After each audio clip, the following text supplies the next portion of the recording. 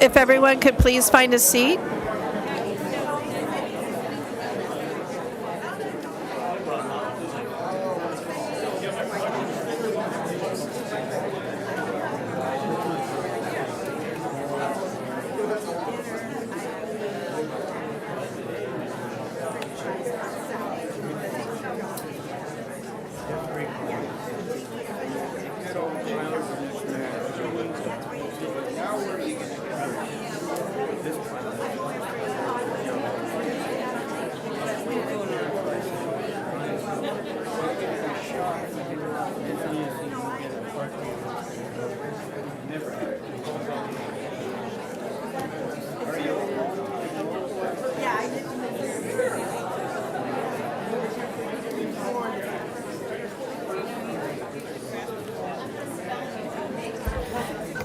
If everyone could please find a seat. There's no standing. Please find a seat.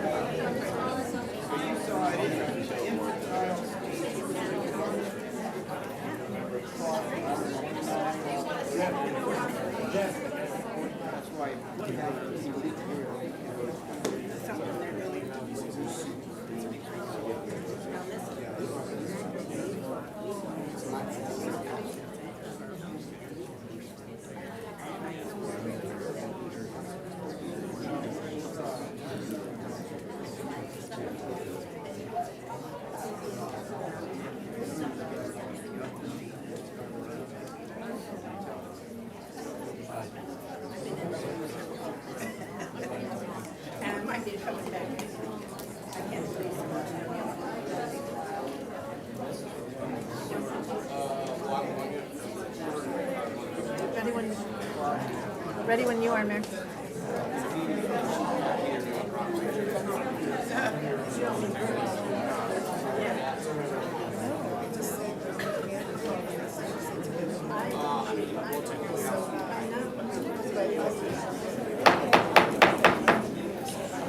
Good evening. I appreciate the big turnout we have tonight. I'm sure it's for some of the business we have on our agenda, and I look forward to hearing from you all. This is a regular meeting of the Encinitas City Council for Wednesday, June 26, 2024 at 6 p.m. And if the clerk would please call the roll. Councilmember Lyons is not in the room at the moment. I will note when she arrives. Councilmember Ehlers? Here. Councilmember Hinsey is not in the room at the moment, but we will note when she arrives. Deputy Mayor Blackwell? Here. And Mayor Krantz. Here. Record will show that at the moment, Councilmember Ehlers, Deputy Mayor Blackwell, and Mayor Krantz are present. Thank you. And if anyone who is able would please rise and join me in the Pledge of Allegiance. Ready? Begin. I pledge allegiance to the flag of the United States of America and to the republic for which it stands, one nation, under God, indivisible, with liberty and justice for all.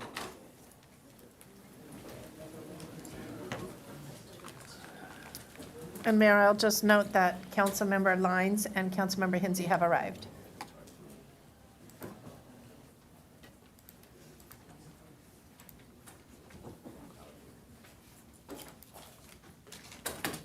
Okay. Hello, hello, hello. Thank you all for being here. We're going to start our meeting tonight with some proclamations. And the first one that we are going to issue is a proclamation in honor of July being Parks and Recreation Month. And so I'm going to ask a group of people to come up here and join me for the reading of this proclamation. And I'm going to start with our Parks and Recreation and Cultural Arts staff, led by Dave Knopp, our director, Margaret Hammer, our Recreation Services Manager, Colette Murphy is our Arts Administrator, Brittany Nemerow is our Arts Coordinator, Julie Gilliam is our Administration Senior Management Analyst, Nicole White is our Special Events and Project Supervisor, Ed Drobnicki is our Parks and Beach Supervisor, Bob Keeley is our Parks and Beach Supervisor, and another Parks and Beach Supervisor is Tim Billivu. Christy Goodsoul is the Recreation Center Manager, And Carolina Chavez is our Recreation Program Assistant.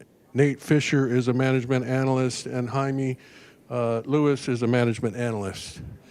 Next, I would like to welcome up here, Parks and Rec Commissioners are here. I would like to give you their names. Kimberly Evers is Commissioner, Ross Ritter, Julie Vander Aura, Brad Hansen, Michael Quinn, Karen Koblentz is on a Senior Commission, Quig Kelly is on the Youth Commission, Jennifer Markovitz is a Commission of the Arts, and Vicki Campbell is Commission of the Arts. So thank you all.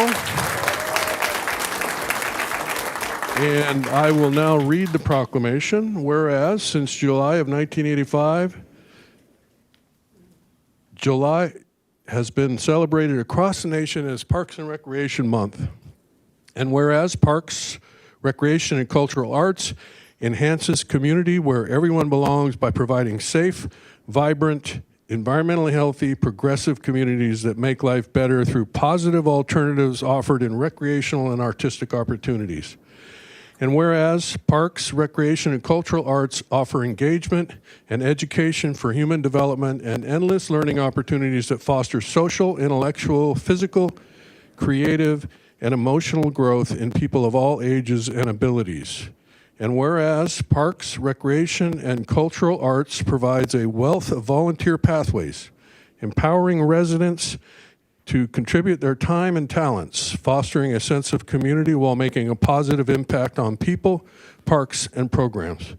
And whereas Parks, Recreation, and Cultural Arts promote physical, emotional, creative, and mental health wellness, and through organized and self-directed fitness, play, and activity. And whereas Parks, Recreation, and Cultural Arts creates community character and memorable experiences through summer camps, senior activities, cultural arts enrichment programs, fitness, free community events, support of youth sports organizations, and beyond. And whereas parks, beaches, trails, and recreation facilities provide safe spaces, fostering social cohesiveness by celebrating diversity, providing spaces to come together peacefully, modeling compassion, promoting social equity, connecting social networks, and ensuring all people have access to their benefits. And whereas Parks, Recreation, and Cultural Arts maintains and operates over 328 acres of parkland, including 20 unique community parks, 3 sports parks, a world-class skate park, and a 2-acre off-leash dog park, along with maintaining 10 miles of streetscape, 90 acres of open space, 33 acres of beaches, and 41 miles of trails accessible on the Outer Spatial app. And whereas parks, beaches, and trails promote environmental health for our natural resources by protecting habitats and open space, connecting people to nature, and promoting the ecological function of parkland. And whereas Parks, Recreation, and Cultural Arts create opportunities for the creation, celebration, and appreciation of the arts through a multitude of mediums, including but not limited to music, dance, theater, public art, events, and installations. And whereas Parks, Recreation, and Cultural Arts practice fiscal stewardship by supporting the economic vitality of communities by partnering with local businesses and nonprofits to offer events for residents' engagement. And now, therefore I, Tony Kranz, Mayor of the City of Encinitas, along with all City Council members, do hereby proclaim July of 2024 as Parks and Recreation Month, recognizing that parks, recreation, and cultural arts enrich the lives of residents and visitors in the City of Encinitas, and urge all citizens to fully utilize and enjoy our parks, beaches, trails, open space, facilities, and cultural arts and recreational opportunities. Dated this 26th day of June, 2024. Thank you.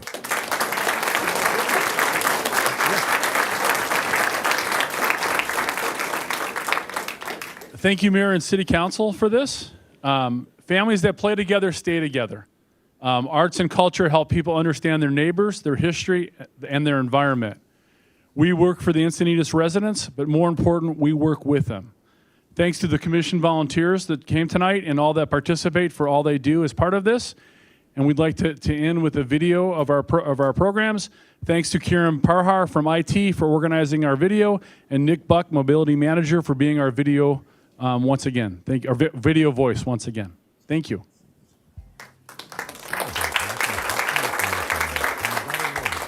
Recreation and Cultural Arts Department plays in enhancing a community where everyone belongs by creating engaging and educational services and safe places to enjoy the Encinitas life.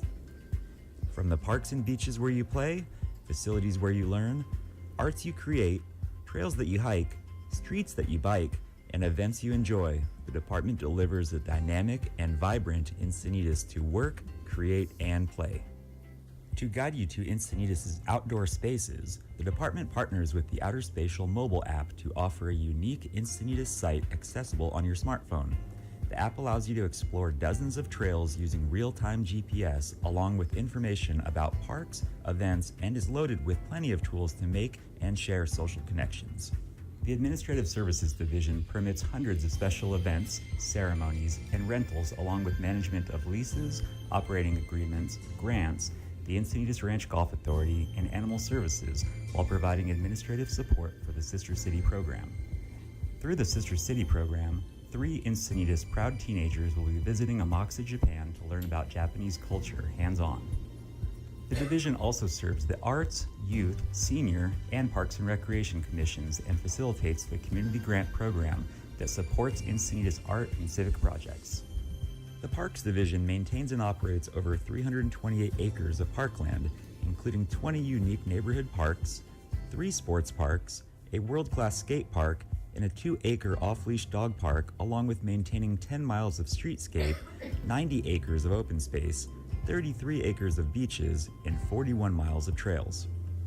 The Recreation Division cultivates connections and education for all ages and abilities. The Encinitas Community and Senior Center hosts health, wellness, and enrichment, along with rentals for life celebrations, activities, and meetings. The Open Gym, Senior Center, and Nutrition Program make the center a second home to many and a vibrant site for visitors. The Recreation Division also produces the Encinitas Holiday Parade, Spring Egg Hunt, Ciclovia, Movies in the Park, and launched the brand new Encinitas VIPs volunteer program. As the Cultural Arts Division prepares for the grand opening of the Pacific View Art Center, over the year they've presented 77 events totaling 30,000 attendees at concerts, 4 art nights, and 2 Nutcracker performances. They installed 80 pieces of public art and coordinated 28 visual art exhibitions at City Hall, the Encinitas Library, and the Community Center. They also facilitate the Community Grant Program that awards $150,000 for Encinitas arts and civic projects. Follow us on social media this July to learn about the vital role parks, recreation, and cultural arts play in bringing people together, offering essential services, and fostering health and creativity in the city of Encinitas. Thank you. You all want to be in the picture? Come on down for a picture. Can you all move up front here and we get closer and squeeze in up front? Come on in, come on in, come on in. Come on up, right up to the edge, right up to the edge. If we could have some people in the front. I'm trying to say something now, but it's so loud.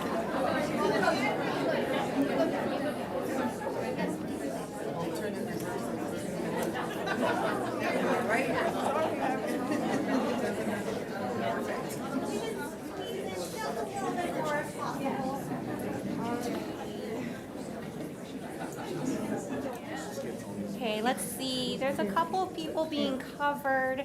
You could fit in between the people. Okay. Let's see. Okay, thank you. I have everyone. Ready? 1, 2, 3.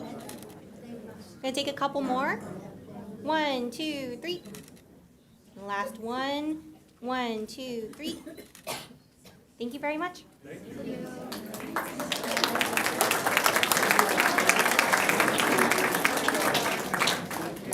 And then while the council is coming back to the dais, if anyone is missing a key card for their car, We may have it up here at the dais. I'm not telling you. You have to tell me what the car. And if nobody claims that we're having a car giveaway at the end of the meeting, so you got to stay.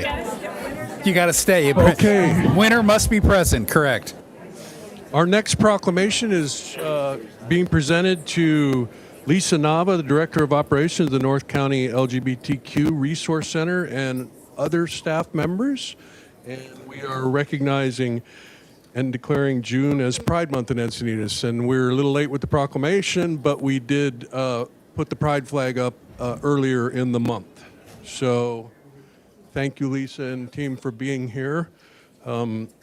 This is particularly important to me because of family of mine. My brother Fred was gay in growing up in the 70s and 80s. It was especially challenging for him because of the stigma that was attached to it at the time. And so celebrating how far we've come is important to me. He did die of AIDS in 1987, one of the great tragedies of our family. But we have made progress. However, there's still a lot of work to do to be more inclusive as a community. So I am going to read this proclamation first. As we celebrate and declare June as Pride Month in Encinitas, we are reminded that this June we stand with the lesbian, gay, bisexual, transgender, and queer community in our own city as they declare their own pride in who they are and who they love. Whereas the city of Encinitas has a diverse lesbian, gay, bisexual, transgender, and queer community and is committed to supporting visibility, dignity, and equality for all people in the community. And whereas many of the residents, students, employees, and business owners within the city of Encinitas who contribute greatly to the enrichment of our city are a part of the LGBTQ community. And whereas, though there has been remarkable progress towards equality in recent years, members of the LGBTQ community in the United States and around the world still face an unacceptable level of discrimination and violence. And therefore, it is important for cities such as the city of Encinitas to stand up and show support for those affected. And whereas our nation was founded on the principle of equal rights for all people, but the fulfillment of this promise has been long in coming for many Americans. And whereas some of the most inspiring moments in our history have arisen from civil rights movements that have sought to bring marginalized communities to the mainstream of American society. And whereas the North County LGBTQ Resource Center, whose mission is to serve and empower the diverse LGBTQ community of North San Diego County, has been open for 17 years.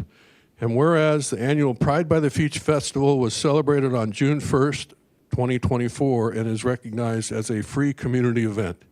And whereas the North County LGBTQ Resource Center was founded in 2008 along with its North County Pride by the Beach, and has been an advocate for equality and inclusiveness while providing valuable support and life-saving services in all the North San Diego County region.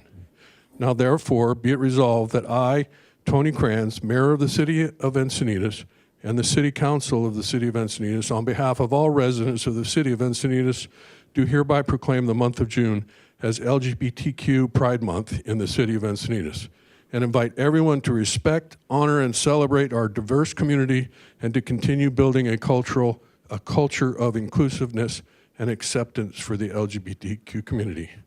Dated this 26th day of June, 2024.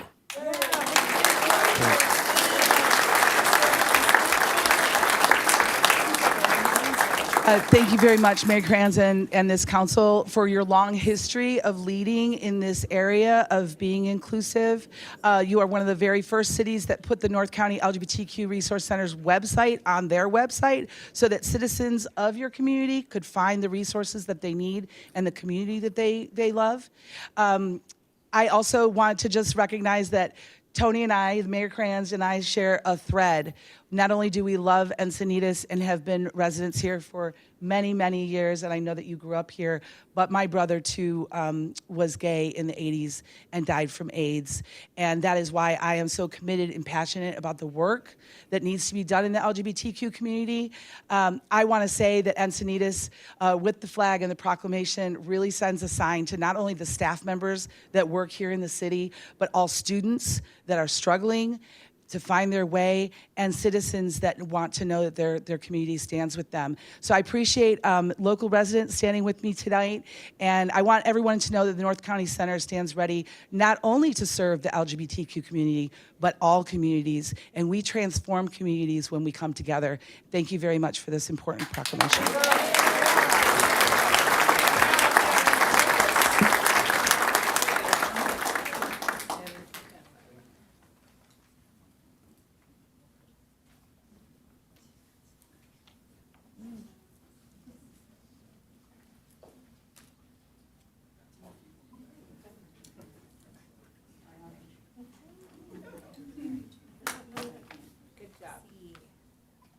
Perfect, everyone's in view.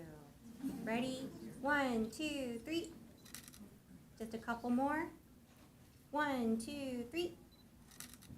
And then last one. 1, 2, 3. Thank you very much.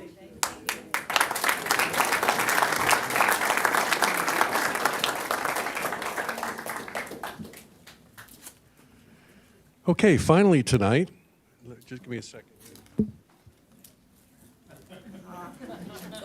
Oh yeah.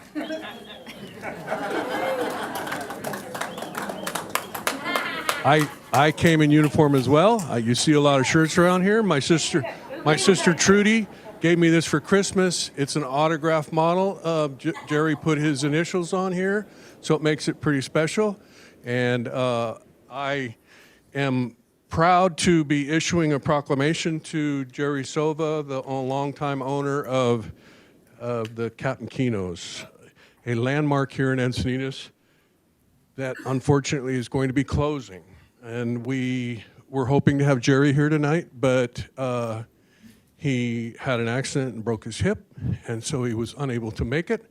So Vaca, his right-hand man, is going to come up and receive the proclamation, and Mark's going to come with him and hold a fun picture.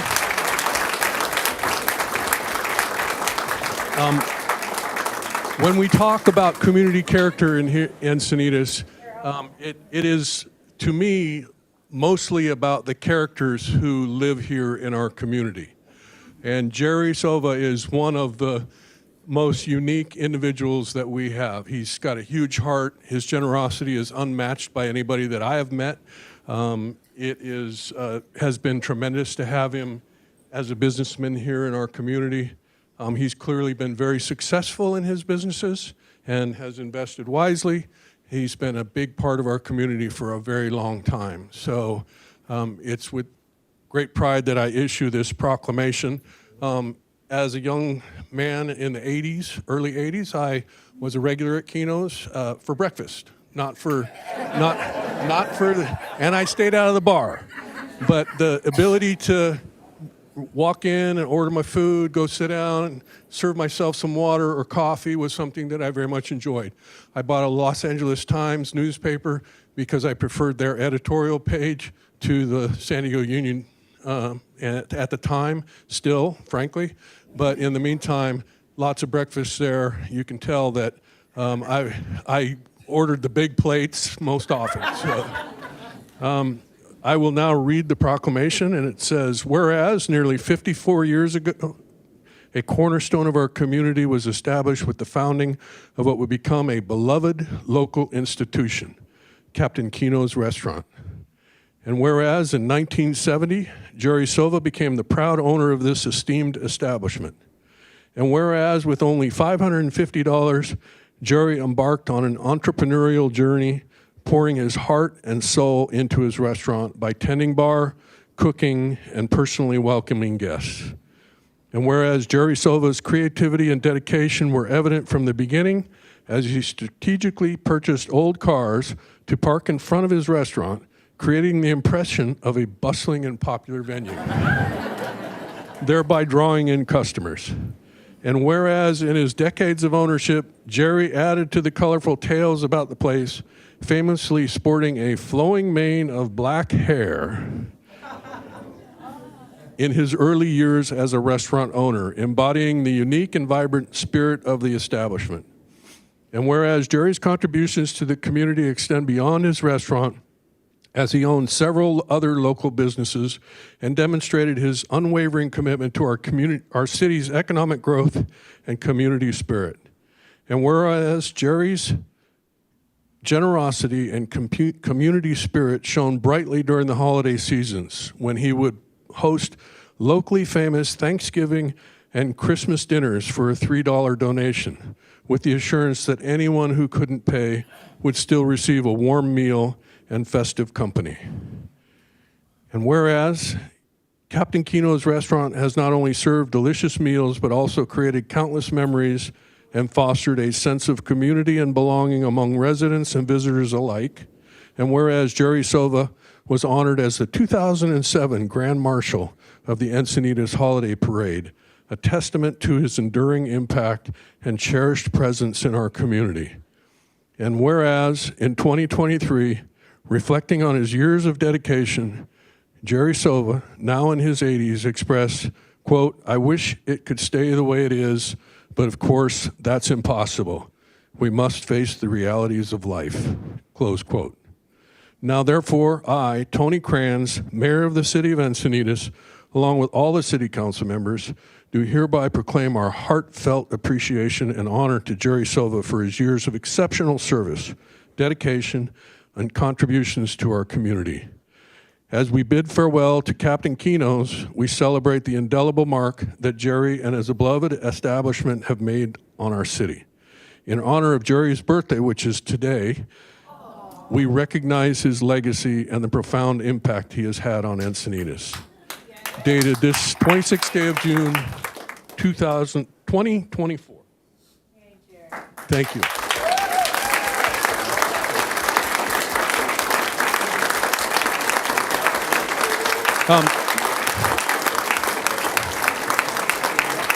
Thank you all. And yes, let's sing a song, and I will get it started. Happy birthday to you. Happy birthday to you. Happy birthday, dear Jerry. Happy birthday to you. And many more. And stay up here just a minute to take a picture. And there are birthday cards and get well cards in the poinsettia room. If anybody's interested in signing those, they will be delivered to Jerry. And we certainly wish he could be here, but we also wish him well and look forward to him being back in his seat on the end of the bar, greeting all his longtime patrons and celebrating his accomplishments over the years and all that he contributed to the community. He is, there was initially a plan to close by the end of this month. My understanding is it's going to be a couple more months, maybe by the end of August. Yes. So stop on by. Does the council want to come for a photo? And then, Mayor, do you want to take the...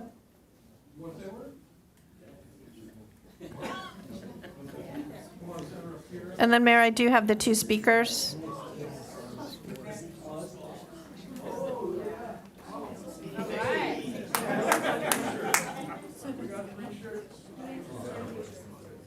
Perfect. Everyone ready? 1, 2, 3. Okay, a couple more. 1, 2, 3. And then last one. 1, 2, 3. Thank you very much. Wait, before you all go, stay here. Stay here. Ross Tritt, come on up. Ross Tritt's going to come up. Stay here. We got Ross Tritt of Assembly Member Berner's office here for another little special something for you. Thank you, Mayor, for the introduction. As you mentioned, my name's Ross Tritt. I'm here representing Assemblymember Tasha Berner. I want to preface by saying that the Assemblymember really wanted to come here and present this to you herself, but she's in Sacramento, so logistically it didn't work out. So from one middleman to another middleman, if you could If you could just pass along to Jerry that the Assembly member personally appreciates all that Jerry has, all the work that he's done in Encinitas. She's been a longtime resident, and she's personally seen the positive impact that he's made, especially when it comes to helping out those who are food insecure. And on a personal note, she also is she is a regular at Captain Kino's too, so she's gonna miss just the restaurant. And she's gonna miss going out dining out as well. I'm honored that I get to present this to you. I'm gonna read off from it right now. It says, Assembly Certificate of Recognition presented to Jerry Sova in recognition of 54 years of operating in the city of Encinitas. Thank you for your dedication to your patrons and to the greater community. Your years of efforts assisting those struggling with food insecurity is commended. On behalf of the California State Assembly, your generosity has been an inspiration, and we are grateful for your community service. Thank you for having me.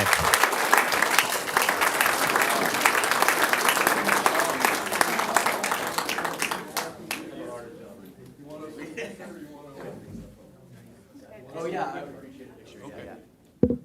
Yeah. Of course. I want to be in it.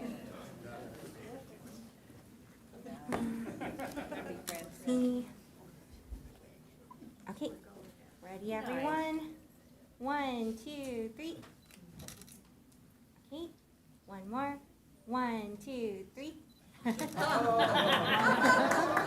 was the perfect one right there. Thank you.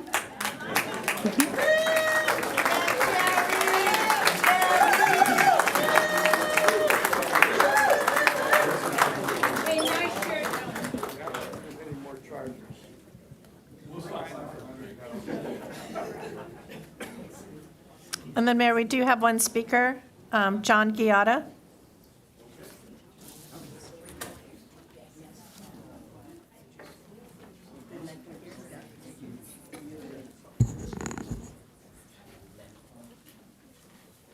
Timer starting. Hello, City Council, Mayor, staff. As we've heard tonight, Jerry obviously is a beloved figure. Camp Kino's is a landmark milestone within the city of Encinitas, And we heard a lot about his helping the food insecure. Anyone who's lived in Encinitas over the last 10, 20 years has been saddened by the loss of landmark retail businesses, restaurants in the city. Whether it was Callejon or a little more coffee shop or whatever it was, those were landmarks to us and milestones in our lives. Jerry's and Captain Kino's are a little bit different. He served a role that was sorely needed in the community, and that is helping those who are food insecure. If you had only a little bit of money, you could eat for days at Captain Kino's. If you didn't have any money, same thing. He wouldn't turn you away. If you could scrape up $1.50, you could have endless soup. It's not just kitschy, it's not just cute, it's not just heartwarming. It's maybe life and death is a little bit of hyperbole, but it certainly was dire for a lot of people who were helped by him and his policies. And I don't know how to ask this, and I don't know if it's possible, but we see restaurants or other establishments come and go, but when we have something that really fills a community need like Captain Kino's, it'd be nice to see if there's a way that something or somehow an establishment or some process could be put in its place. I understand we have private rights to property and all that stuff, and I'm not trying to say, oh, poor, this bad guy is buying this restaurant and won't keep it the same. But it'd be nice if somehow we can make some sort of procedure or proceduralize that it goes missing. I'm sorry for my lack of eloquence here, but when he goes, nothing's taking its place. And I don't foresee, I know, pretty sure, that the new restaurant's not going to do the same kind of thing. And obviously Jerry was in a unique position. But again, it goes beyond a private establishment, a private business, a private perspective. It's really kind of a city service that he provided. And I don't know how to help with this. Maybe it's the senior center that does it, but and they do good work. But I'd love to see some consideration in that regard. Anyway, happy you. birthday, Jerry. Hope you feel better. Thanks a lot, guys.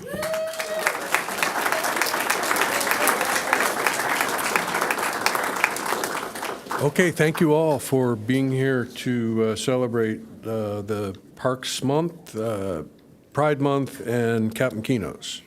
With that, we are moving on to item 5, which is oral communications. Yes, we do have several. And just a reminder, oral communications are to speak on items that are not listed on the agenda tonight. First 3 speakers are Nancy Logan, Mark Wilcox, followed by Quig Kelly.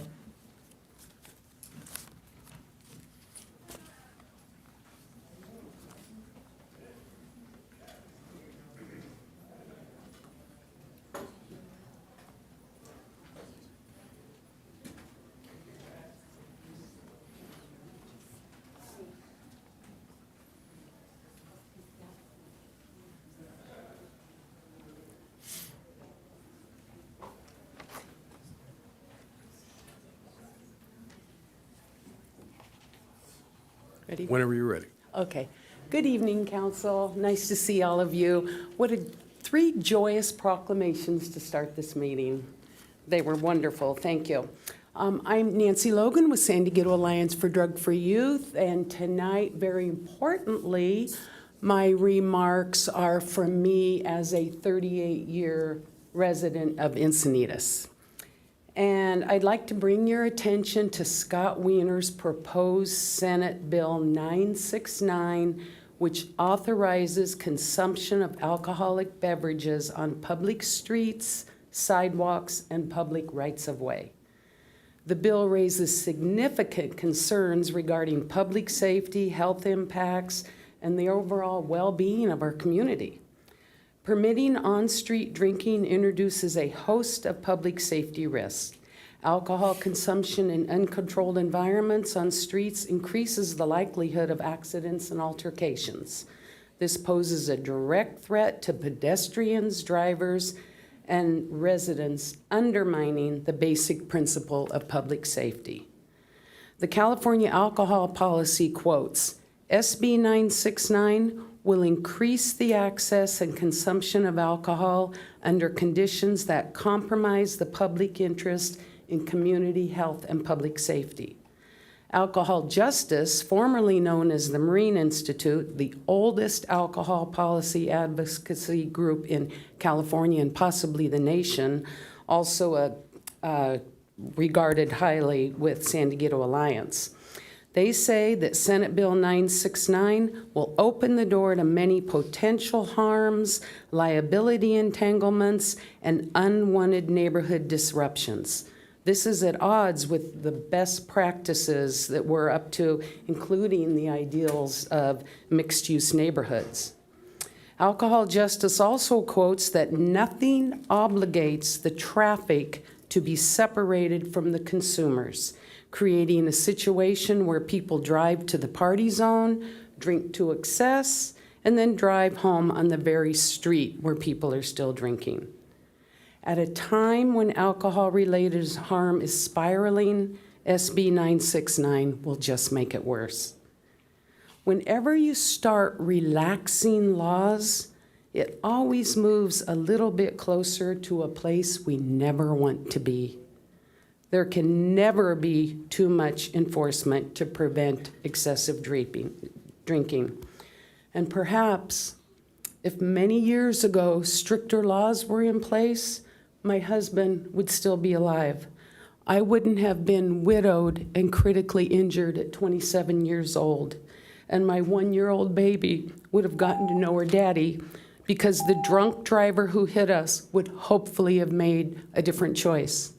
So I'm respectful respectfully asking you, the Encinitas City Council, to write a letter to our elected legislators in opposition of 969 and to pass on the unwanted and unneeded alcohol-related harm. Thank you. I will point out that that is a bill that would leave it to the local jurisdictions to decide, and no, I certainly have no intention of authorizing the consumption of alcohol freely on the streets. So that's the key to me, is that it's a local control issue, and we will still have the ability to not allow for that activity.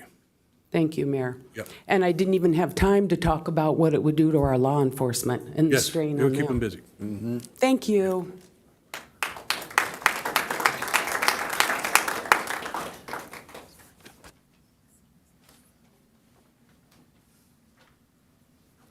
Got to say, I love Captain Kinos and sending best wishes to Jerry. Good evening, City Council. My name is Mark Wilcox, and I'm here tonight to share concerns expressed by many families here in Encinitas regarding exposure to secondhand and third-hand tobacco and marijuana smoke. Secondhand tobacco and marijuana smoke exposure poses serious health threats to children, adults, and pets. The smoke drifts into the surrounding units through windows, small cracks in walls, ventilation systems, plumbing, and electrical outlets.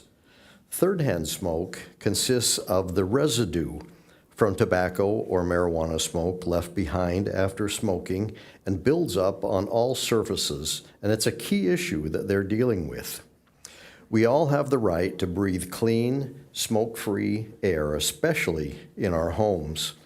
My concern is that some populations can be disproportionately affected by tobacco and marijuana second-hand and third-hand smoke, and are more likely to suffer the health consequences from the exposures. I'm glad to see smoke-free multi-unit housing is on the Environmental Commission's work plan tonight. I urge the Council to support a policy that favors smoke-free environments and would eliminate tobacco and marijuana smoke in multi-unit housing. This policy will improve the quality of life and encourage healthy living. Thank you. Next speaker is Quig Kelly, followed by Alana Kumanje, followed by Tyler Overstreet.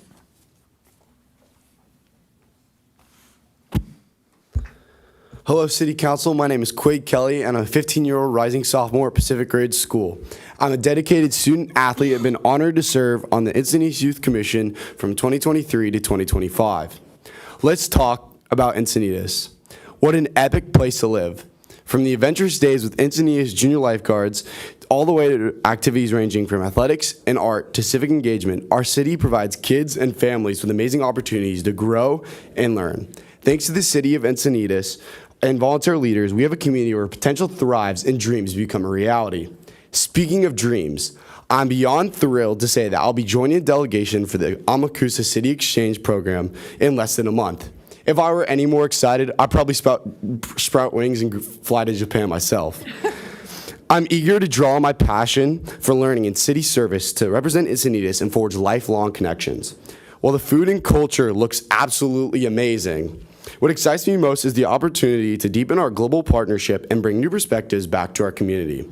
When I return, I hope to sit down with you to discuss my journey, share insights, and brainstorm how we can leverage this international experience to benefit Encinitas. From local projects, hold up, pause.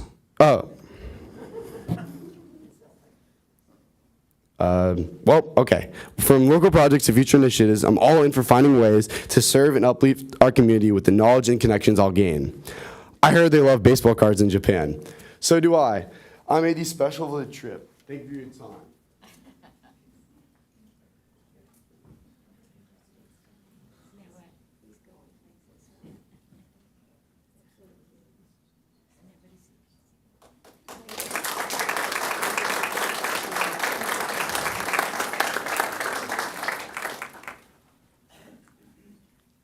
Hello, I'm Alana Kumagai. I'm another one of the student delegates who are headed to Amakusa. Next year, I will be a junior at SDA High School. I'm involved in the theater program there. I've been in several plays. I also love taking Japanese classes at my school. I'm very excited to learn more when I get to Japan about the language and also just the culture. I want to thank you for your support for this program and the opportunities it's creating for our communities to connect. Thank you.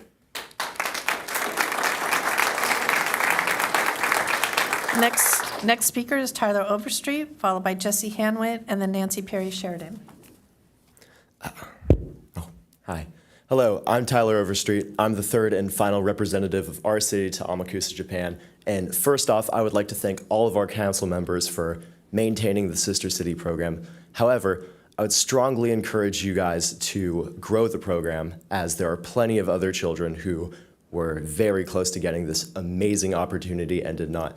So I appreciate the support this program has gotten, and I would encourage more support to it. But thank you guys very much for this opportunity. I could not be more excited.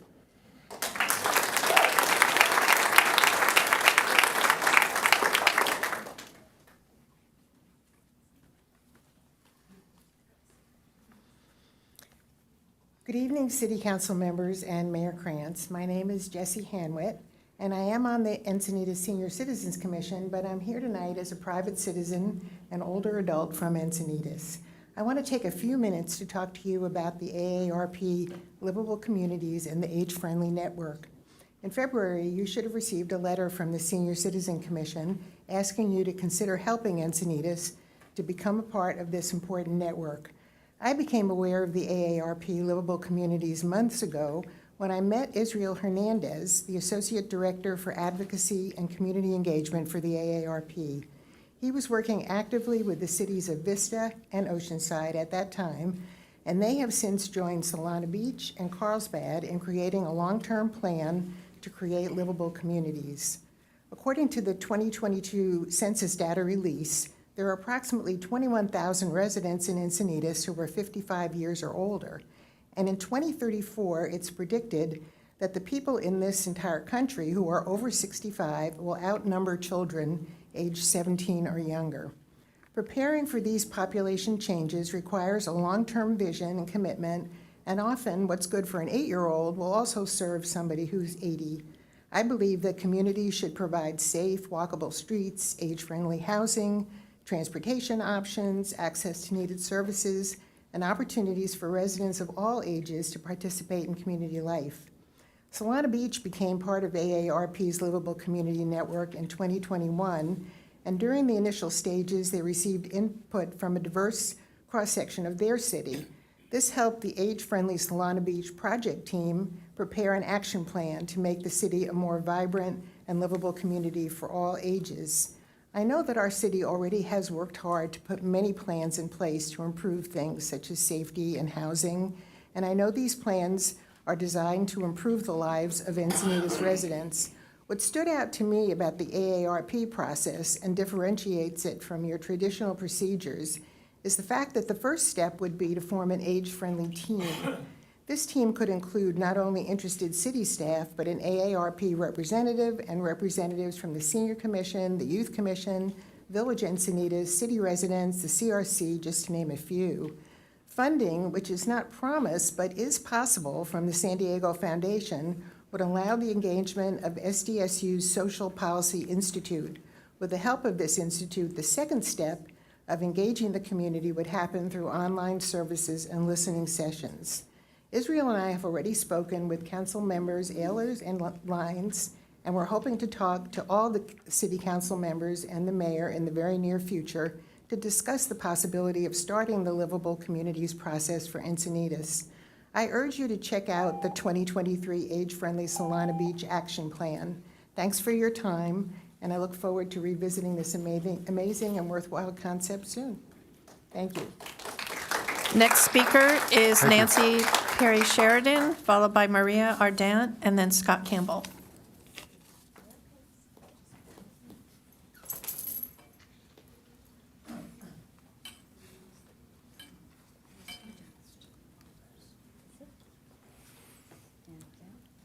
Nancy, would you like the hand microphone or lower the podium?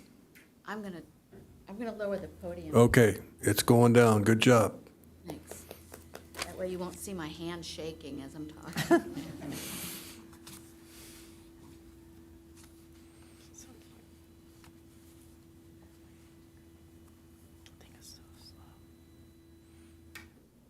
That's probably good enough.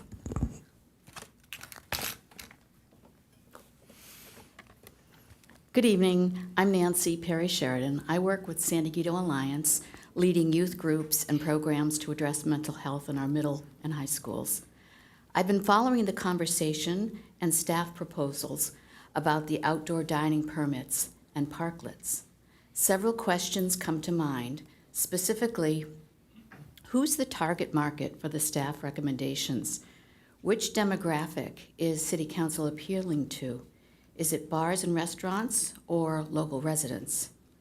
The parklets and the additional outdoor dining areas have certainly changed the streets, sidewalks, and number of parking places downtown. Expanding the outdoor dining areas has created a narrow passage for oncoming foot traffic, resulting in an inaccessible pathway on the public sidewalk. I find it impossible to dodge an oncoming family with their pet dog, as I use the wheelchair with my service dog. I've often been at eye level with large dogs who may not be well trained, and small dogs that are aggressive to me or to my dog. It's a recurring safety issue for me. Also, the report states that there's no limit on the number of dining and alcohol serving venues per block, and I wonder why. What's the reason behind having no limit? Our downtown has recovered from COVID and is vibrant. There's no problem to limit. By limiting the number of outdoor alcohol serving venues, our downtown will remain diverse with a balance and mix of merchants that serve the needs of our families and visitors. Please establish a limit, which will also protect the neighboring small businesses who also suffered during COVID and need support to survive. In closing, your actions will indicate to all the families in Encinitas who is really valued, the restaurant and alcohol industry, or just Encinitas residents who want a walkable downtown with a variety of small local shops and services. Let's be honest, transparent, and responsible as these plans are developed. Please address these concerns as staff moves forward. By the way, it's really astonishing and seems to indicate again that somehow the city is catering for some unknown reason to the alcohol industry. I just about fell off my chair to learn there's been no leasing fees collected for the use of the public space. We should have been collecting a premium for those parklets and use those funds to develop parking plans and security for the downtown area. I hope you'll consider my suggestions. Thank you. Thank you. Jesse, stand. Jesse, come on. Come here.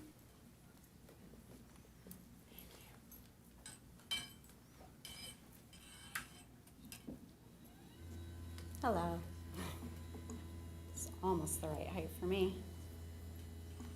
So I'm Maria Ardance, Encinitas Ranch. So this is part of my unintended consequences series, part 2.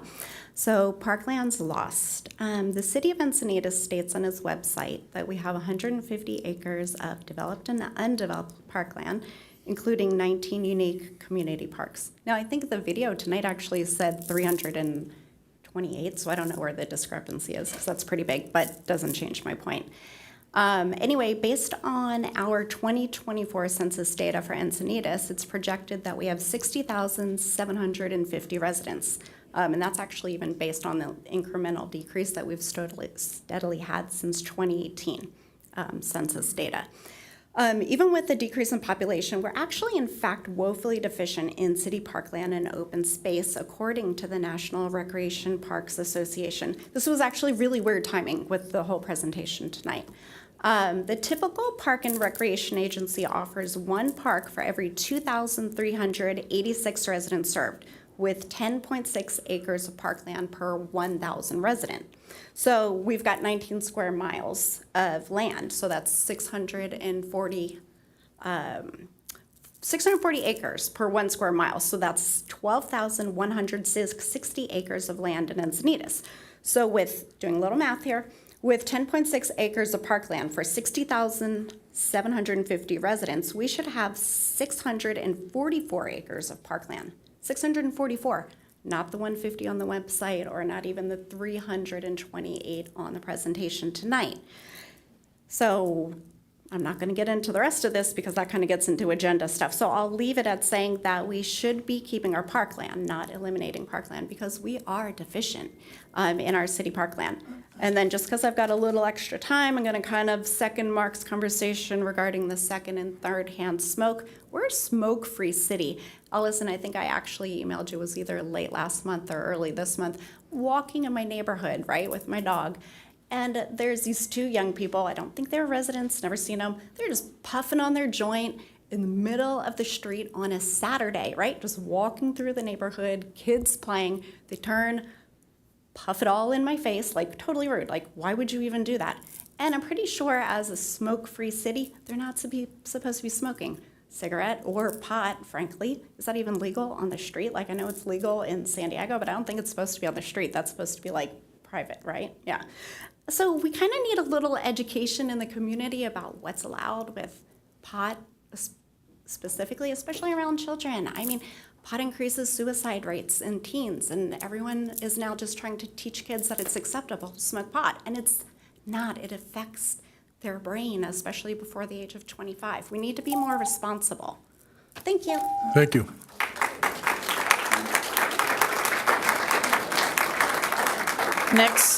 Next speakers, Scott Campbell, Gail Reich, and then Mark Maville.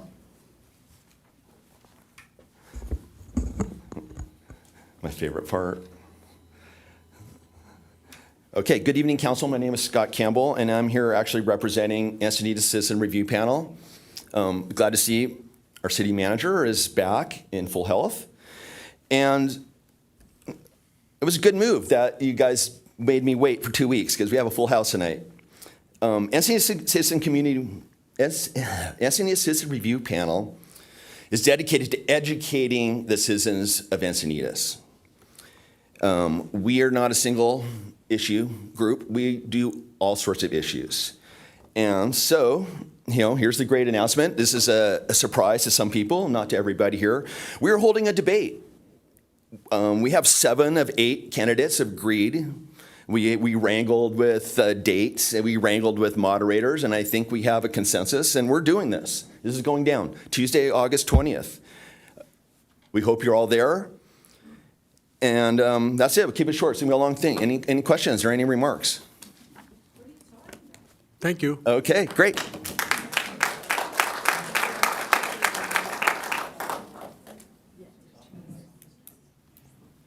Gail?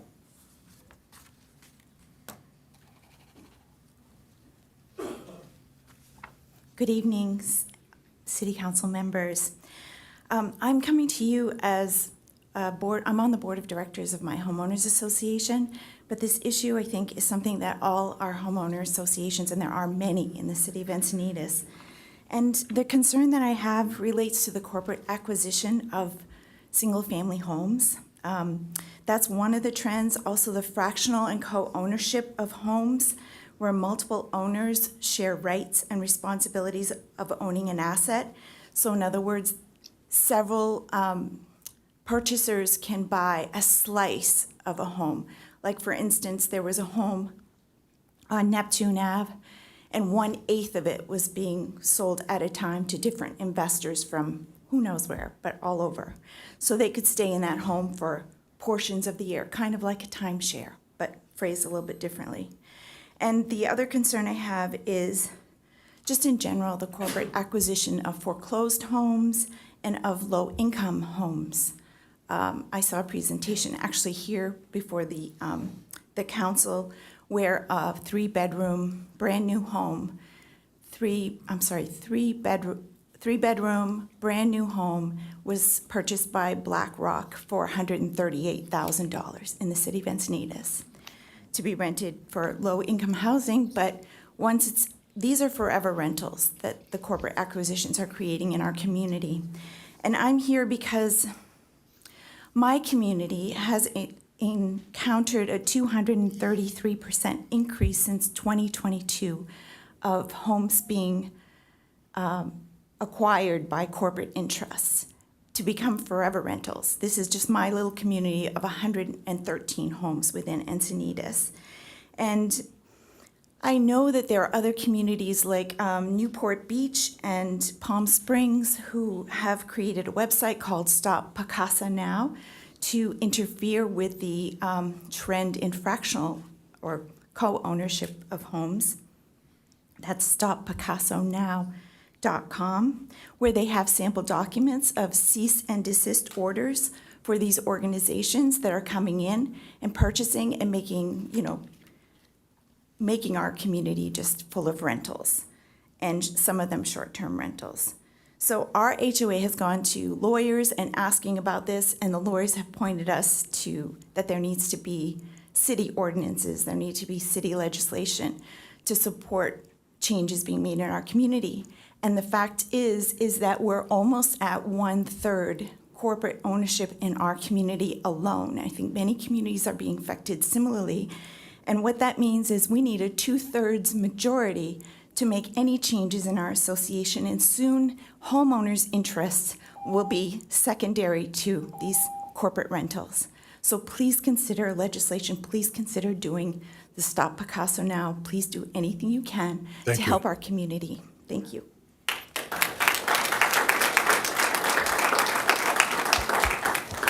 Final speaker is Mark Maville, and I don't think he's here. Sam? I don't see Mark. Yep. That concludes oral communications. Okay. Appreciate all the comments and participation here. So we move on from item 5 to 6, which is a report from closed session. There was no closed session today. Madam Clerk, are there any changes to the agenda? There are no changes to the posted agenda this evening. And then moving to the consent calendar, items 8F, 8J have been pulled by members of the public, and Deputy Mayor Blackwell has removed item 8Q. And I'd like to pull item 8K, as in kite. Okay, so that leaves items 8A, B, C, D, E, G, H, I, L, M, N, O, P. I'll move approval of the ballots. I'll second. Okay, and before we vote, I would, I said, I ended at Q, but there's R, S, T, and U also. So hopefully we can add those to the motion.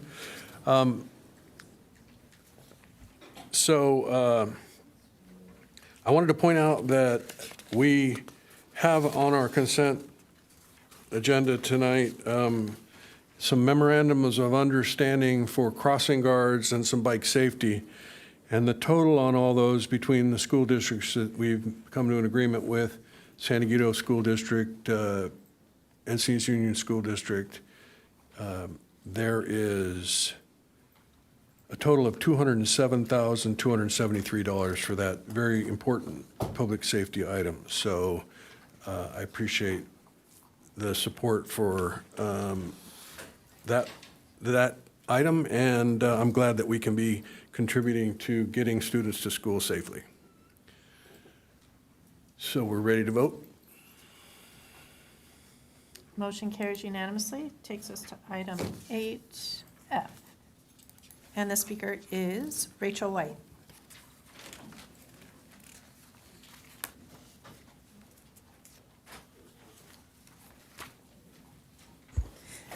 Hello, Mayor and representatives of the Encinitas City Council and the citizens of Encinitas.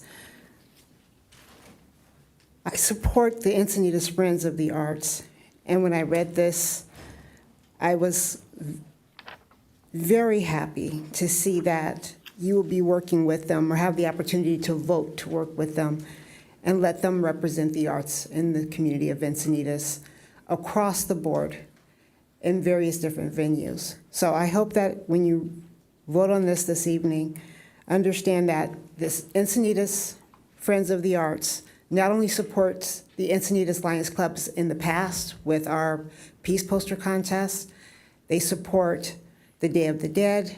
They also support other activities. And as they are coming together, and I love their newsletter where they show all the different activities within Encinitas, all the different arts, all the different festivals.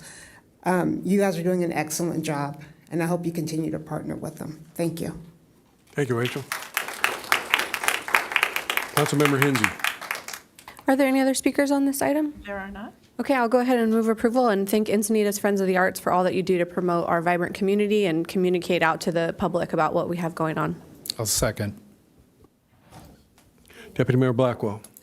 I was also going to second, but thanks for beating me to it. That's totally fine. And I did want to make a comment. I'm definitely in support of the MOU. With Councilmember Lyons, we both sit on the Cultural Tourism Committee of our town, and we're looking how to enrich our cultural arts while also enriching our economy. Think of every visitor that comes to a cultural arts event as someone who can also stop at a coffee shop or restaurant, et cetera. And so the MOU does provide some funds for maintaining the calendar, the cultural arts calendar. It's a very important item. It also states there's collaboration between the Friends of the Arts and the Visitor Center for Encinitas. The Visitor Center has a new website. Please check it out. It's really great. And I think it's just important to emphasize that there needs to be a very strong partnership between the Friends of the Arts and the Visitor Center. So we have one fluid calendar, really, that represents the cultural arts in our city. So again, that was my only comment, and I think we can vote. Motion carries unanimously. Takes us to item 8J, and the speaker is Rachel White.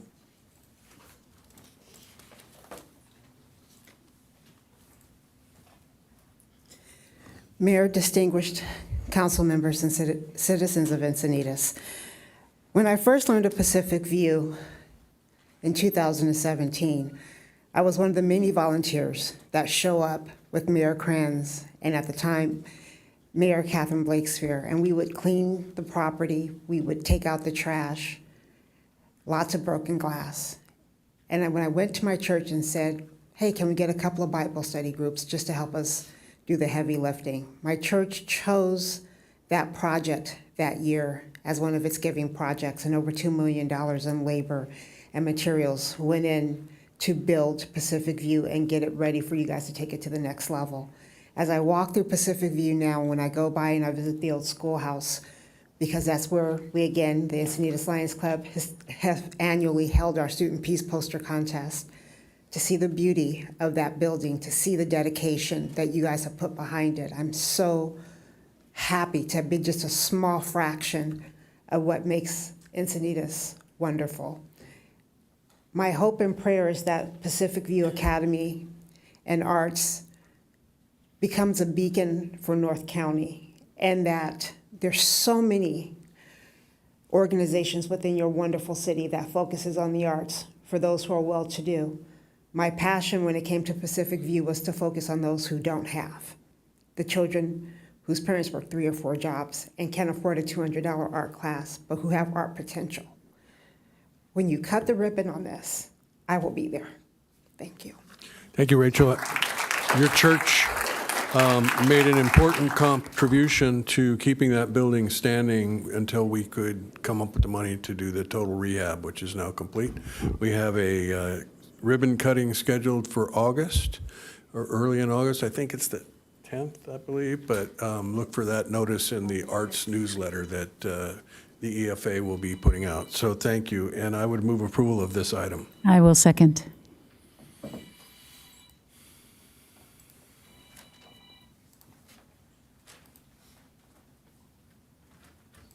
Motion carries unanimously. Takes us to item 8K. Okay, thank you. 8K. I was disappointed to see that very desperately needed repaving of Hygeia south of Leucadia Boulevard, which is heavily trafficked by young people riding their bikes to schools and parents with kids on the back of their bikes taking them to school. and grandparents with kids on the back of their bike taking their kids to school. It, to me, is a higher priority than several of the other streets that are on the list with this especially high PCIs. So I'm looking to figure out a way to get that added so that the repaving can happen in summertime and not during school years. So I'm wondering how we can make some adjustments to the list of streets that we've awarded. So we have listed here are the streets that were included in the base bid of the project. On the next slide, you'll see costs for the Hygeia, $126,000 is what we'd be looking to find. So there are a couple options. We can replace one of the streets that's in this list, or if council has ideas for additional funding, we're open to that, to add that to the project. So I wonder if you could speak to the issue of South Coast Highway 101 between F Street and K Street. You're repaving that. Is there a reason? It seems like with the PCI as high as it is, that perhaps some dig outs and some slurry sealing might suffice. Is that, just not in the cards? When I met with a designer on site, they recommended an overlay, just it was beyond a slurry seal. And that was because? Of the degradation of the pavement. How does it have such a high PCI if there was such extensive degradation? Just based on the types of cracking that we saw out there on the site, it wouldn't benefit from a slurry seal. You would see the cracks come through the slurry seal. And so how about if you paved, so help me out, what would you recommend if there were one of these that were going to be swapped out? It's hard to say. Yeah, I think we would take direction from council on such a change. Well, but professionally, I know that you don't want to be put on that spot, but professionally there must be, is there, how should we pick? Just randomly? Well, something close to the same number, or? Our professional judgment is that you stick with the base bid. Okay, and then the alternative to that is? That you. Hygeia is, like I said, heavily traveled for school. And the potholes in that, it's a 41 PCI. It's in rough shape. So I don't know. I'm struggling with some of the streets that we're putting on there. So thank you, Mr. Mayor.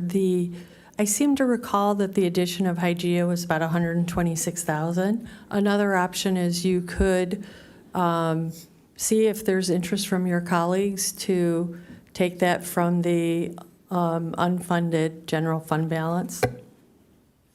That's the more difficult one. And so, Councilmember Ehlers. The one question I had was about the PCI. If I remember correctly, we do that. It is actually measured every 5 years, and we're actually kind of late in the cycle. I think it's in 2025 it gets measured. So could part of the problem with the difference between the PCI of the 101 section and what it looks like be possibly the fact that the estimator software is drifted off some in the ensuing 3 or 4 years? It could be, but again, the designer and I met on site and walked that segment. Mm-hmm. So based on our opinion, we thought that a slurry seal would not be sufficient on that segment. And so what was the PCI that is currently estimated for that segment? And does that correlate with what you walked and what the consultant saw too? So it does. The PCI, when you're looking at the street as a whole, would equate to that. But based on some of the spots that we saw of the depths of the cracks, that's how we determined that we'd have to do an overlay instead of a slurry seal. Okay. Yeah, and I support the alt-add. If I recall, last year we did the same approach with the Encinitas section. We did it as an alt-add. It didn't make it, but it's now on the list this year. So I would support leaving it as an alt-add, or I would even support considering adding the money. 126 is significant, but not. We have some of the we have some unassigned general funds that could do it. So, but my first thought is leave it as an alt ad and see where the bidding goes. Hopefully prices don't continue going up the way they did in the last couple of years. So we did get the bids back for that, and already. We only have enough funding to do the base bid. Yeah, and let me explain what I meant. Oh. I think we knew what we could do and what we couldn't do, and it actually turned out, we actually, I thought, had the money last year but the bids the actuals came in higher and pushed Encinitas off the, right? So that's what I meant, is that we don't know till we get to that last project how much money really was left, so. Deputy Mayor Blackwell. Well, I'd love to find some money for Hygeia, but I also just wanted to raise that I had talked to staff about Leucadia Boulevard, and maybe you can go to that slide, because those were additive alternatives. I don't know what they were on the roster, but you can see, it's probably the #1 street I hear about. We did do some public works patching, and it seems to have reduced the number of complaints. I would love to see Leucadia Boulevard in these sections paved. It's roughly $1 million. So it's not insignificant, and I think the plan, and maybe you can confirm this, Jill, is to wait until Fox Point Farms and all the heavy construction is done, so we can do a proper job and not have it damaged by heavy construction equipment coming in and out of that site. Is that correct? That's correct. Okay, thank you. I think that our one of the challenges is that we don't put a higher priority on resurfacing streets that are heavily trafficked by kids and parents riding their kids to school on bikes. So I've been complaining about this street for a long time. This is an indication that you don't get necessarily any additional love as a mayor or council member. So, but I was very disappointed because I ride that every day. And even when I'm not taking my kid to school, I'm headed to the undercrossing and ride down Hygeia to get to Sirius and Union Street. So the one thing about being a cyclist that I've been for the last couple of years is you get very up close and personal to the roads. And some of the potholes that a driver just doesn't pay any attention to because they're not big enough to make a difference, very much affect cyclists. So very disappointed. I would take Councilmember Ehlers up on his motion to allocate funding from the. I didn't make a motion, but we could. Okay. We can make that a motion. That's kind of what I was checking on, is that if a motion was made, would it be seconded? Councilmember Lyons. All right, I was going to clarify that item, but I do see the connection to safe routes to school and the need for this, and so I'd like to support the bringing money forward to cover this under this job. Okay, was that a motion? Well, I'll second. Second? Councilmember A, or if it needs a second, I will second Go it. ahead. Okay. Just to be clear, that's with staff recommendation with additive alternate 2, which is adding Hygeia, Leucadia Boulevard to Sirius Street, and it's with the funding coming from? General fund. General fund. Unallocated fund balance. Unallocated fund balance. Agreed. Right. Yes. Yes, agreed. Okay.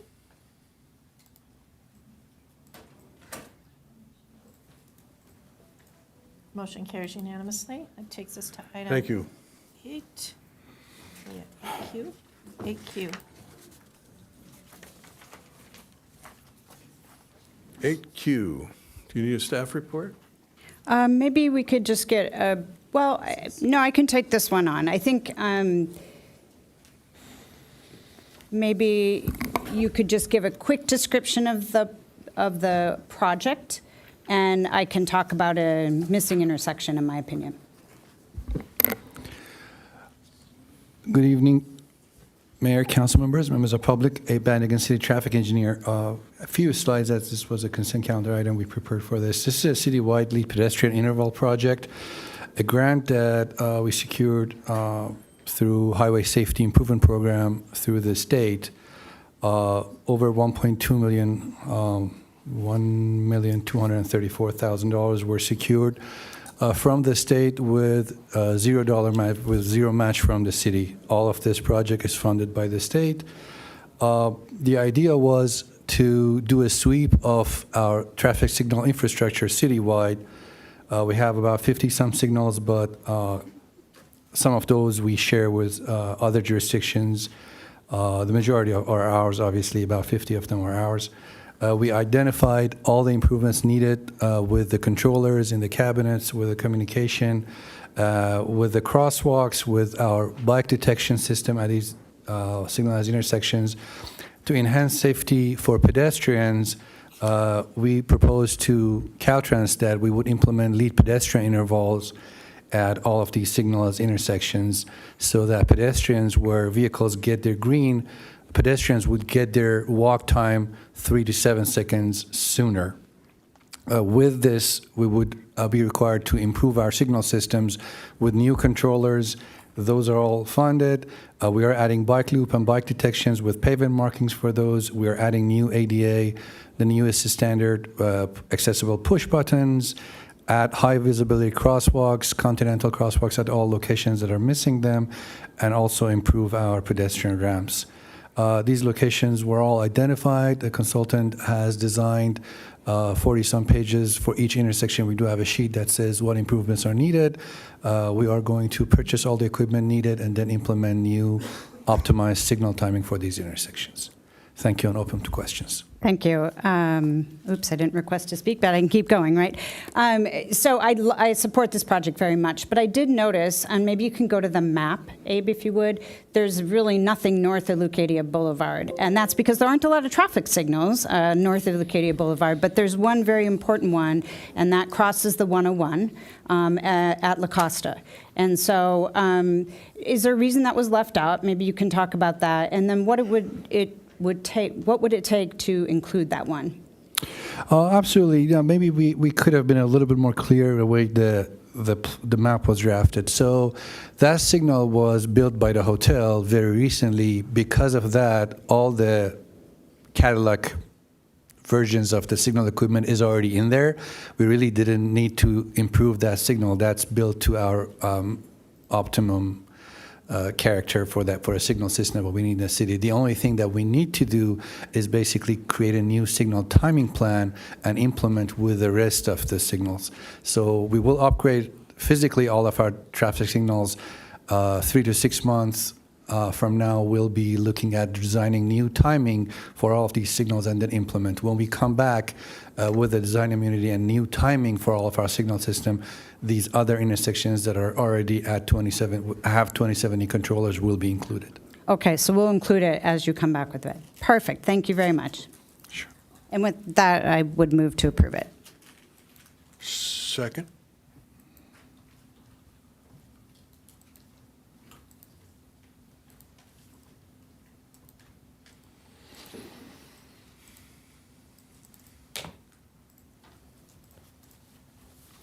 Motion carries unanimously. Okay. That should conclude the consent calendar. Taking us on to item 10A, which is a public hearing for consideration of adopting resolutions authorizing the annual indexed adjustments to the cost of services schedule, which is known as user fees for planning and engineering development development processing fees for fiscal year 24-25. And as a public hearing, we will hear a staff report. We will ask council to disclose any other information that they have received that is not included in the staff report. We'll have a round of preliminary questions. We will open the public hearing, and then we will close this public hearing and have council discussion and action.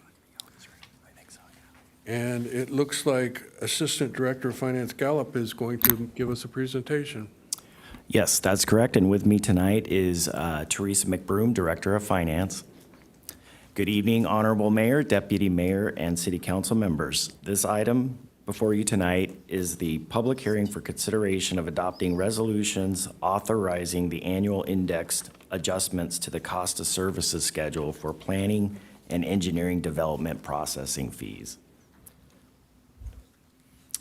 The city's consultant, Wildan Financial Services, completed a comprehensive independent user fee study in 2021. The primary goal of a user fee study is to determine the reasonable cost of providing services. At the time, it was noted cost recovery levels for development service fees were comparatively low. To be comparable to nearby agencies, Wildan recommended an initial fee increase of 10%, followed by a 15% increase the following year. The consultant also recommended that the city include an inflationary factor based on the increase in the consumer price index to ensure that fees are adjusted as costs increase and to allow for incremental increases over time rather than large increases when studies are performed every 3 to 5 years. It is also recommended that fees be capped at an 80% cost recovery rate, given the city derives direct and indirect benefits from development activities. The initial fee increase of 10% and study recommendations were approved by the City Council on August 11th, 2021, and fees became effective October 1st, 2021. The City Council subsequently approved a 15% increase and 7% CPI adjustment based on the Consumer Price Index on June 15th, 2022, which became effective July 1st, 2022. Last year, the City Council adopted a fee schedule that included a 6.2% adjustment for fees, which became effective July 1st, 2023. State law requires that a public agency hold a public hearing to affirm any proposed fee increase, including those that are indexed. Proposed fee schedules are included as attachments 1 and 2 in the agenda report. An adjustment of 5.1% based on the CPI increase for calendar year 2023 has been applied to the proposed fees. Staff estimates that the fiscal impact of the fee increase from the CPI adjustment will be approximately $72,000. I did want to note that staff has started collecting data for a new fee study, which we anticipate completing early this fall. The recommended action is to adopt Resolutions 2024-73, amending the schedule of fees for planning services, and Resolution 2024-72, amending the schedule of fees for engineering services. That concludes our presentation. Staff is available to answer any questions that you may have. Thank you. And with that, I'd like to ask for my colleagues to make any disclosures that are necessary. Nothing to disclose. Nothing to disclose. Nothing to disclose. Nothing to disclose. And I have nothing to disclose. So are there any preliminary questions? Councilmember Ehlers. Yeah, do we know if any of our neighboring cities index in a similar way? Yeah, City of Carlsbad does include a CPI adjustment annually as well. Most cities have gravitated towards that just because studies are time consuming, and so they want to incorporate any significant cost increases for providing those services by the staff. Okay, thank you. And you use the term cost recovery. I'm in I work for a capitalist, and if I were to be selling products that were less than the cost, I wouldn't have a job very long. And so I do like to take the opportunity to point out that as a city, we are actually subsidizing the Development Services Department and the projects that are completed in our community. We do that because many of the people that come forward to use these services are residents that are looking to improve their home and other reasons. I think the presentation mentioned that there are benefits that accrue to the city in other ways when a project is built or there is an improvement. So pretty important part of this presentation to point that out. So with that, Madam Clerk, are there any public, I have to open the public hearing. Boom. Open. There are no public speakers? Oh my. Closing the public hearing. With that, we will move on to council deliberation. And before you make a motion, I'll just point out that the resolutions are actually 73 and 74. Okay. So we see slips coming up. Is that for this item? Okay, very good. So we are authorized to begin our deliberations. Councilmember Lyons. Yes, thank you, Mayor. I wanted to reiterate the fact that for quite a while now, we have not been charging even up to our goal of 80% of the cost to us, to the city, for these engineering and planning costs. And so essentially, we are, and we have been subsidizing private sector development. And when it comes to us prioritizing how we use our money, I mean, I think we all experience that there's a lot of cost to the city of development. Like, I know, just consider some of the housing element projects that have a large impact on our city. Well, you know, we need to come in and we need to improve our infrastructure and we need to do other things. So there's a lot of costs that already come through to the city that we bear, and one that we don't need to continue to subsidize is these costs for planning and engineering services. So I wanted to make that point and be just really clear that I'm in favor of continuing to aim for our goal of 80% cost recovery. And at this point, this is an acceptable step forward, and I'd like to approve the recommended action, which is adopt resolutions 2024-73 for planning services and 2024-72 for engineering services. I'll second that. And just for clarification, it'll be resolution 2024-73 and 2024-74.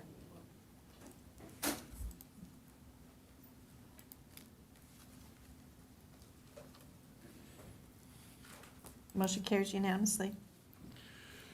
Okay, so that takes us to item 10B, and I would like to inquire with my colleagues if you would prefer to take a break now before we get into the longer item, or how many speakers are there for 10B? We're at 25. 25 speakers. We could either hear the presentation first and then speakers after the break. Let's do it that way. Yeah, we're at 26.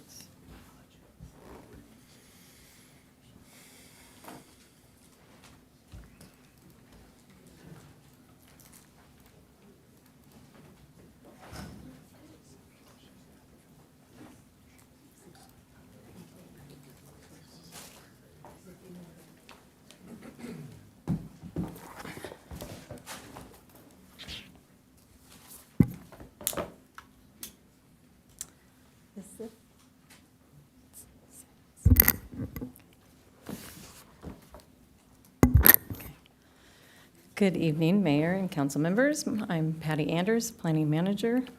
Thank you. And I'll be providing an update to the financial feasibility analysis and public engagement plan for the city-owned parcel at 634 Quail Gardens Drive, also known as L7. So I will provide a background, and then I will have Ken Hira from Cosmont Companies to present the financial feasibility analysis, and then I'll wrap up the presentation with the public engagement plan. Can you full screen that presentation, please? It's doing a save as. Okay, there you go. So at the March 22nd council meeting last year, we had a study session on no net loss, and at that meeting, council directed staff to assess a 100% affordable housing project at the L7 site for 2 development scenarios. The first was an affordable housing project with approximately 30 to 45 units utilizing SB 9.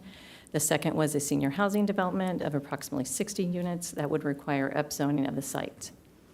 Then on June 28th of last year, council approved a professional services agreement with Cosmont to begin initiation of the Surplus Lands Act, or SLA.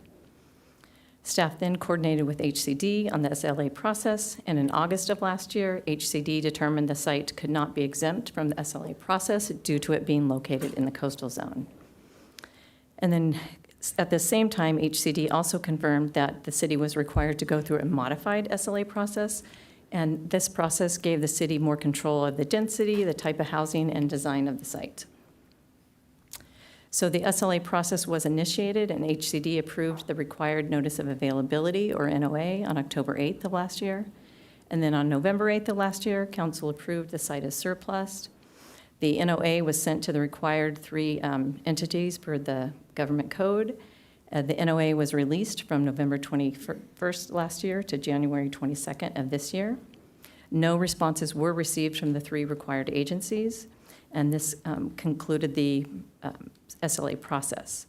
So on February 24th of this year, staff provided an update and recommendation of conducting financial feasibility analysis for the site utilizing a density bonus subdivision with 30 to 45 units at various income levels. So I'm now going to turn it over to Ken with Cosmont Companies.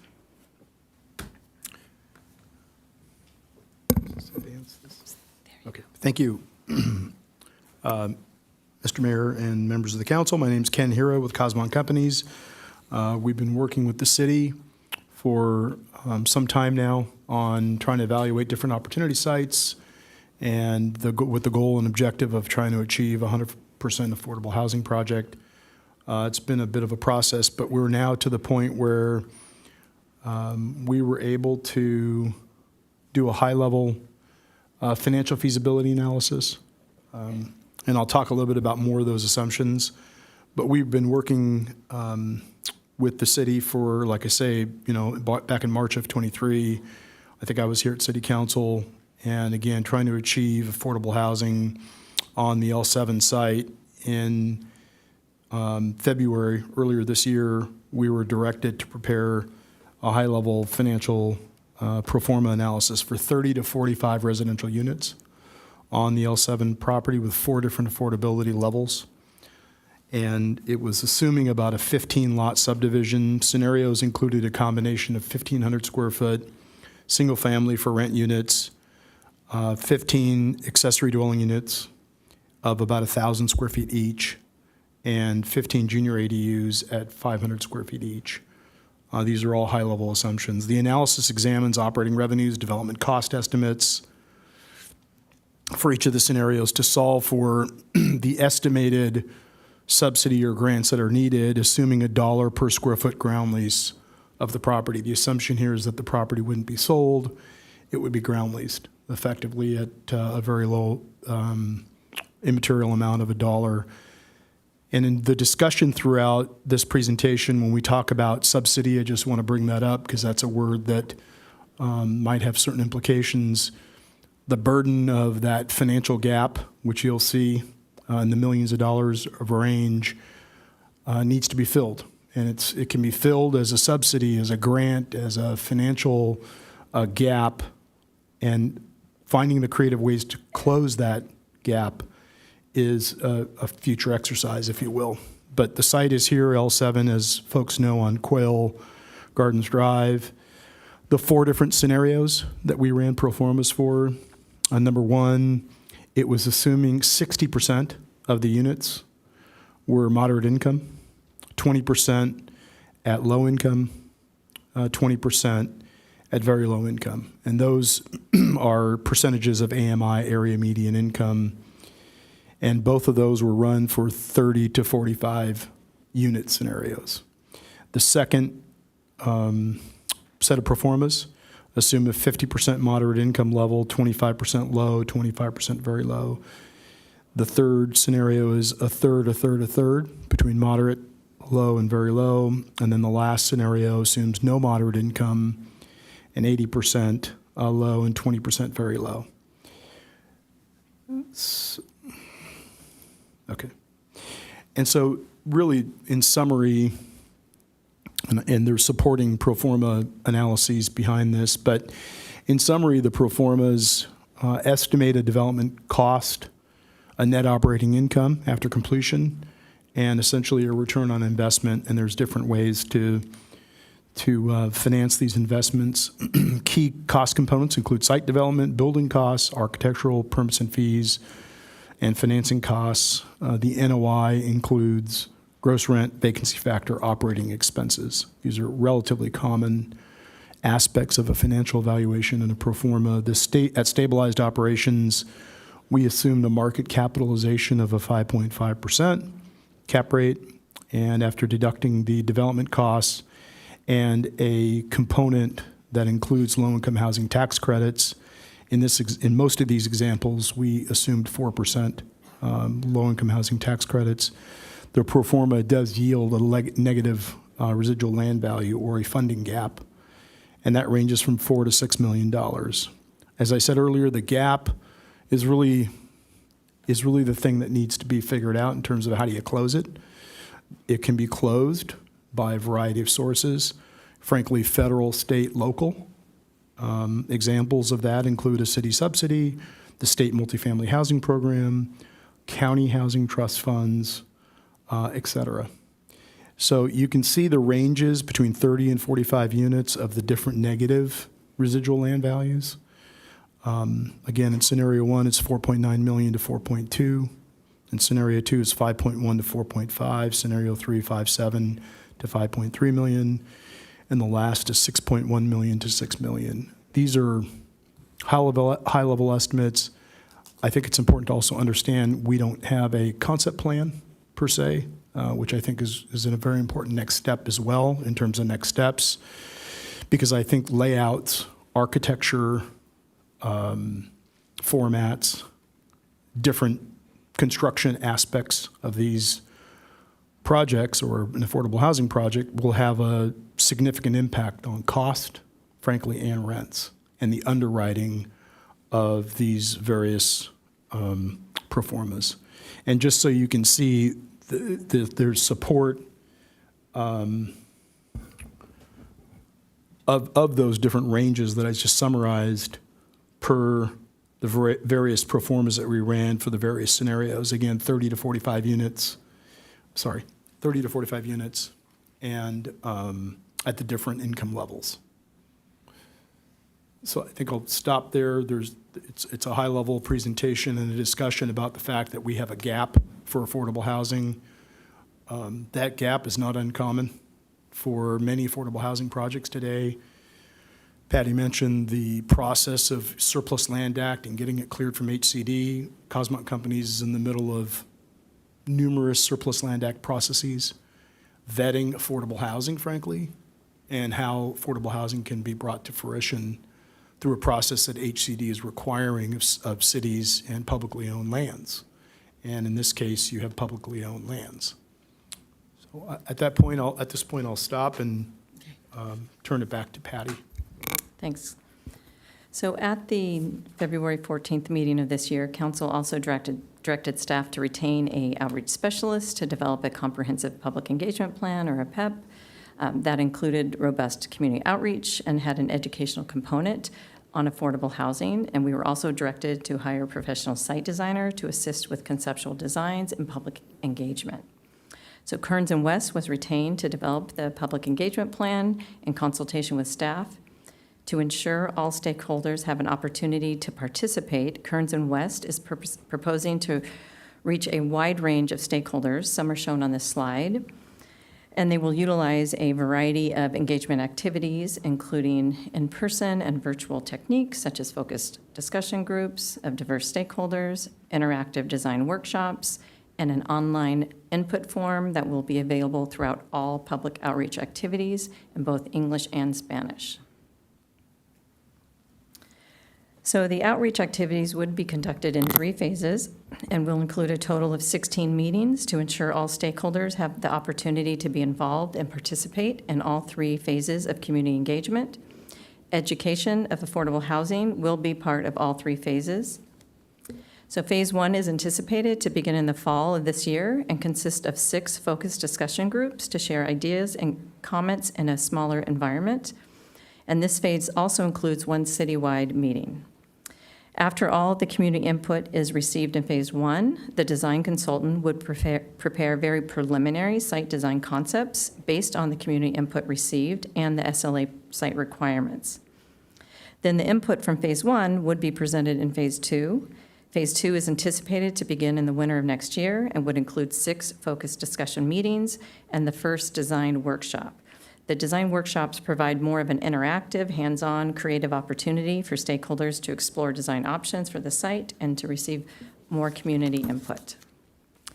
So phase 3 is to commence in the spring of 2025, and the site designer would revise the conceptual site design based on the community input from phase 2.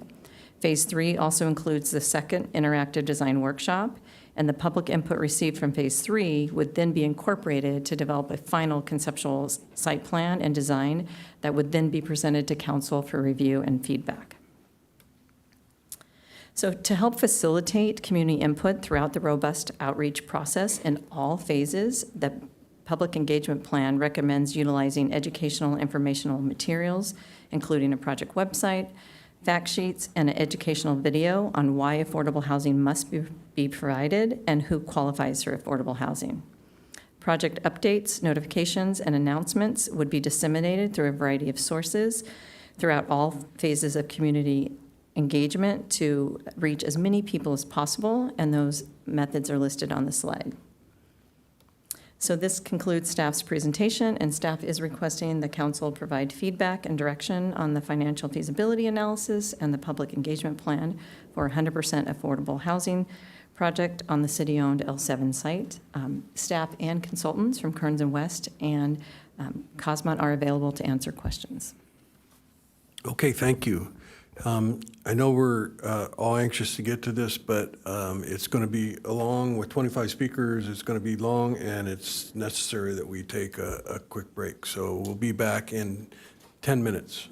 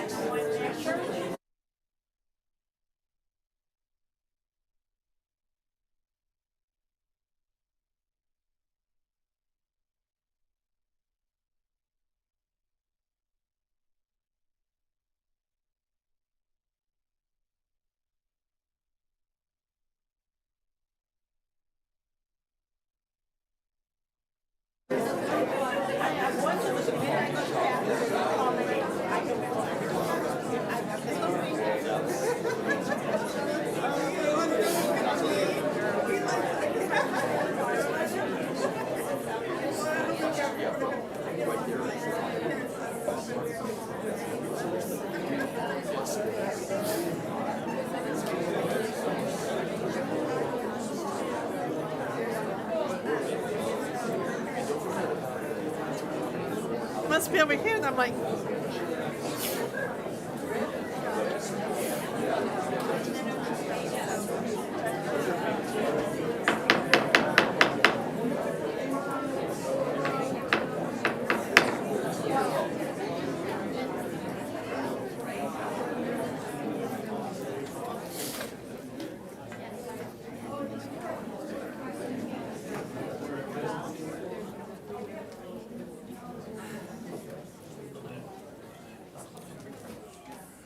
Okay. Thank you.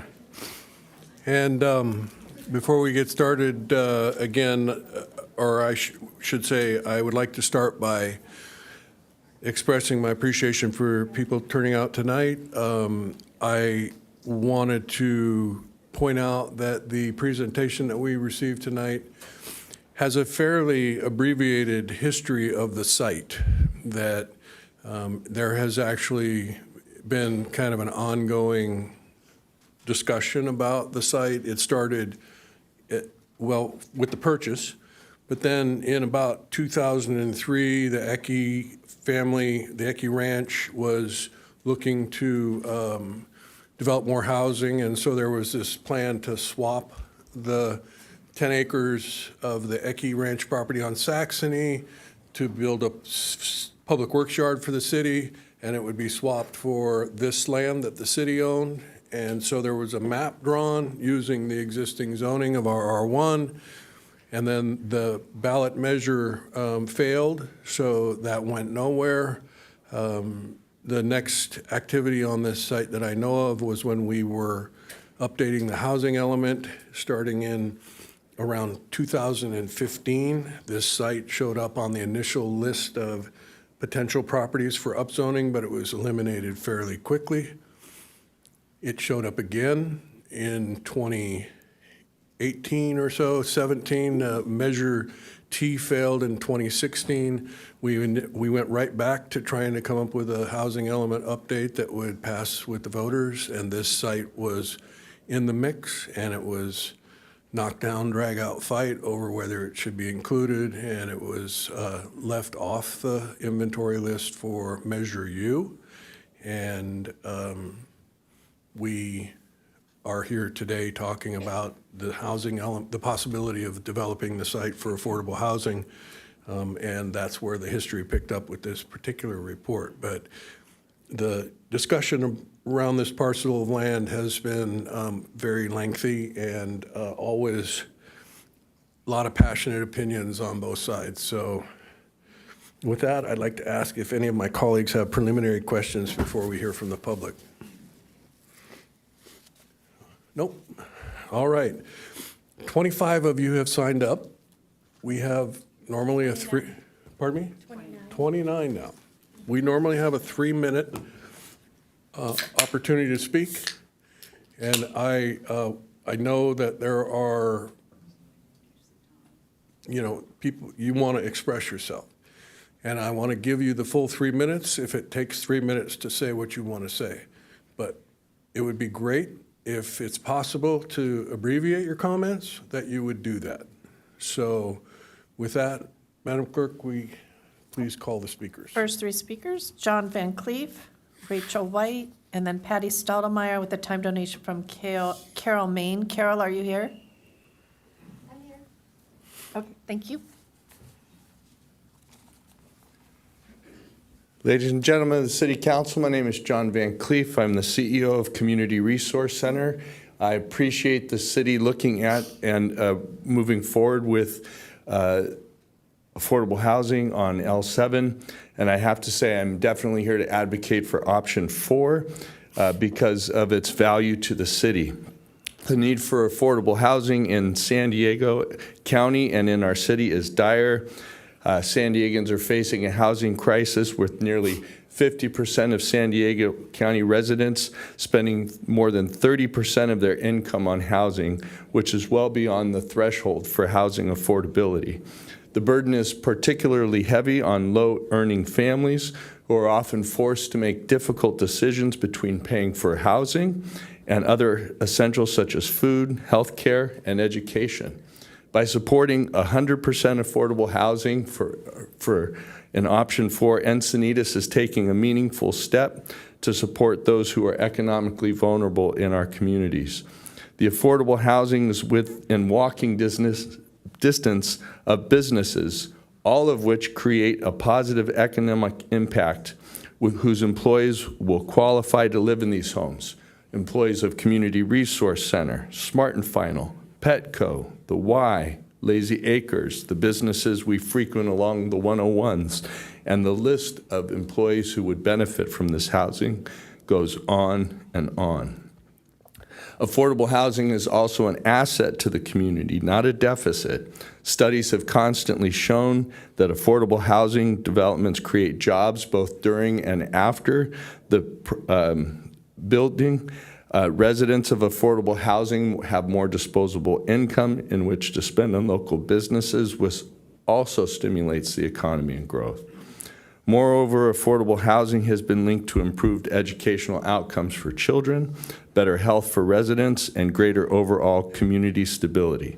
When families have access to stable, affordable homes, children are more likely to succeed in school, and parents can focus on their jobs and careers without the constant stress of housing insecurity.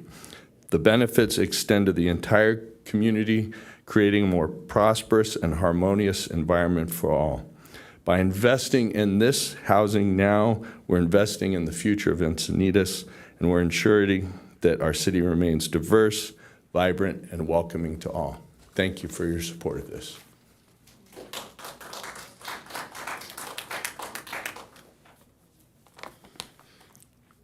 Hello, Mayor, City Council members, and residents of Encinitas. My name is Rachel White, and I am 100% for this affordable housing. Most people who are going to be homeless in the next 30 days, 60 days, are elderly women who only live on Social Security. They didn't marry well. They scrubbed floors. They served lunch meals. They raised kids to have their husbands leave them from a younger version. They're childless like me. They're foster students who left the system at 18 with no family. These are the students who are sleeping in their cars, going to school at night and during the day. They're veterans who served their country and came back with disabilities. These are not drug addicts.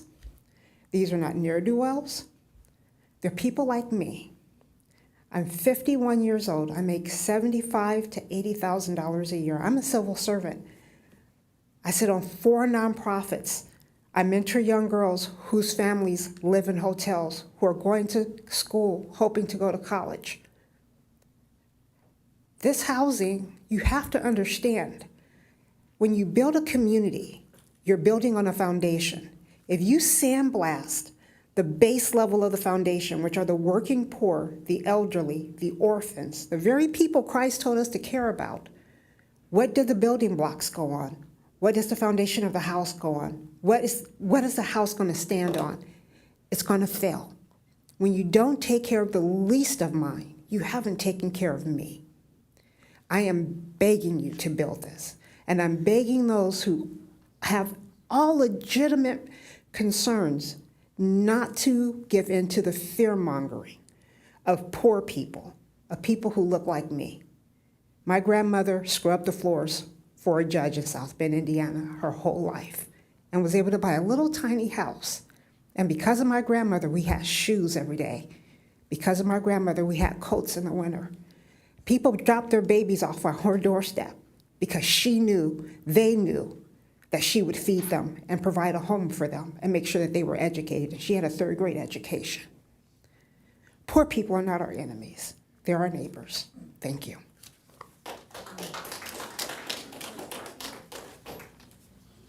Next speaker is Patty Stottlemyre, time donation from Carol Main, followed by Luke Schaefer, and then Jim O'Hara.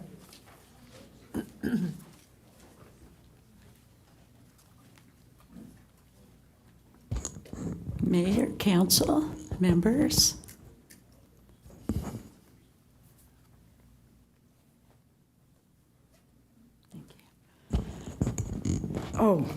Let's see, do I have the clicker here? Okay, great, thanks. Okay, what are underlying drivers of the San Diego and Encinitas housing crisis?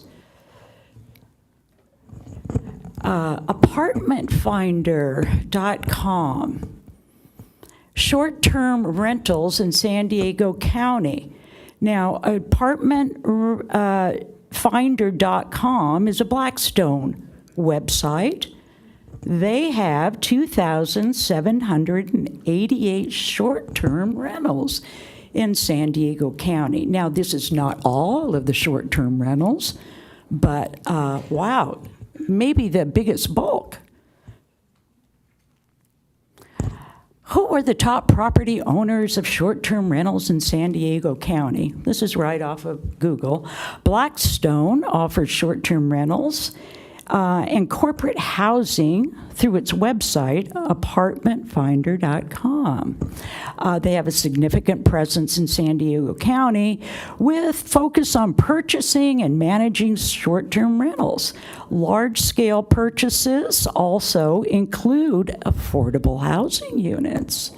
In San Diego County, 5,800 apartment units in 2021. Rental prices increases. The company has raised rents in some units between 43 to 64% in 2 years, according to a report by the Blackstone Tenants Union, the people that got kicked out of their apartments. Blackstone presence in Encinitas. Quite a few rentals here. Oh, here's one, the new one on the corner of Vulcan and La Costa. Wow. A studio, $4,500 to 3 bedrooms for $9,425. Now, this isn't advertised as a short-term rental, but these sure do seem like short-term rental prices. L7, if you do designate affordable, please do not give to Blackstone or any of their subsidiaries, and make 30 to 50% affordable home ownership and designate the qualified low-income buyers that lost out previously in Encinitas when the city of Encinitas designated the affordable home sales to Blackstone. Thus, the city of Encinitas can make amends to these families. Thank you.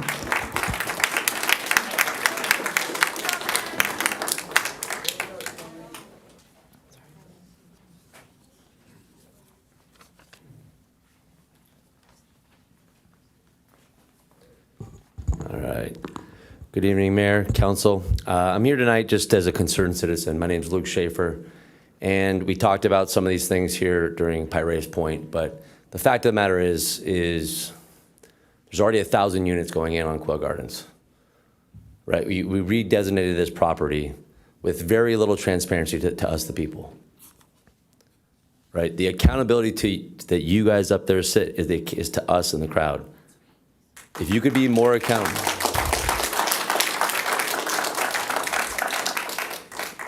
Currently, we live in Encinitas, one of the top cities in the world, in my personal opinion. And so we're not sitting here talking about the worst problems in the world, because these are some of the easiest problems, to be quite honest. But The fact of the matter is this feels like a rush job to hurry up and get these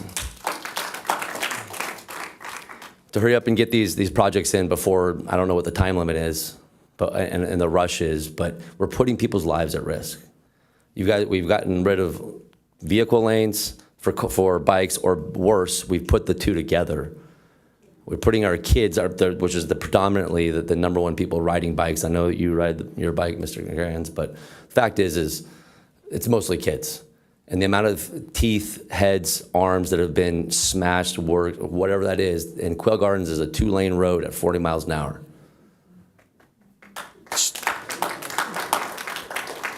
So recently I've been talking about sensibility, accountability, and transparency, SAT. And right now the leadership is, if this goes through, you're unsat. You're not thinking sensibly. You got 250 units at one end, you got another, subtract the 250, you're like 700, 800 units at the south end. You're putting people into a choke point, causing more frustration. We live in one of the best cities. We should be happy.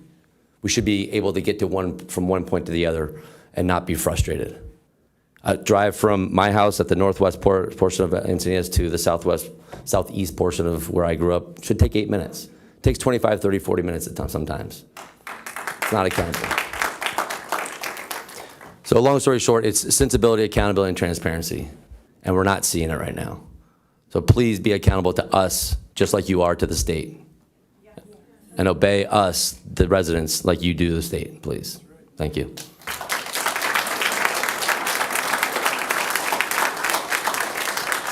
Next speaker is Jim O'Hara, followed by Nancy Elliott, and then Ellen Burr.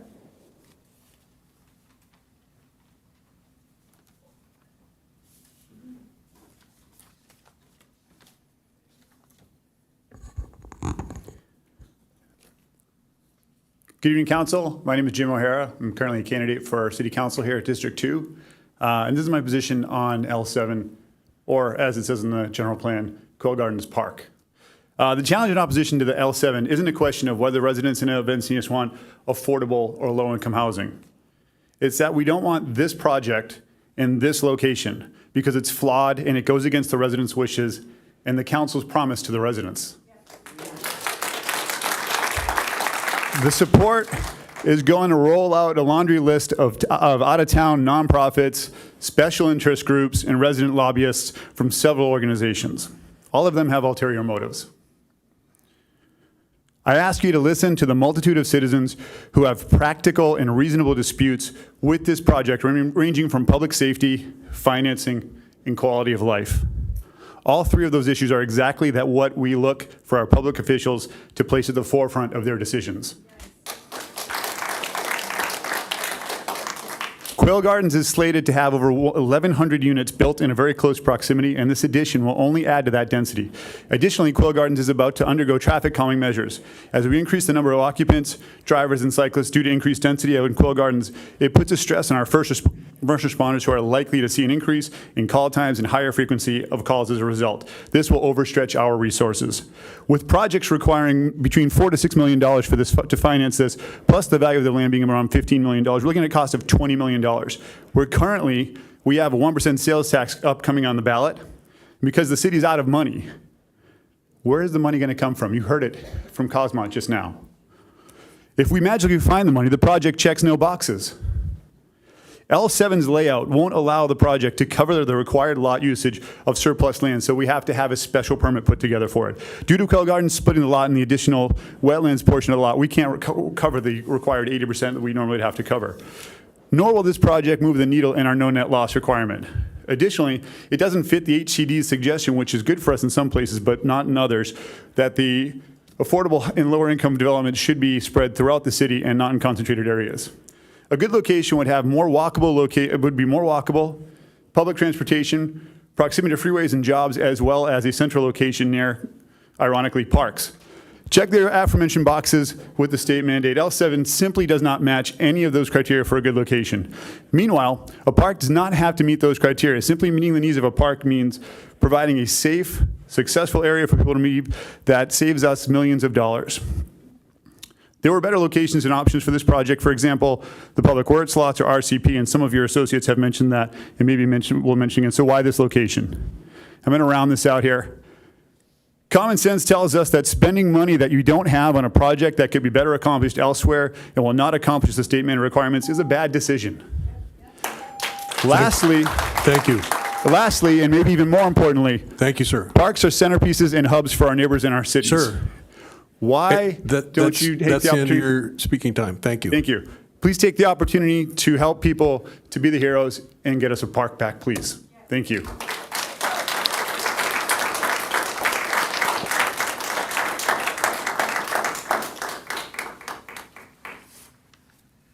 Hello, my name is Nancy Elliott. I live in Encinitas Ranch. And it's very difficult at times to get onto Quail Gardens, to get out in the morning or any other time, because there's so much traffic from both ways, from Leucadia Boulevard or from Encinitas Boulevard. My opinion is now that you are proposing to waste a whole lot of money from our Encinitas residents on this project, from the tax dollars. Much money has been spent on the organic farm school on Quail Gardens, where very few, if any, of the students will be farmers. Now you're proposing to spend $4.5 to $5.7 million on an affordable housing project that will be restricted to low-income renters. And the proposed development is on property that the City Council previously designated to be developed for parks and recreation. Back to traffic, and this includes kids riding their bicycles, or if the affordable housing project goes through and their kids or adults are walking on that road, that's going to be really dangerous. And it's going to slow down the traffic even more. It's been said already that over 1,000 units planned on Quail Gardens from Encinitas Boulevard to Leucadia Boulevard. But why do you need to rush into approving another development on Quail Gardens before seeing the results of the increase in traffic that's going to be caused by all these 1,000 units that have been approved? So I strongly urge you to vote no in developing the L7 property for an affordable housing project. Thank you. Thank you. Next speaker is Alan Burr, to be followed by Dick Stern with time donation from Jean Keys. Jean, are you here? And Melissa Catania, thank you. Followed by Martin Carrera and then Elizabeth Carrera.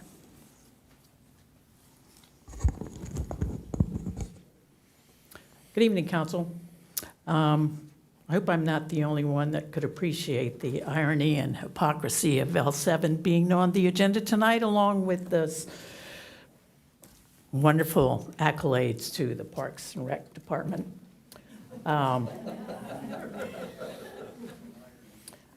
not going to talk about all the back-end stuff that should have been done, has supposedly been done, about whether it can be there, whether it shouldn't be there, or the traffic, or even the pro formas that have been done sort of pro forma-y. I'm going to go from the front end, the demand end, okay? It seems like the demand end was from a small group and people in this small group that knew that L7 existed. So L7 has dictated what can be done there. So we're supposed to cover 80%, and the only way to cover 80% was to come up with a multiple number of pods of houses so that you could come up with 30 or 45.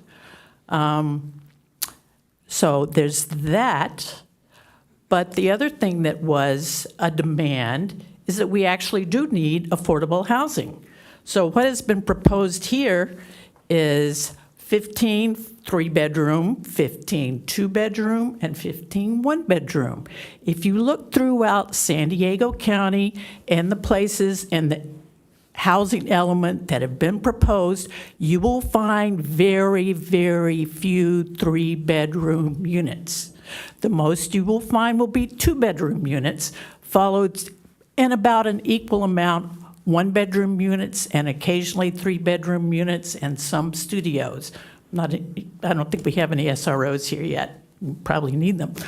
But if you look at what people have anecdotally said, and you hear it repeatedly as a mantra almost, is that many of our seniors, community college students, teachers, first responders, and frontline service workers are unable to live in our city, yada, yada, yada, yada. Well, this will not have any impact on that for many reasons. Number one, we have approximately 2.5 people per unit. By law, a bedroom is 2 people. So when you have 3 bedrooms, you are talking 6 plus 1. If you're going in to get an affordable unit, they will look at how many people you have in your family. So this is proposed to build way too many 3-bedroom units and probably not enough 1-bedroom units. So we are trying to solve a problem that we don't have, and it's not what people need or want in our community. Thank you. Thank you.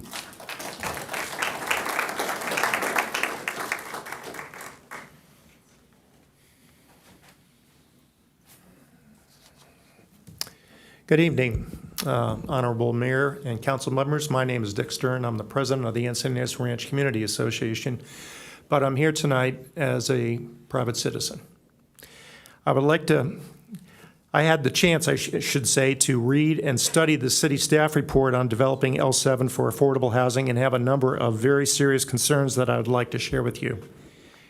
In my opinion, the pro forma is woefully inadequate. Has anyone verified the assumptions that Cosmont used for construction and financing? $200 a square foot? Some of those assumptions are very questionable. I urge you to have other subject matter experts study and validate these assumptions.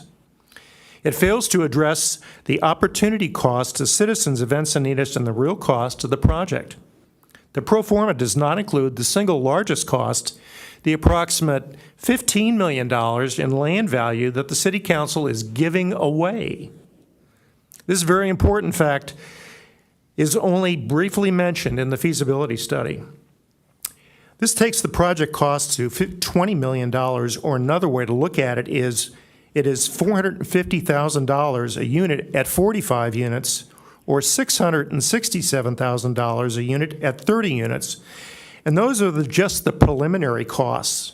Look at what happened with Pacific View and how the city continues to keep funding that project. The expenses have mushroomed over time, and if history repeats itself with public projects, we can all expect the same with this project. How's the city going to pay for this development? We, the public, will have to pay not only the upfront cost to subsidize the financial gaps identified in the report, but also any ongoing maintenance and future liabilities. We need to ensure that development continues to be maintained in good condition after initial construction. Those needs are not addressed in the study. The council has the fiduciary responsibility to safeguard the city finances, ensure that funds are spent wisely and judiciously. That should be your top priority as council members.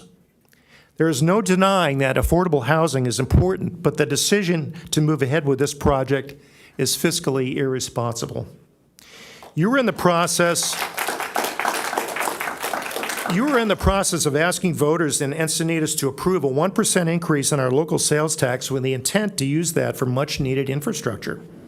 I was a member of the infrastructure task force that spent a year studying infrastructure requirements for the city. We evaluated 113 projects, and while this project would not be classified as a basic infrastructure project, it was included and ranked 79th. The conclusion from the ITF is that the needs for infrastructure in the city are enormous, and the residents want the city to focus on basic municipal services, better roads, drainage, and public safety improvements, including fire stations. You're sending mixed messages to voters and undermining your own efforts to pass this ballot message by prioritizing a project that is not infrastructure and that no one needs or wants in this area. If you really want this ballot measure to pass, then you need to focus on infrastructure. By focusing on L7 and public learning that this is a $20 million project, that sends exactly the wrong message. And We're not even sure that this ballot measure will pass, even with all the right messaging. It would be a far more efficient use of capital to build a low-income housing project on another smaller, less expensive piece of property. That would be good governance, fiduciary responsibility of taxpayers' money. With this development, you're going to add to even more housing and traffic to an already overburdened Quail Gardens Drive. And as mentioned, it's a narrow 2-lane road where residents will see another 1,000 housing units along a 1-mile stretch of road. We will have more affordable housing on Quail Gardens Drive than any other part of Encinitas, representing 40% of the total based on the most recent housing element cycle. As mentioned earlier by another speaker, HCD's guidelines call for affordable housing developments to be distributed across cities, but that guideline is clearly being ignored in Encinitas. We need a park for the people moving into these housing units, and L7 is already designated as a park as a part of the city's general plan. Let's use it for that purpose. A recent statistic I read said that for every 100 renter-occupied units, you can expect to have 50 children. So if you extrapolate that statistic to the 1,000 housing units along Quail Gardens Drive, we should expect to have 500 more children. Where are they going to play? Where's the city's parks plan for all these new developments? This project will have an imperceptibly small impact on the state's no net loss requirements for Encinitas. It does not move the needle. At this point, it also appears that the city is not even in danger of having a no net loss requirement. In order for the state's Surplus Lands Act to be met, the city is required to use 80% of the land. How are you going to use 80% of the land with an easement in the middle of the property for a road and sidewalks that you cannot build on? Furthermore, there are designated wetlands on the west side of the road, as well as environmentally sensitive habitat areas. Also, in reading for the plan for community engagement, it was noted that many of the adjoining HOAs and neighborhoods were not listed as organizations that should be contacted for feedback. Those include Quill Park, Quail Gardens Lane, and Kristen Court. All those HOAs and neighborhoods need to be included along with Encinitas Ranch and One Channel Island. Those will all be heavily impacted by this proposed development. The most compelling issue is the use of 10 acres of prime, irreplaceable parkland that represents a very inefficient use of city resources. The mayor and council need to stop pushing L7 as an affordable housing project. It isn't affordable. Residents of Encinitas certainly cannot afford it. Give us better roads, better drainage, and improved safety, including fire stations. Give us the park that was designated in our general plan. Thank you. Thank you.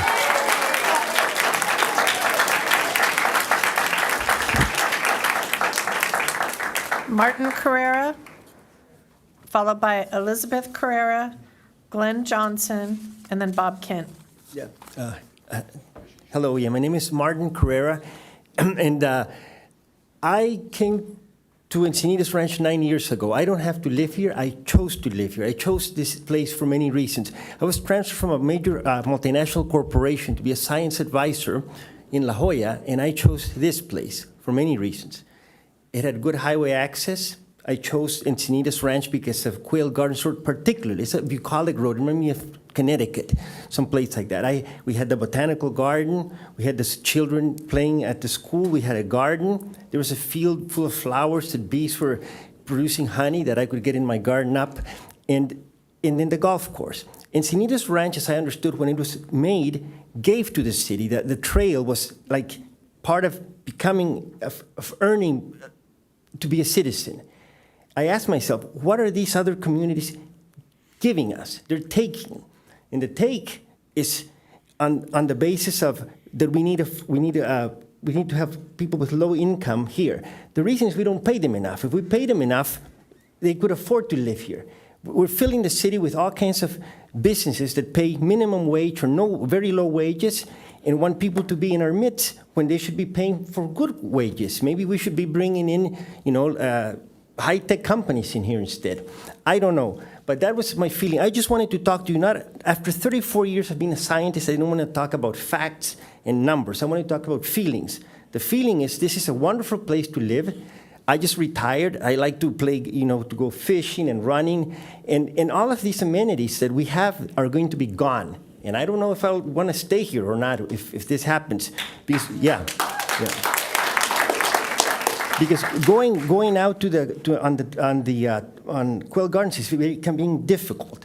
The other day, my wife and I almost got T-boned by a car with no lights in the dark, coming in at 40 miles an hour.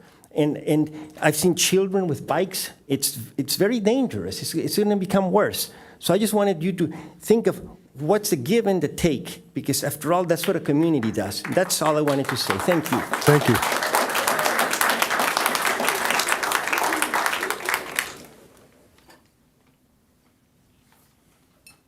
Hi, my name is Elizabeth Carrera, and I live in Encinitas Ranch, and I just wanted to say that I do not want this project at L7 to be built at all. I'm looking at dread right now at the project that's going up at the corner of Quail Gardens Drive in Leucadia, and it's an enormous building project.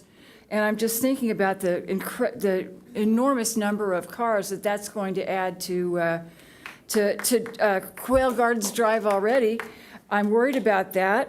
And then there's that other approved project at the other end of Quail Gardens Drive. When that is finished, that will worsen that traffic problem even further. And in my part of the Encinitas Ranch where I live, there's only one way in and out of Encinitas Ranch, and they both empty. You can only go in and out onto Quail Gardens Drive. So I feel that, with all this extra traffic that will inevitably result from all this development, we'll be sort of trapped in our own neighborhood unless, because, Quail Gardens Drive is a two-lane road. I just cannot understand why all of this development has to be along this stretch of Quail Gardens Drive. It seems to me like somebody has a vendetta against Quail Gardens Drive or some kind of agenda there. This is the last remaining green space on Quail Gardens Drive. And I know that there's been talk of, it was supposed to be a park, and green space just adds so much life. It adds so much to the quality of life. And I think that green spaces are valuable in and of themselves. I think it would be just really nice if we could just keep it as a park. And another thing I was wondering is how, Quail Gardens Drive, when we moved here in 2015, was this kind of sleepy two-lane road that had the botanic garden on it, and it had a plant nursery at one end and Betty's Pie Hole, and it was just kind of a sleepy road. And I just don't understand how it can possibly accommodate all the traffic that's going to be flowing on it with all these building projects. And I certainly hope that this L7 will not be developed and it will be kept as a park. I understand the need for affordable housing, but I don't understand why it has to be built in this particular space when there's already so much development on Quail Gardens Drive. Thank you. Thank you. Next speaker is Glenn Johnson, and he will be followed by Bob Kent, Teresa Beauchamp, and then Bob Ayers.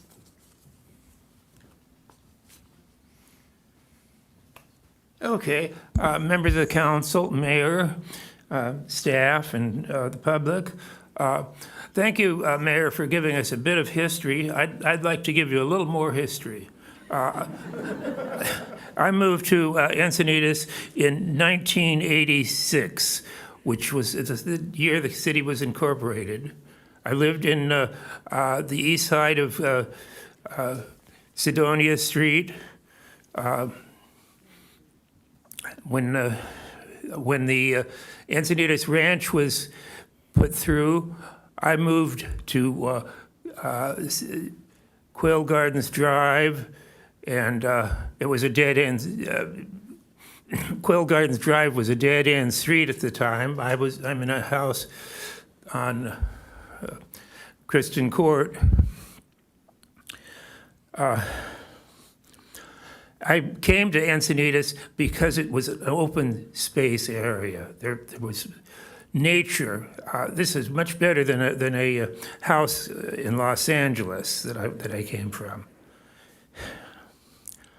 Unfortunately, my wife, Sally Johnson, passed away about 17 months ago, and I'm left here in my house. But as I recall, when the Encinitas Ranch was subdivided, this site was not called L7. It was called Quail Gardens Park, and it was intended to be a park. For some reason, the city was never able to fund any development for the park. So it remains the Quail Garden weed patch right now.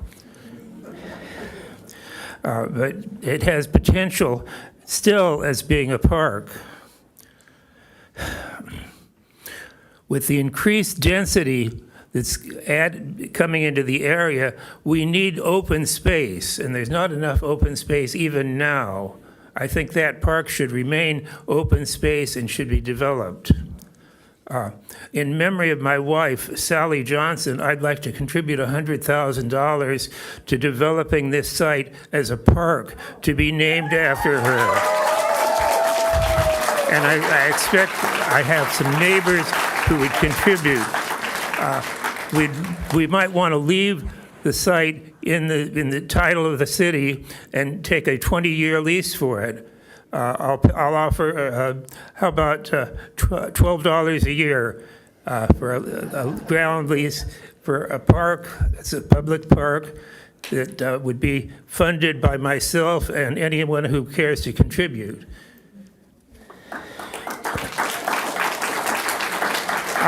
This is like trying to stop an airplane that's halfway down the runway.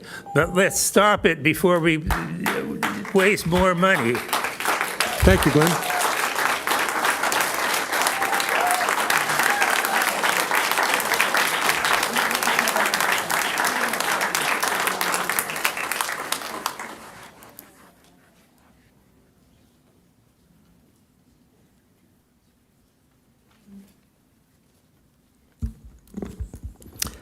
Good evening, everyone. My name is Bob Kent. I'm an Encinitas resident and part of Keys for Homes.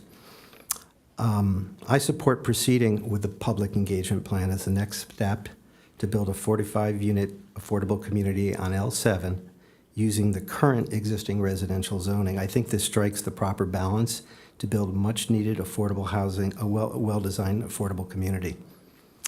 I think there's some misunderstanding about affordable housing, which makes public education, outreach, and engagement especially important to include the neighbors, homeowners associations, the local organizations, along with the potential residents who may need the affordable housing. There's a lot of data around affordable housing these days. One key finding is renters in San Diego County need to earn $47 an hour to afford the average monthly asking rent. It's actually more in Encinitas. While our seniors on a fixed income and so many of our workers who are commuting long distances or finding difficult living situations to stay here in the city they serve, Encinitas, we know they earn a lot less than that. Also, the city's displacement study reports that more than half of all of our renters are rent burdened, paying more than 30% of their income on housing. In this spirit, let's strive to create a financially feasible, affordable community with a focus on the very low and low income levels, sort of tilting probably towards the scenario for people making 40, 50, maybe a little bit more, $1,000 a year. I don't believe that the private sector, and I think we have evidence of that so far, can solve our housing affordability challenges on its own. So I think with respect to financial feasibility, it's essential the city take a leadership role by dedicating city-owned property so that additional funds can be potentially accessed at the county, state, and federal levels to close any financial gap. And there's a recent success story of how this can happen.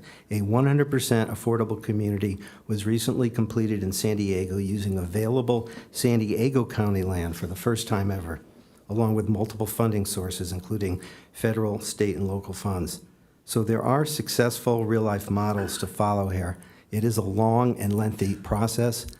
I actually don't think anything about L7 has ever really been rushed. And I think we should continue to proceed here. In the meantime, please proceed with this important public engagement plan. And thank you for your commitment to addressing these difficult issues and trying to solve our housing affordability challenges. Thank you. Thank you.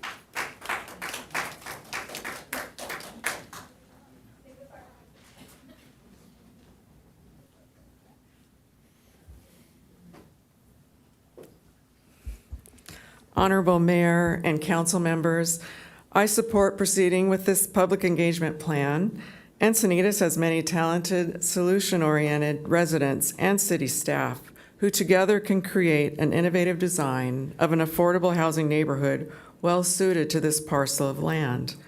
This development can meet one of the biggest priorities identified by the October 2016 Encinitas, California Parks, Beaches, Trails, and Open Space Master Plan, which was to connect existing trails and add wayfinding interpretive signage. The west side of this property is perfect for that. This study showed that this parcel is located in a high parks and recreation opportunity area. It is within easy walking distance to Indian Head Canyon Trails, Magdalena Ecke Park, Encinitas Ranch Trails, and the golf course. The city's displacement study spotlights the urgency of building more affordable housing. Half of Encinitas renters are paying over 30% of their monthly income on rent. $50 per hour wage is required to afford market rate rents in Encinitas. This parcel is the only city-owned land available for a 100% affordable community. We know it's very clear now that the private sector developers alone will not provide enough affordable units to meet RHNA requirements. It has been a year since this concept was brought to the council, over a year. Meanwhile, displacement of our residents continues to escalate. Housing opportunity matters in Encinitas. I shudder to think of our city without residents who are our community pillars, like our teachers, law enforcement, medical staff, our children raised here, our seniors, and make us stronger and more vibrant. Thank you all for your dedication. Thank you. Ayers, followed by Joshua Lazarson, Maria Ardance, and then Christine Miller.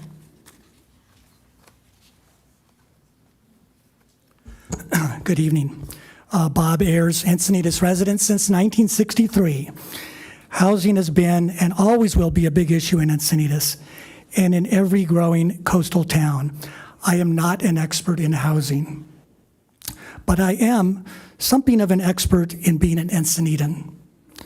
I can say with some expertise that there are loads and loads of us Encinitans who speak about housing, RHNA requirements, bonus densities, and HCD rules, who have absolutely no idea what we're talking about. Again, I am one of them. However, as a self-declared expert Encinitan, when it comes to housing, I am careful to consider who's being honest about the history and the need. Who's misleading us because they want to protect their view and avoid an extra 5 minutes in their car?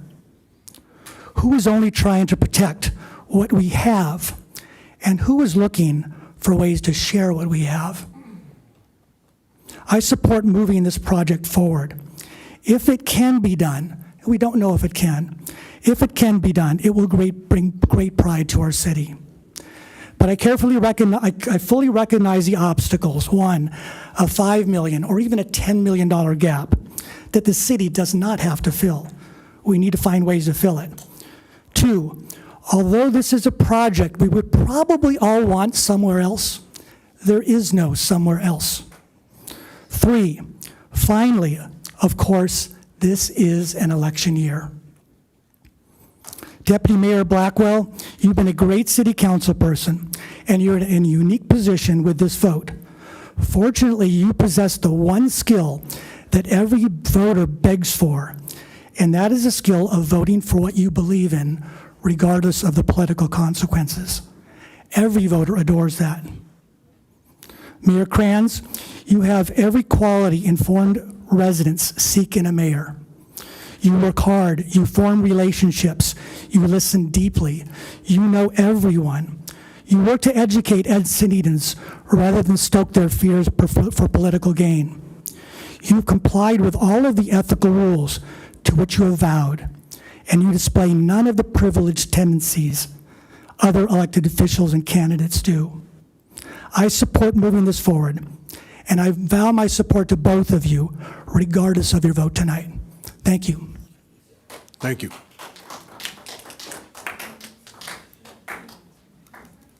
Joshua Lazarson.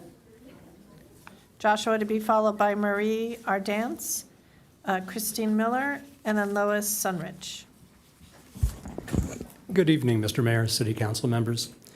I'm speaking this evening in support of the next actions to be taken to realize the development of a 100% affordable housing community in Encinitas, with particular reference to the finalization and execution of a public engagement plan to educate residents about the proposed development on L7 and to provide them opportunity to offer input and further engage in the process.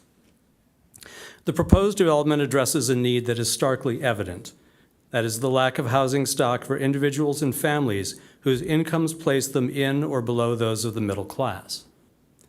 We are at a point where the double income affluent are those most likely to gain a toehold in the Encinitas housing market. I would describe the need to address this reality as urgent, even as I understand that the process to develop an affordable community takes substantial time. For that reason, I would ask you to expedite this process as possible, prepare for and execute the public engagement plan, and then, if and as feasible, move forward with the next steps that will support the development of this project, which I have no doubt not only will lead to construction of attractive structures, but also will build our community's character. Thank you very much. Thank you. Does have 2 time donations. I just want to, Katie Clarkson, are you here? And Francisco, oh, thank you. Hi again. I love this button. Okay, Quail Gardens Drive, this 2-lane country road with some of the only space left in Encinitas, is being irresponsibly overdeveloped piece by piece. Everyone in the city knows that Quail Gardens Drive cannot support high-density housing, and it never was in the plan to do so. The residents of this community continue to implore the council to exercise reason and forward thinking not to approve any more high-density housing on this road, as we ask the council to preserve the character and the safety of our community. Last month, I expressed my disappointment in the redesignation of L7, and I expressed my opposition to it being considered for 100% affordable housing. In the past, before knowing L7 was actually designated Parkland, I had suggested if housing was going to be built on 7, for it only to be used for specially adapted homes for veterans. I still think we need that type of housing in Encinitas, just not on L7. I strongly oppose any project like that cannot be fully and responsibly funded by a foundation such as Homes for Our Troops or Tunnel for Towers, who can guarantee that those units are solely used for veterans. Otherwise, we run into the same devastating disaster that Carlsbad is now facing. Last month, I brought up to this council the crime-ridden 100% affordable housing project of Windsor Point in Carlsbad. As a reminder, because Carlsbad did not have the necessary funds to finance 100% affordable housing projects that were approved, the developer, Affirmed Housing, they took money from the county's No Place Like Home fund. So for those of you who are not familiar with No Place Like Home, it has a really nice name, but the funding is actually designated to house the seriously mentally ill who are experiencing homelessness. Severely mentally ill in a residential area with no consideration, no vote, no advance disclosure to the surrounding communities as stipulated by accepting those funds by the county. So in an article in the Coast News, Mayor Keith Blackburn in Carlsbad regrets his decision to vote for his 100% affordable housing project. He accepted responsibility for the project's gradual shift from a housing project with good intentions, of course, to a problem that some believe is worth closing down. He stated, somehow through the months and the years, it morphed into something that, had I known it was going to be, I would have absolutely said no.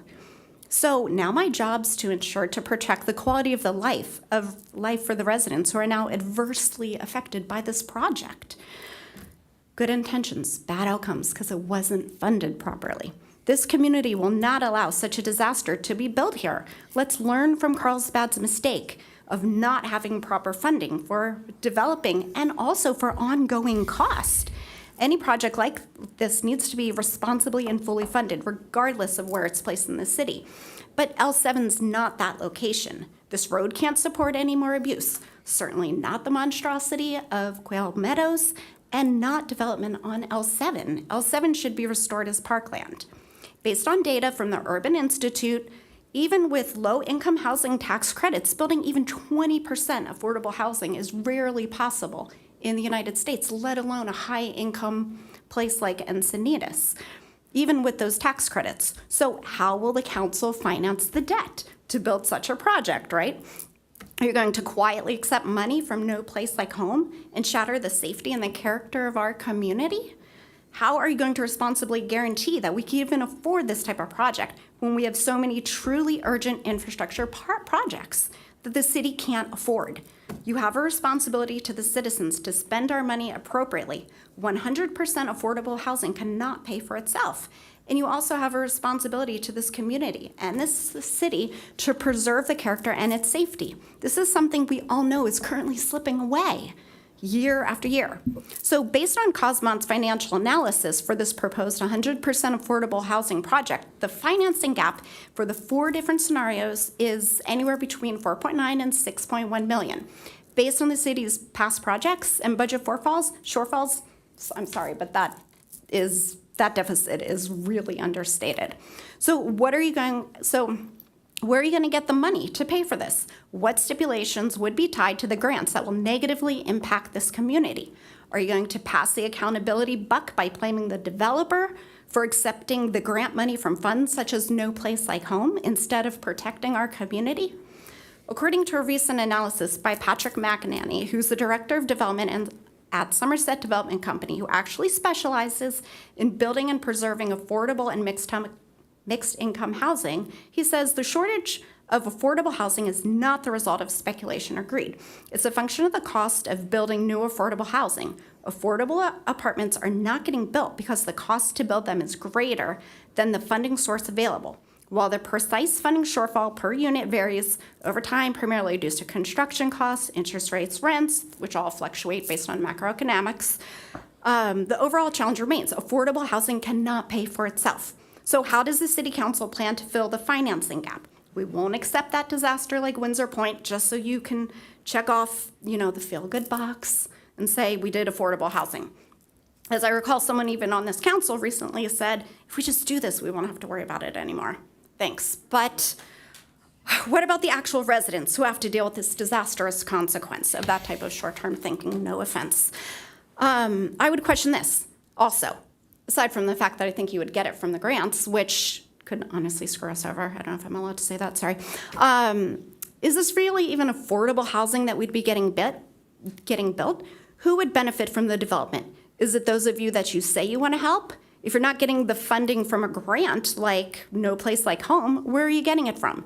Yet again, another real estate investment trust? Okay, as someone who actually has holdings in a real estate development trust, yay, great, awesome. You're potentially putting money in my pocket. But you're not helping the people that you're claiming to benefit because a real estate investment trust is not going to finance a high-risk project for free. This is high risk. It's not going to be for free. So the cost of development is going to go up. So the $6 million deficit in funding is understated. And it's going to cost the city drastically more. So the City Council needs to be honest. Can you safely, responsibly, financially build this project from revenue streams that guarantee you preserve the character and the safety of this community? The answer is no, you cannot. This council needs to cease and desist with this ridiculous and inequitable overdevelopment on Quail Gardens Drive. The state housing mandate says the housing element must be equitably distributed throughout the city, not over 40% on a 1.5-mile stretch of a 2-lane country road.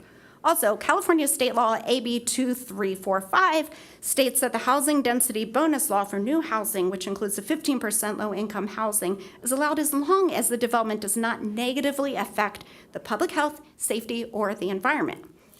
I will continue to remind you of this again and again. This area was not built to support high-density housing. You're not preserving the character or the safety of this community when you slap on high-density projects.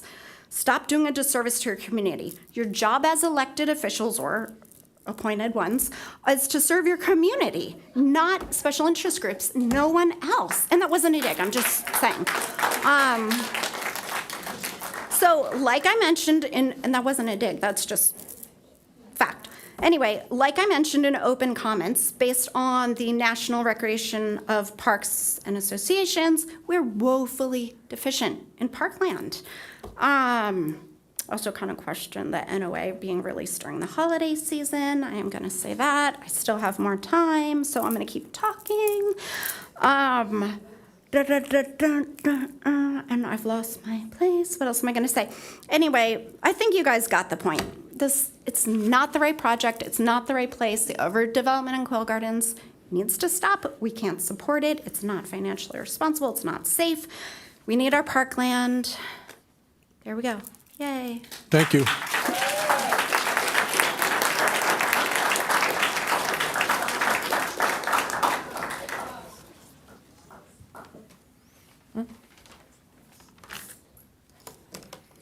Hi, I'm Lois Sunrich. Can you imagine it? Can you imagine planning it, creating it? An affordable housing community that reflects the hometown values of Encinitas. It is a well-designed and it fits beautifully and organically right into the neighborhood. It's an inspiration, actually. People wanting to live in Encinitas stop by, as they do in Carlsbad, in the Community Housing Works successfully funded affordable housing community there, to ask at the office if perhaps they can buy into this lovely housing complex. It has trails, it has trees, it has a beautiful garden, it has a playground for kids, it has space for families to hang out together in the community room and host potlucks. And you helped create it.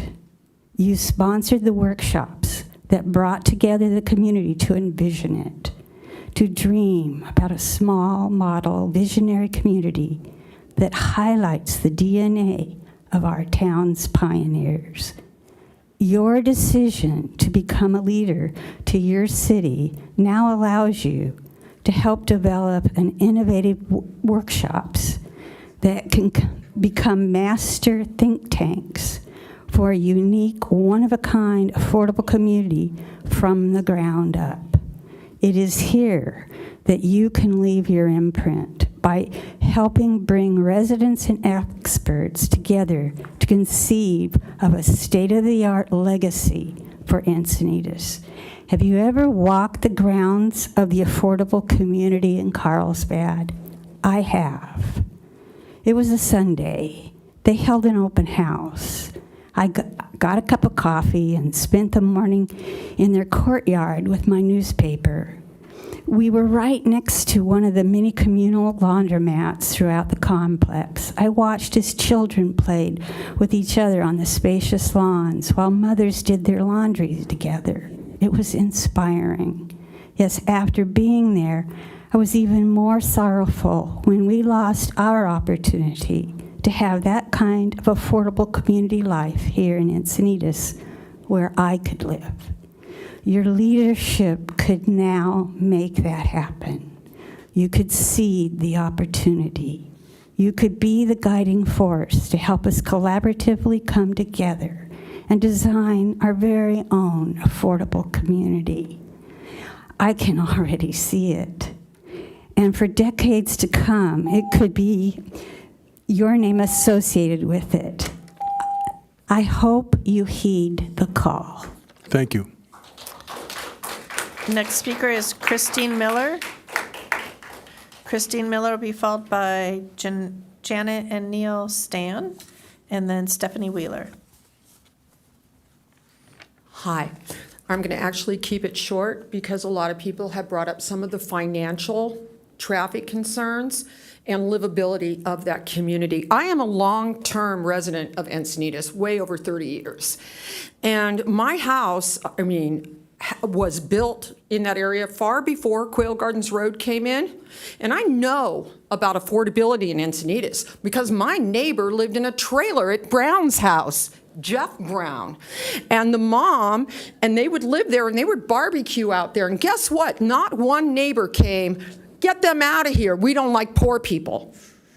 All right? So my point here is I cannot stand it anymore, the marketing, the stuff that is coming out of here, that people that live in Encinitas do not like poor people. Knock it off. End it. You don't know my background. Number two, we're going to talk about finance here, and we're just going to cut real quick. All of you are smart. I think you have a law degree, Allison, and so you know that deep analysis is very important. The analysis that's been brought forward to us is preliminary. In the building industry, we call that budget and planning, so you can get a similar idea of what the project's going to cost. But there's one problem. They need to get a cap rate of 5%, but the analysis leaves out the cost of the land. As a land use natural resource environmental scientist, when I moved here, one of the things I want to tell you is that land has value. Whether you put low-income housing on it, whether you put a park, I have so many ideas on how we can meet some of the needs of diversity. One, you can kill this and start completely over again and be transparent to the people of Encinitas and allow us to look at the maps and the land use and figure out what might be a good spot to put your low-income housing. So before any of you say that I look like this, I don't get it. My granddaughter was born here. I have 2 generations of LLC students. She drives from Escondido to go work for your In-N-Out Burger. So I get it. So I'm asking everybody to let's step back. Let's open up a workshop. Let's not come in with the preconceived notion that we don't like people. We don't like poor people. We don't know what it's like to be around homeless, because that's BS. All right? And let's step back, take a look, bring it to your taxpayer, say we have this need. Tony, just be transparent. There's good people here.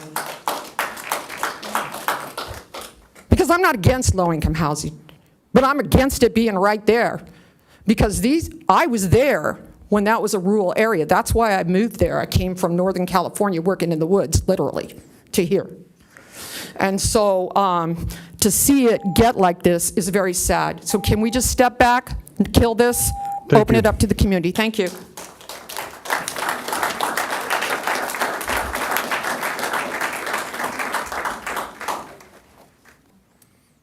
I'm Janet Neal, and I live on Quail Gardens Drive. I think I'm the only one to speak tonight, and I'm right in the middle, just north of the Heritage Museum, and the traffic is unbearable. There are times that we sit at the end of the driveway waiting to pull out 8, 9 minutes.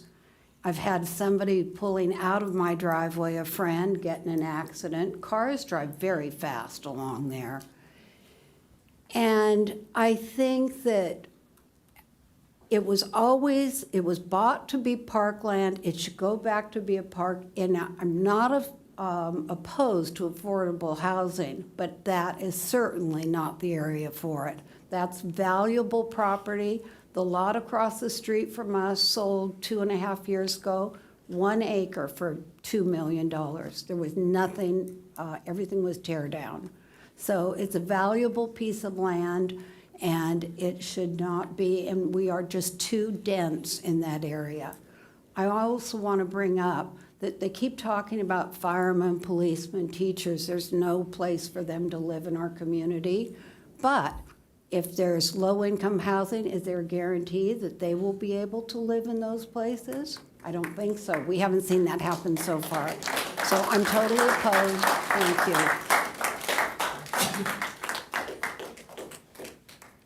Next speaker is Stephanie Wheeler, followed by Rachel Graves, Scott Peterson, and then Oliver Pratt.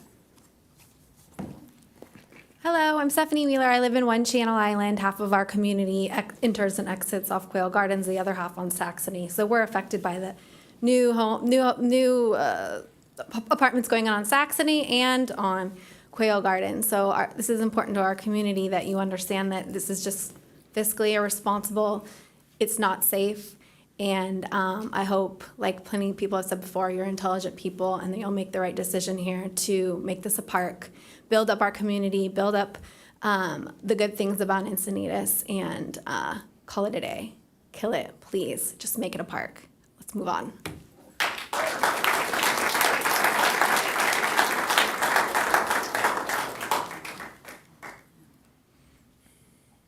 Hi, I'm Rachel Graves. First, I want to give you props for how quickly you came up with that $126,000 to pay for Tony's street paving.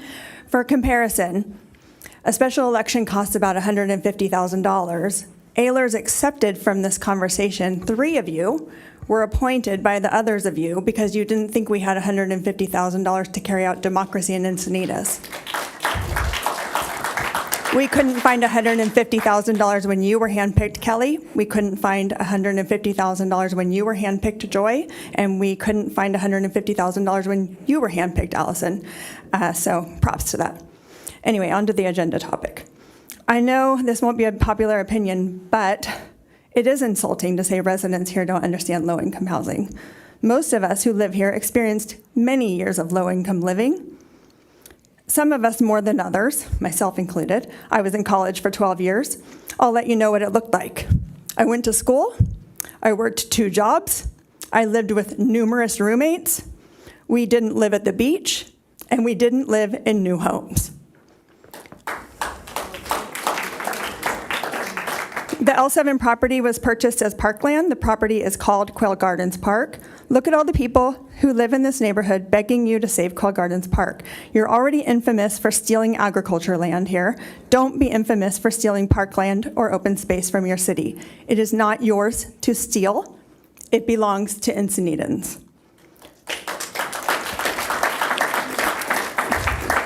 The Quail Gardens corridor has already been disproportionately impacted by housing projects and traffic. You are treating this neighborhood unfairly.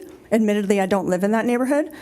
Encinitans do not and should not support inequitable treatment of their neighbors, and we shouldn't accept it from our staff or our council.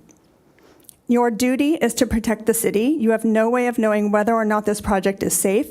With over 1,000 units still undeveloped on the corridor, it's likely to need more, it will likely need more basic safety functions for this neighborhood. Finally, last month you voted to put a 1% sales tax increase on our November ballot because you have failed to provide necessary infrastructure to your citizens with your given budget. Simply put, you misspent.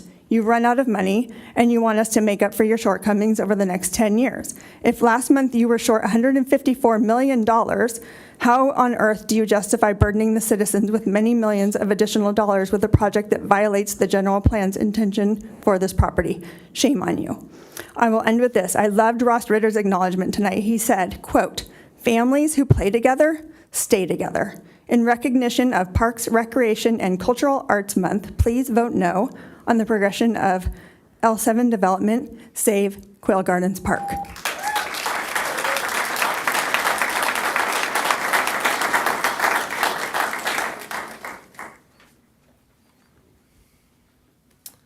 Good evening. My name is Scott Peterson. This is the second time I'm speaking on this topic. I raise capital for commercial estate and multifamily. I believe in affordable housing and multifamily housing. That makes me, 1, I can't be a hypocrite. 2, it makes me an expert. Quick comment on the Cosmont study.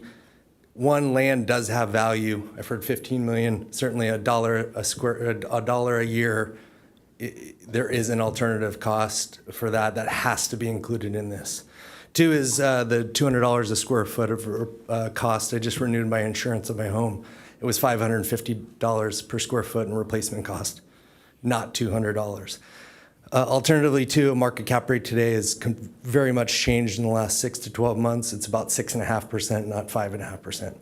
I think you will find that these numbers will continue to change and not in the favor of this site. More importantly, to bring up is what are our alternative solutions? I've heard from the folks here that there's no other alternative solutions. I'm here to tell you that that's wrong. We spent a lot of time on a development plan for this city. That development plan was vetted, studied, and with today's state housing bonuses, we can get up to 20% of affordable units in most of these projects. My guess is that these 1,000 units on our street have anywhere from 100 to 200 affordable housing units already on the street. We've done our part, but what I'm here to tell you is that we have a great housing plan. Keep pushing housing in this city and keep pushing affordable housing in those projects. That costs us nothing. Thank you. Thank you. Next speaker is Oliver Pratt, followed by Jessica Pratt with a time donation from Christine Booman. Is Christine here? Thank you. Followed by Michael Rossi.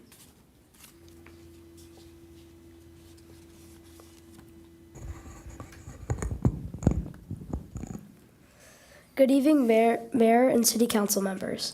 My name is Oliver Pratt, and I'm 10 years old, entering 5th grade and receiving a bilingual education at Capri Elementary. I'm a 6th-generation Californian, born in North County, just like my mom and grandfather. In my yard at my house in Encinitas Ranch, my mom discovered a huge 4-foot snake. She likes snakes, so you know what she did?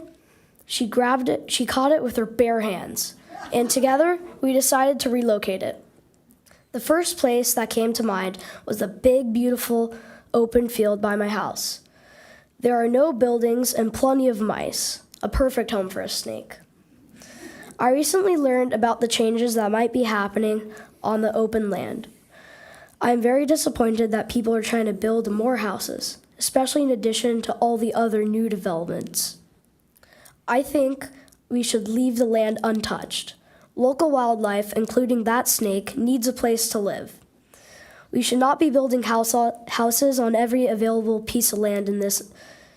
We should not be building houses on every available piece of land. This is Encinitas, not New York City.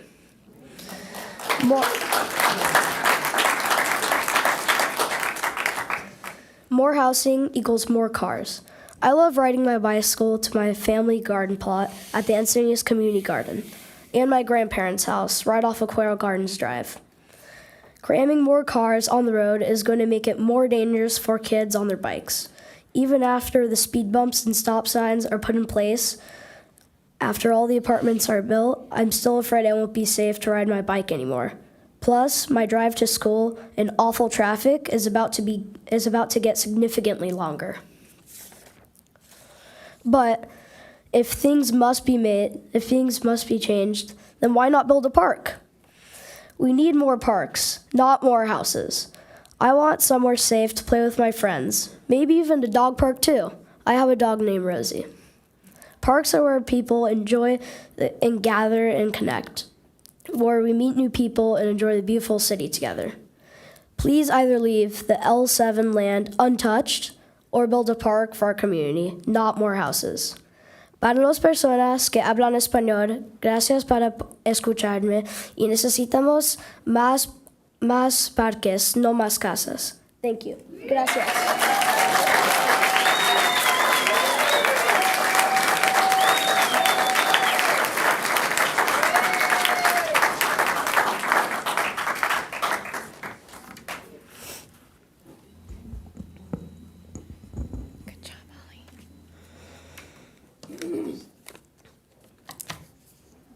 Good evening, Mayor and Council members.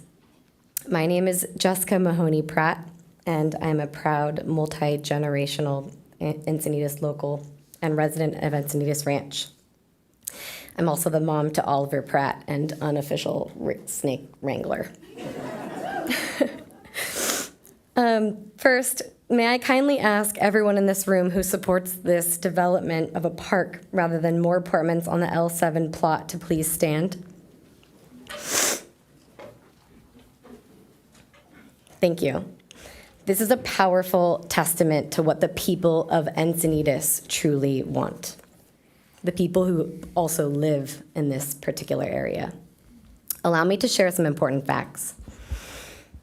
Over the past year in our Encinitas Ranch community, more than a dozen beloved dogs have fallen prey to coyotes in their own backyards. Dogs are being eaten by coyotes in their backyards. This is fact. The natural habitats for our native animals are rapidly disappearing, replaced by concrete apartment complexes at an alarming rate. Our local wildlife is struggling to survive. Currently, there are plans to build 1,042 homes and apartments within a 1-mile radius of Quail Gardens Drive. According to California housing statistics, this will bring approximately 521 additional children to our neighborhood. Yes, that's over 500 children. As it stands, Las Verdes Park, located off Quail Gardens Drive, is the only park in the area. This little park in Encinitas, a city-owned space, was built in 2007 thanks to the efforts of 4 Encinitas ranch mothers who fundraise and manage the product for over a year with very little help from the city of Encinitas. A large portion of the funds required to build that park came from the pockets of local homeowners, businesses, and the Optimist Club of Encinitas, which unfortunately is no longer active. The city of Encinitas initially refused to fund the project, later contributing a portion of the total cost reallocated from leftover funds from a cell phone tower project, and only under the condition that the least expensive test market play structure was purchased. I sure hope that company didn't decide to manufacture what my kids lovingly call the death slide for any other parks. Las Verdes Park was built because the city failed us, and the people wanted it so badly that they managed the project and paid for a large portion of it themselves. Side note, it's now 17 years old, and it's in great need of repairs, while it has been largely ignored by the city. L7 is already designated as a park in the city's general plan. Why are you giving away 10 acres of land worth roughly $15 million to allow for developers to continue to participate in this audacious cash grab in the worst possible location? In 2007, our city leaders failed to fulfill their civic duty to support our family-focused, growing community by building a proper park. We cannot afford to repeat that mistake. Overloading our pocket of the community with over 1,000 new apartments and homes while neglecting the needs and desires of the existing and future residents is grossly irresponsible. Put the additional needed affordable housing somewhere else. L7 should be a park, not more houses. Do what's right. Thank you. Thank you. Next speakers, Michael Rossi, Brant Eberg, Drew Lyon.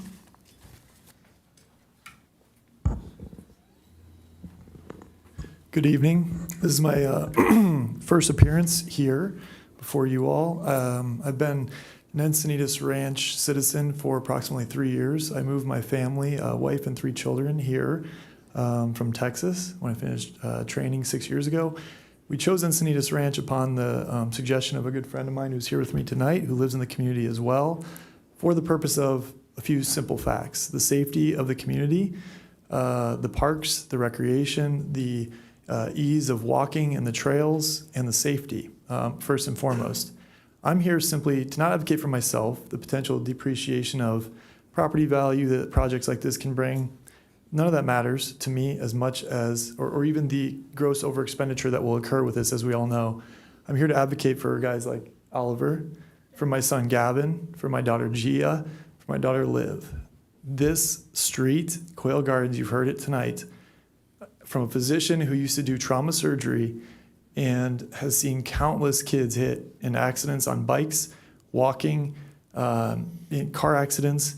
It's one of the more unsafe streets in all of North County.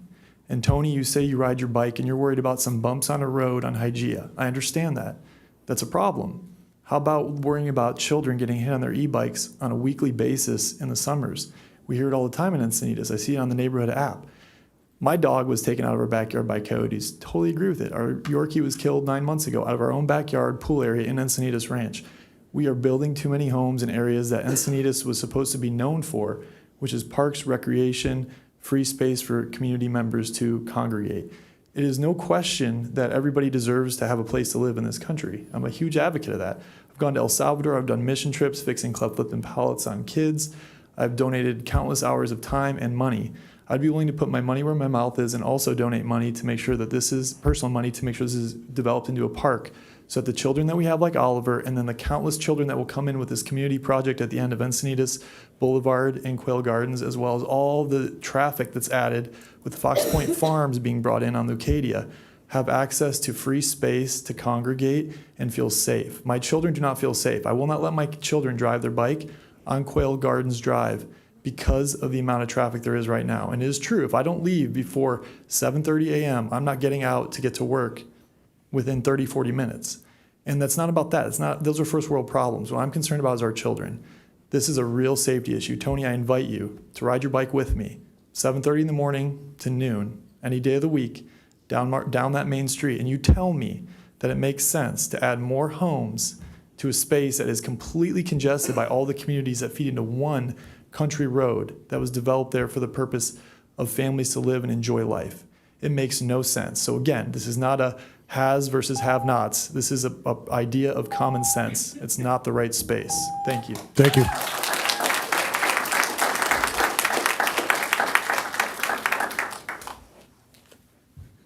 Mayor, City Council, I think you guys have heard a lot tonight about a lot of repetition, but I'm just going to kind of keep it going for consistency.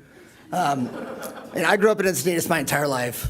I moved into Encinitas Ranch in 2014 with my wife. We have an 8-month-old.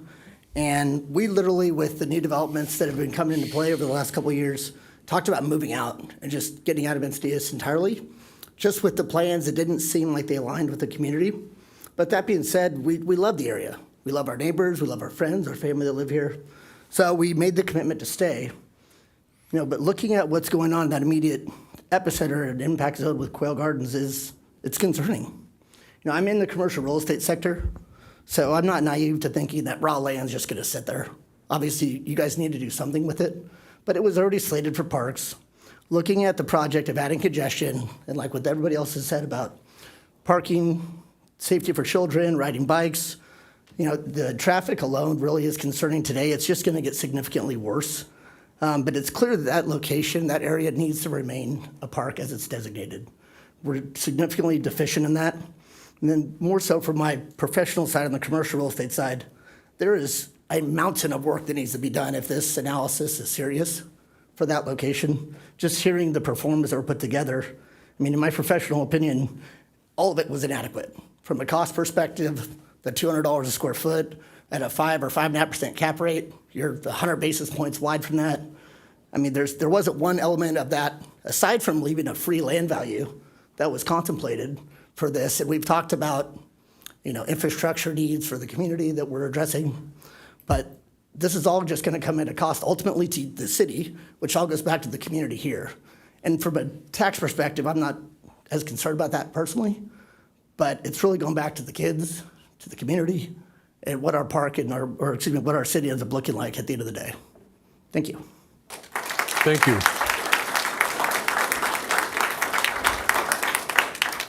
Next speaker is Drew Lyon. Did he just, okay. Next speakers then are Natalie Satoon, Amy Rapetti, followed by June Hansberger.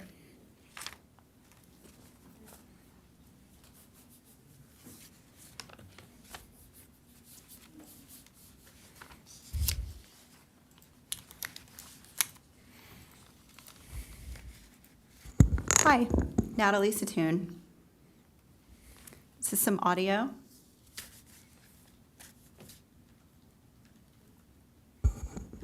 Well, I'm not going to give them any ideas, but when I played this out with lawyers who specialize in this issue, because we've been working on this all summer, there are very simple laws that could be in place that would allow that to happen. Well, but that's the tough part, is that we haven't been working on this all summer.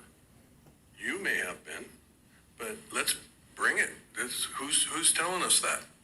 I don't see it. And this is land that the city owns, and we need to, follow a process that engages the community. And I certainly support a 100% affordable project. And so, the question is whether this red herring of the Surplus Land Act, and we were told that this is a declaration that doesn't have an expiration date on it, that if we go with some due diligence first, as outlined in the Cosmont contract that we approved, we can come back and on step 4, go back to the declaration that if we need that. So we have had information from the very beginning that has been misrepresented. This is audio from the 11-8 SLA vote in conversion, where this item was almost tabled. This expression came after it was suggested that this be tabled.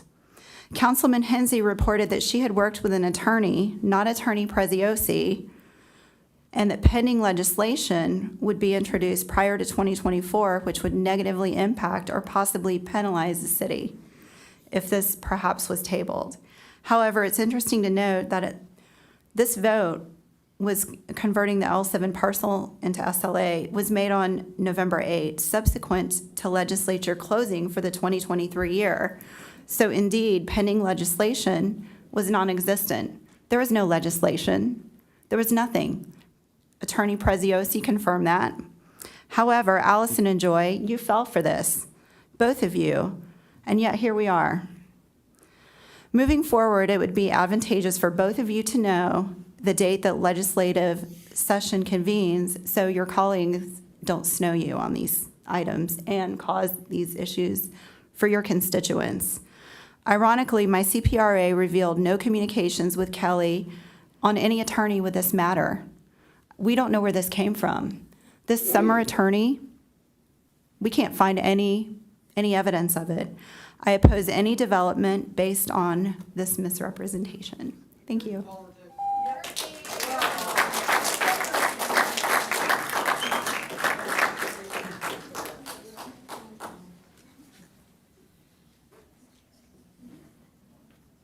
Hi, I'm Amy Rapetti. I've lived in Encinitas since 2001. I'm 9th generation born in Southern California. My kids are 10th. And I have the pleasure of being Oliver's neighbor. Needless to say, I'm invested in my town and in my state. This project is very concerning. Why the rush?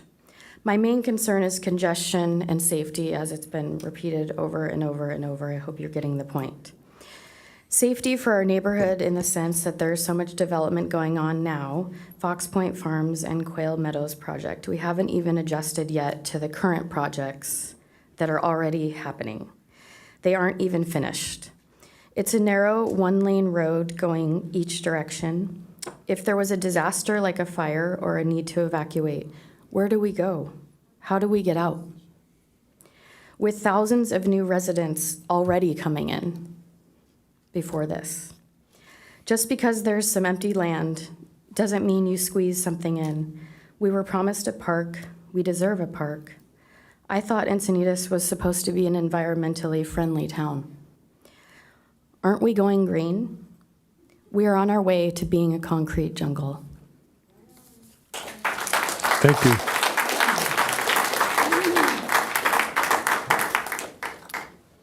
June Hansberger.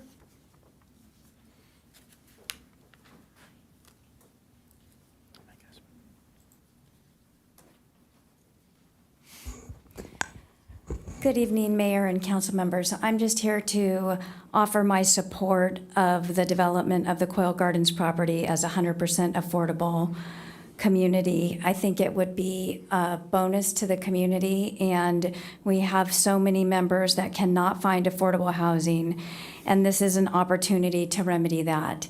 I realize every part of Encinitas is being impacted by housing all over town, and this, again, housing is coming, and it is important that we try to build housing that can accommodate all of our community members, not just the wealthiest of our community. So that's all. Thank you for looking into this. I appreciate your thoughtful consideration. Thank you. And then that does conclude speakers. And then I have one, Karen Koblitz, who is registering support but chooses not to speak. And then all the following are registering opposition but do not wish to speak. So if you could just let me know that you're present. Mary Salvato. Is Mary still here? Julie Mala.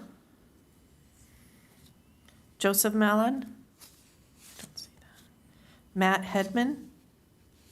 Not here. Julie Hedman. Stephen Clark. Not here.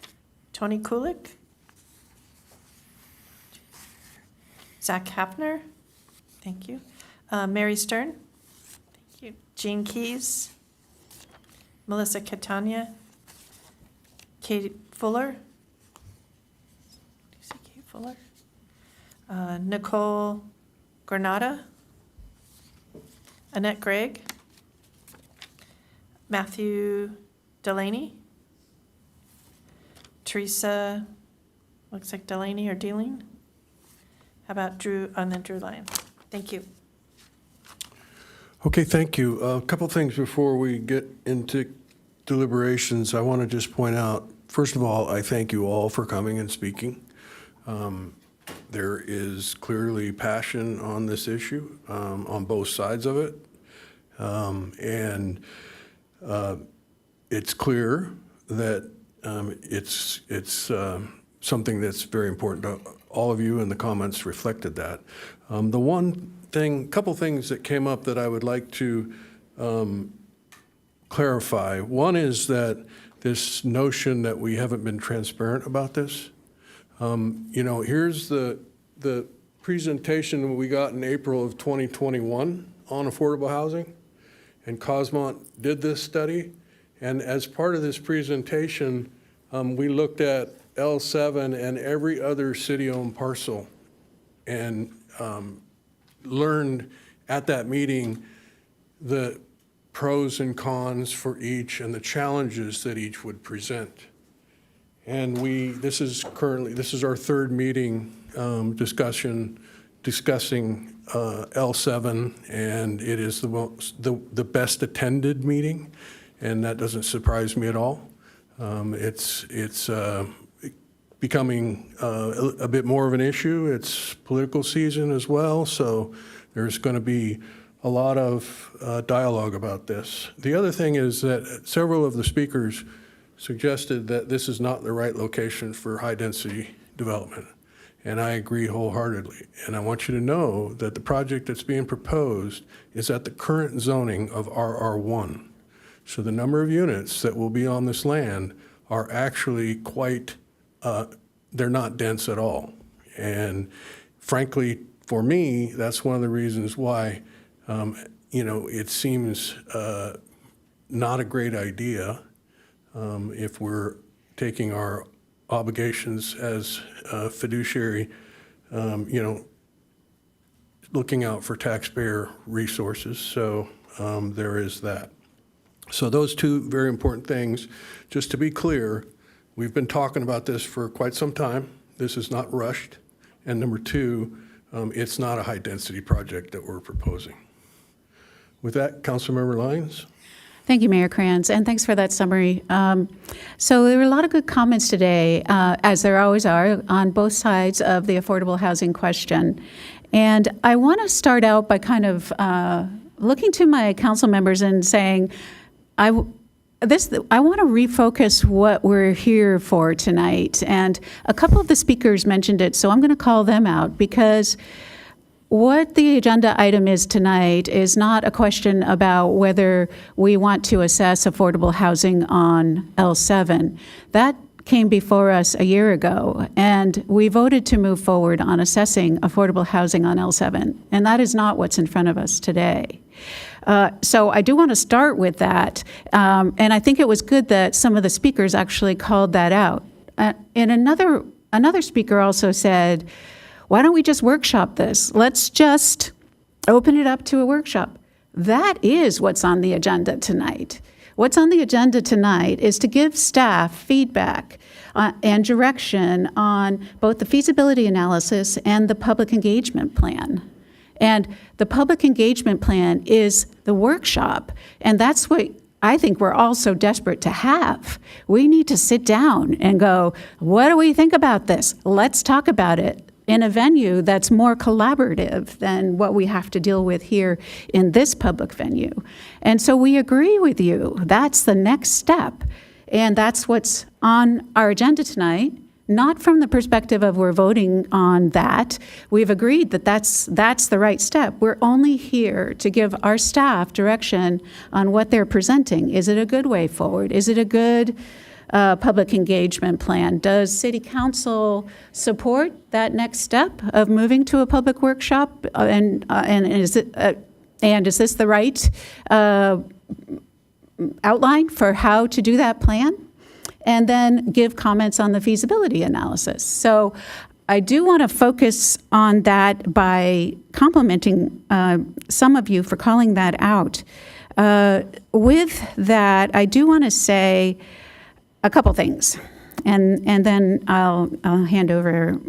I'll stand down for the time being. I'm anxious to get all the public engagement put on paper with a facilitator.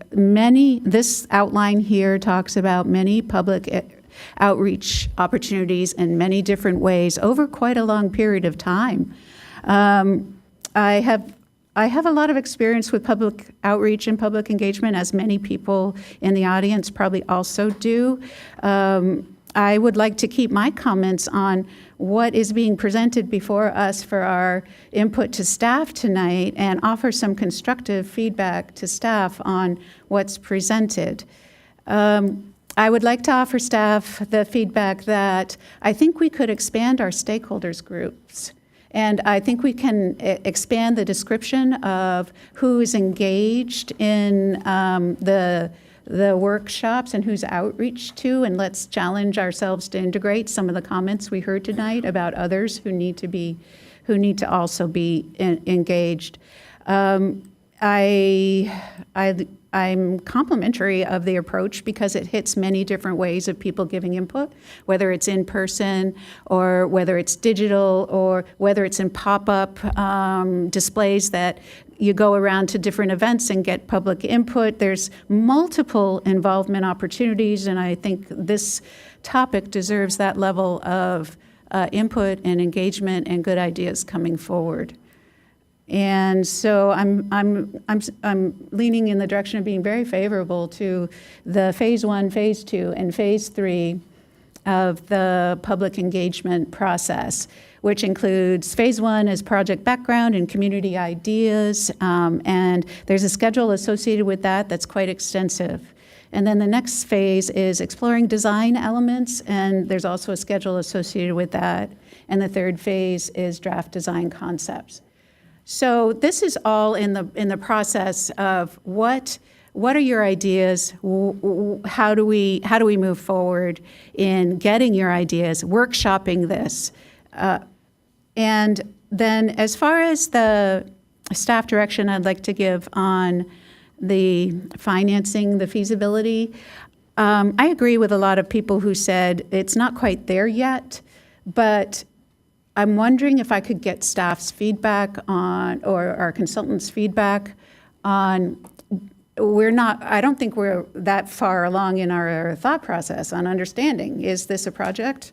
And if it is, what would it be? And so maybe is that why we haven't developed the feasibility analysis to the fine point that it needs to be? So many questions on that today, and I think they're warranted, but how are we going to go about, getting to the heart of that, and when's the right time to do that?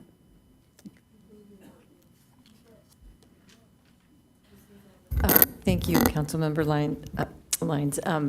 So when we retained Cosmont, it was to do an order of magnitude study because we didn't have a specific project that will greatly impact the cost. So we gave them direction per council's direction to implement council's directions to do 100% affordable with varying incomes, but knowing that we didn't have site-specific details. So like Ken mentioned earlier, the construction type, the layout, architectural, site amenities, all those things factor into the cost.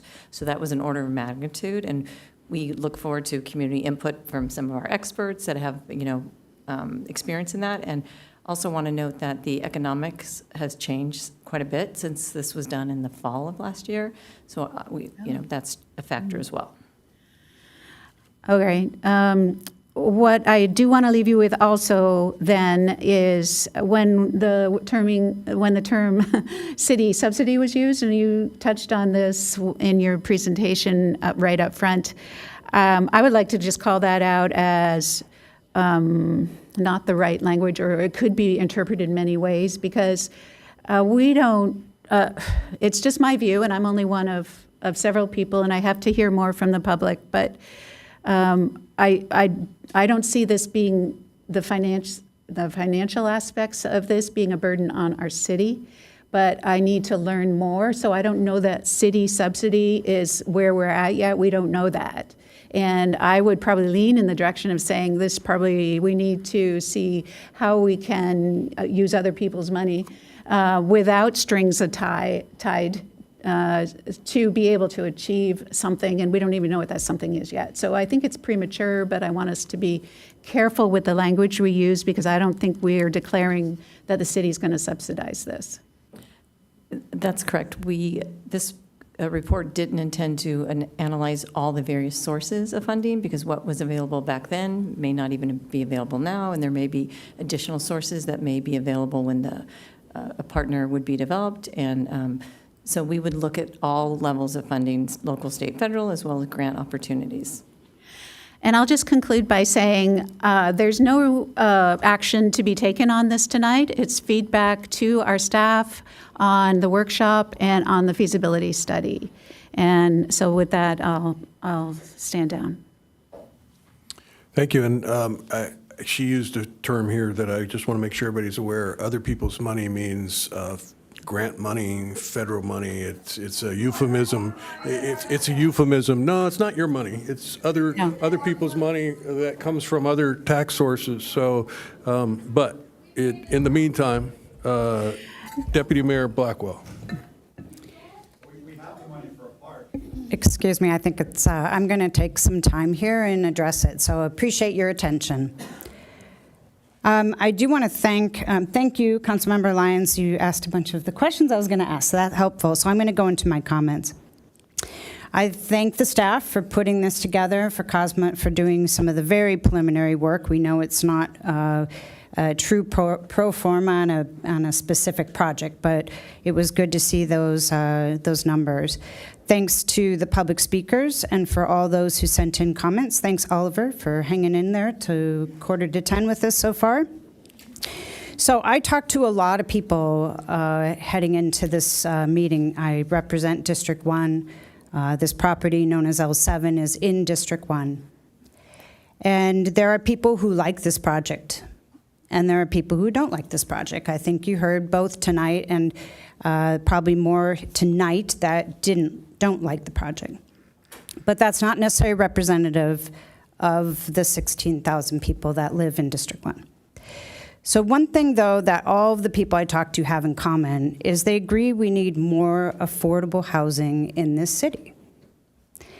$47 an hour, I think that was Bob Kent who talked about that's what you need to make in order to pay the average rent in San Diego County. That's a high wage. And we're not talking about beachfront property, we're just talking about living in San Diego County. So having more affordable housing is very, very important to me as I sit up here and represent District 1. And more affordable housing helps us maintain economic diversity and helps us maintain a compliant housing element. In fact, we do have a small buffer before no net loss is triggered, and that would require us to find other housing element sites or fall out of compliance. And every unit of affordable housing matters to keep us in compliance. Private developers aren't going to solve that problem. I think you heard a couple people mention that tonight. They're not going to solve the problem of giving us enough affordable housing. So I do think it's important that the city put some skin in the game, that the city help lead the way. It's an area where we actually can have local control. The city's goal of 100% affordable project on city-owned land is a great idea. I'd love to see it happen. The problem is, for those leaving early, is that L7 is the only immediately feasible parcel, and that parcel's on Quail Gardens Drive, which is going to get a lot of housing development. So I also recognize we have some new opportunities with state housing laws that have passed recently, including AB 2011 and SB 6, and I think they can help us in terms of mixed-use housing projects with affordable units. So tonight we have three options. We can give staff guidance and keep the ball rolling on public engagement around L7. We can do absolutely nothing and make our affordable housing issue worse. Or we can maybe take a different path, and I'm going to talk about that. So after very careful consideration, my preference is that we don't get too singularly focused on L7, but instead work in parallel to identify a project that would net at least 45 affordable units, maybe ideally more. And such a project might not be on city-owned land, but it would need to have a healthy percentage of affordable units and the city's partnership and involvement in the project. So tonight, I'd like to offer up an actual motion for the following. I know that's not being asked for today, and our city attorney will scold me if I'm going over the line. But my motion is as follows. I would like to move forward on the public engagement work in phase 1, starting immediately with the public education on affordable housing laws. It's not about what affordable housing is, it's about what that really means and what's required of the city. Also, to get some perspective on the need for it. Number 2, I would make a motion to convene an affordable housing task force. We've done that in the past in the city. We did that with the housing element, and I would suggest it includes the mayor, myself, and qualified residents from each district that explore other options for city-led affordable housing development, netting at least 45, but preferably more affordable units. Number 3, I direct the task force to develop a timeline and a work plan and try to move as quickly as possible. And number 4, I direct staff to put an agenda item on our city council agenda in roughly 6 months to review the progress of the task force and revisit whether we are ready to complete the remainder of the public engagement work on all affordable housing options. This motion ensures we don't lose traction on affordable housing, and it ensures the city explores all alternatives of accomplishing this goal. So I will leave it up to my colleagues to contribute their comments, but right now that's the motion on the table. I would second that for discussion. Councilmember Ehlers? Yeah, so this will be what? I think it's our 4th meeting on this. I voted 3 times no on going forward with L7. But what I'd like to do is talk about, we're doing 2 things now. The education is one issue. The other thing is to talk about this study and really understand how it works and what it's got. And I think I agree with what's been said, that it does not include the value of the land. The land is clearly worth, I usually say $15 million. It's probably anywhere from 15 to 20 million, who knows, but quite sizable when you compare it to the subsidy. And so I want to talk a little bit about the subsidy, because I think in our housing element that we adopted, the sixth cycle, there's a figure in there that looks at the average subsidy, and that's their term, not mine, being 271,000. Was that fifth cycle or sixth cycle? Does anybody remember on staff?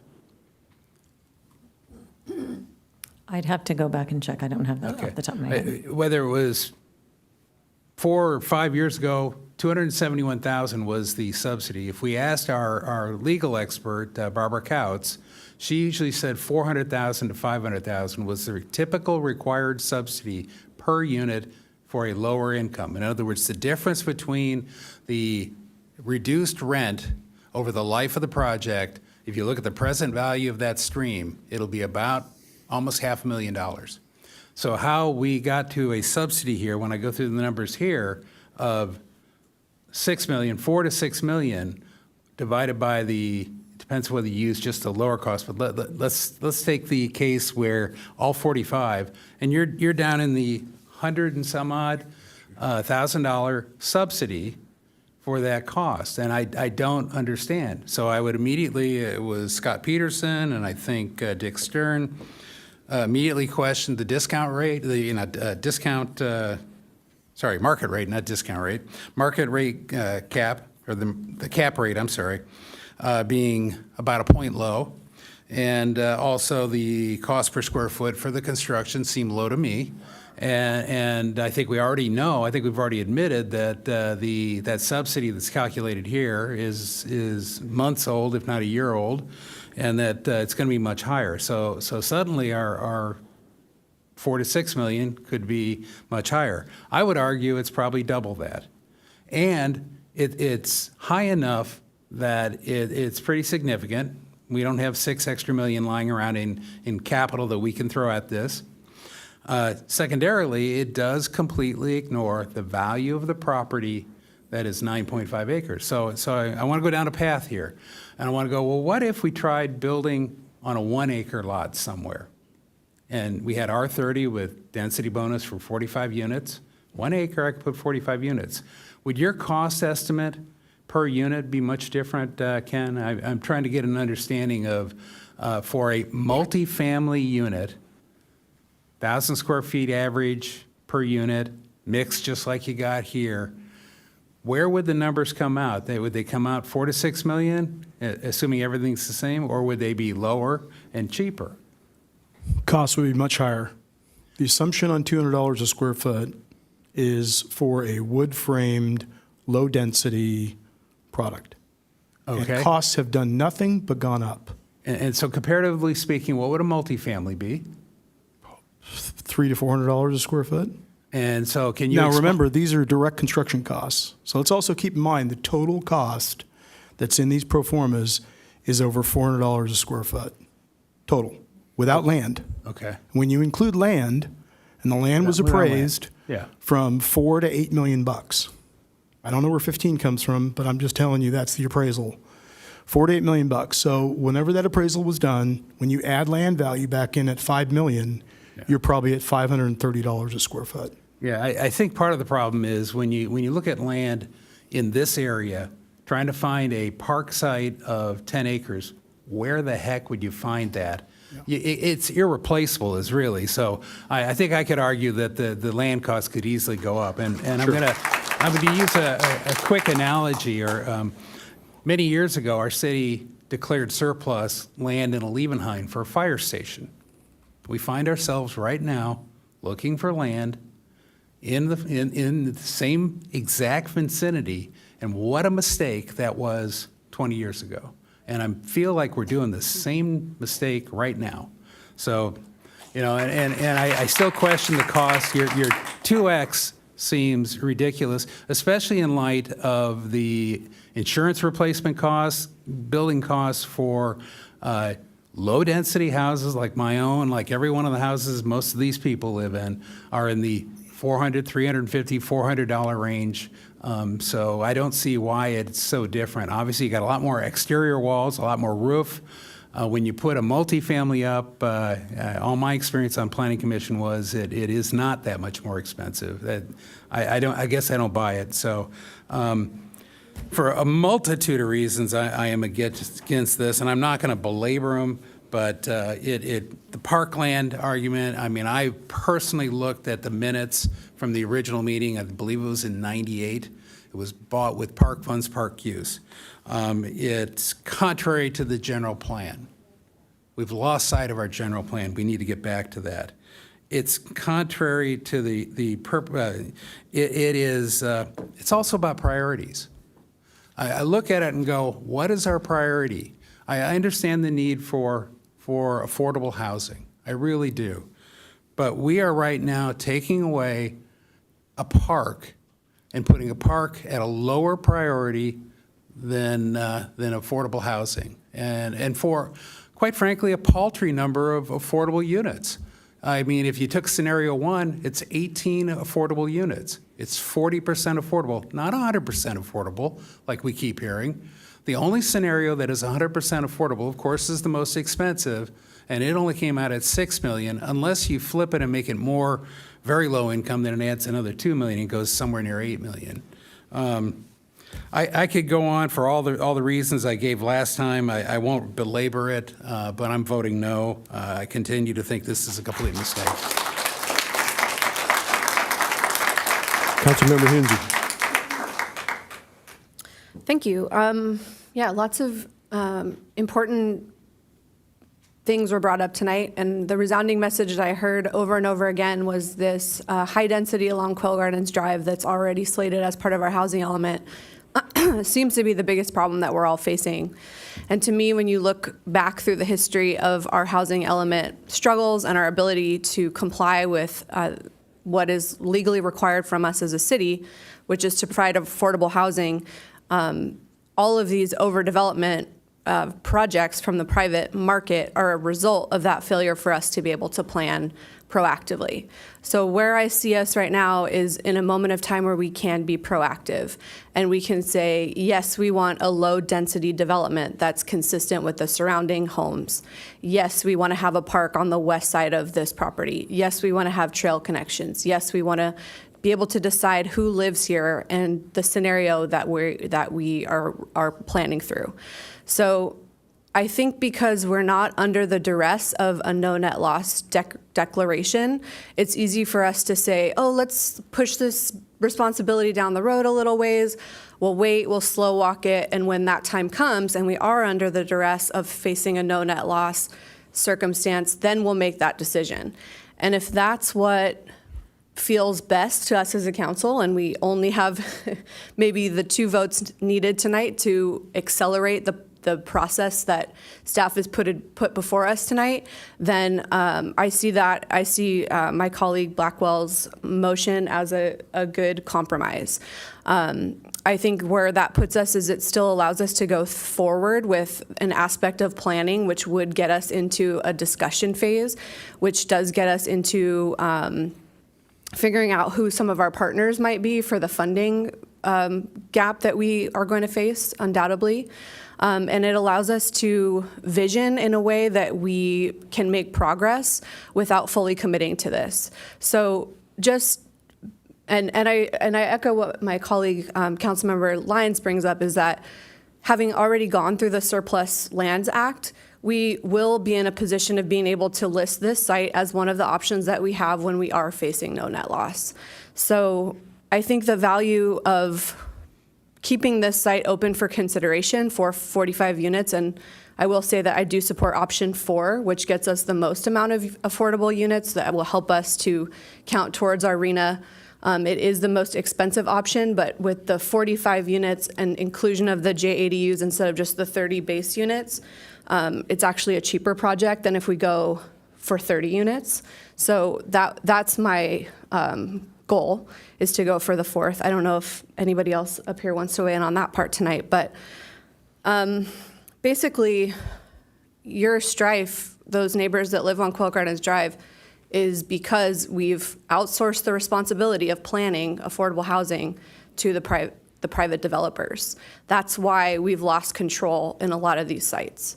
So it would pain me so much to be in a position of seeing more high-density development along your corridor, and that's why I'm advocating for low density at 45 units.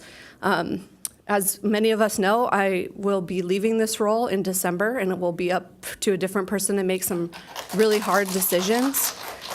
And I don't envy that person, because it's not going to get easier. And I think that that's the main thing that I've learned from my 5.5 years serving in this role, is that sometimes you have to be the least popular person in the room making really hard decisions to save neighborhoods from being overdeveloped in the case that we have in your situation.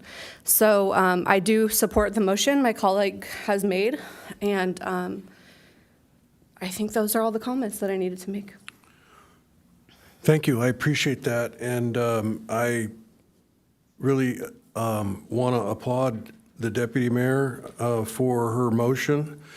I am reminded of the difficult situation we found ourselves in early 2017 when Measure T had failed on the ballot in November, and the lawsuits that we were under for not having a compliant housing element were reinvigorated because the settlement agreement we had made with the plaintiffs in those cases included the passage of a housing element to update our general plan in accordance with the law.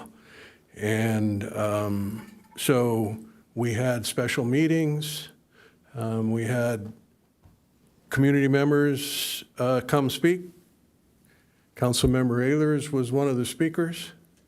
We talked a lot about what we needed to do in order to get a housing element that would pass a vote. And the mayor at the time, Mayor Blakespear, established a subcommittee and put in place a task force that included Councilmember Ehlers and Kurt Grosclose.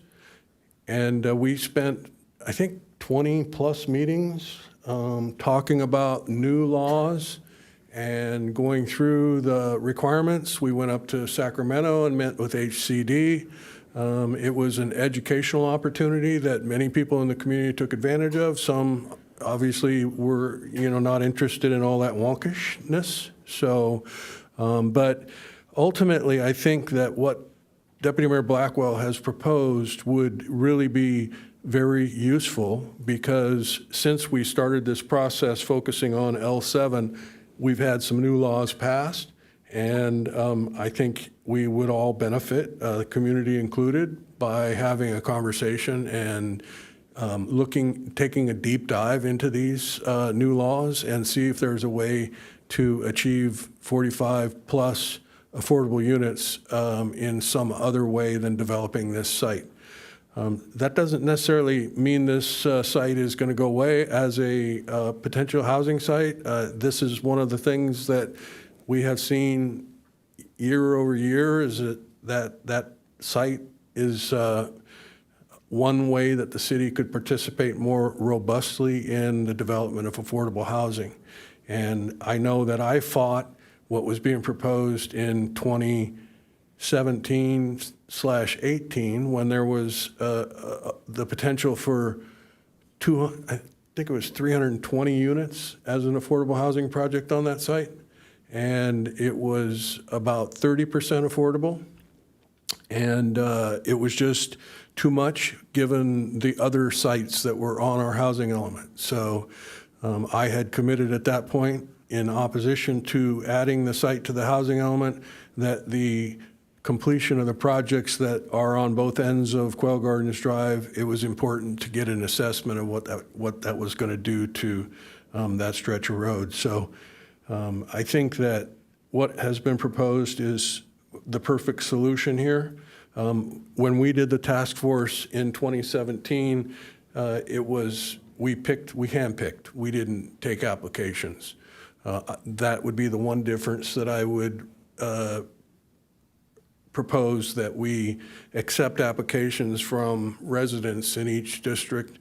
We were successful with that approach when it came to the infrastructure task force, and I think we should do that again. So I am going to support the motion. Frankly, I seconded it, and look forward to establishing that task force. Councilmember Lyons. Did I see our city manager wanting to speak? I just wanted to ask a quick question. You do have a prior direction to staff to engage a site designer, and so I didn't mean to interrupt you, Councilmember Lyons. I just want to make sure that we give staff direction of all that it encompasses. Okay. I think your motion is to not go into site design at this point? Right, that's correct. Phase one only? Correct. Councilmember Lyons? Yeah, thanks for that clarification. So I'm a little concerned, and I'm going to draw this out a little bit longer because I really agree with Mayor Kranz, what you said just now, which is by dedicating L7 to affordable housing at low density with no rezoning, no opportunity for it to be a high density housing element, doing exactly what we're planning here, that protects it. That protects it from being part of a future housing element and from being a higher density in the future. It has been targeted for a long time for that, and I think we all know that history. I want to feel like, and I want you to feel like we have the local control to develop this property in the most context sensitive, the most appropriate, lays gently on the land approach. And if we can do that by moving forward with evaluating what affordable housing would look like on this property, and incorporating all the other things that the community wants, which is a park, then I think that's still a valid and meaningful way forward. And I worry a little bit about intentionally delaying that, because that delay throws into question some things that make the site more vulnerable as a higher density site in the future. And I can anticipate we might hit our no net loss and be forced by the housing, by HCD, to reconsider this property for higher density. And I don't want to end up in that situation. So in order to convince, in order to really be serious about that, yeah, this is affordable housing option, we're going to assess it like we said we're going to.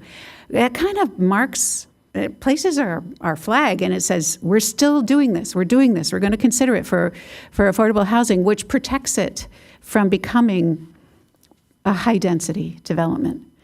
I am a firm believer that the private sector cannot solve our affordable housing problem. And what we end up doing by allowing the housing elements and not making our choices locally is we hand this opportunity to developers to do massive amounts of market rate housing just to get the smallest little amount of affordable housing. So that is not the best solution, and you've heard other people say that, and I don't want L7 to go that direction. And I feel really strongly enough about it that I would not like to, I really would not want to lose our traction here on L7 by saying, okay, we're just going to put it on pause now, because I think it's valid, and I think it's, and it doesn't mean we're going to, I mean, I totally agree with a portion of what Deputy Mayor Blackwell said, and I was hoping I was understanding her motion correctly, and after I just got that clarification, I don't think I was, but I heard you say parallel tracks, and by parallel tracks, I thought the best way forward just might be to keep L7 on this track, but supplement and augment it with a broader discussion across the whole community now that we can update it with new laws and new information to reassess where are our other affordable housing opportunities. And I'm totally on board with that.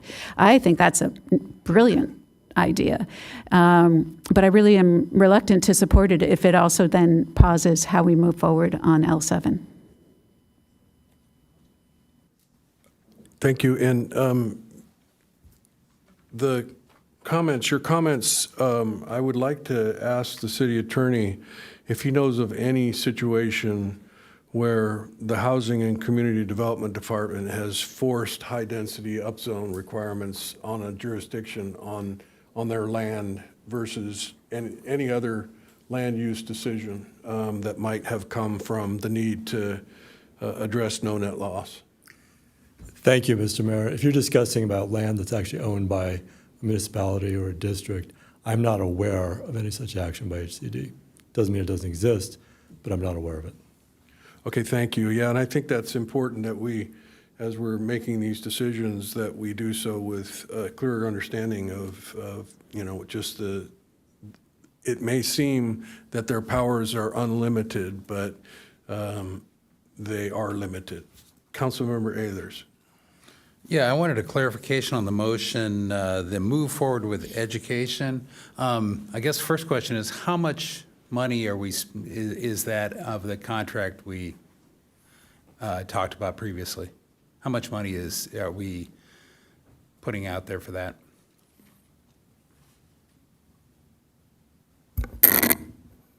We would be billed based on the work that is completed, so I don't have an exact number of what cost per phase, but we would just, whatever time is required to implement council's motion is what it would be. I don't know if we have a ballpark. But wasn't that the component of the previous discussion, the education component that we're talking about? And wasn't that the contract? I thought we had a lump number for that.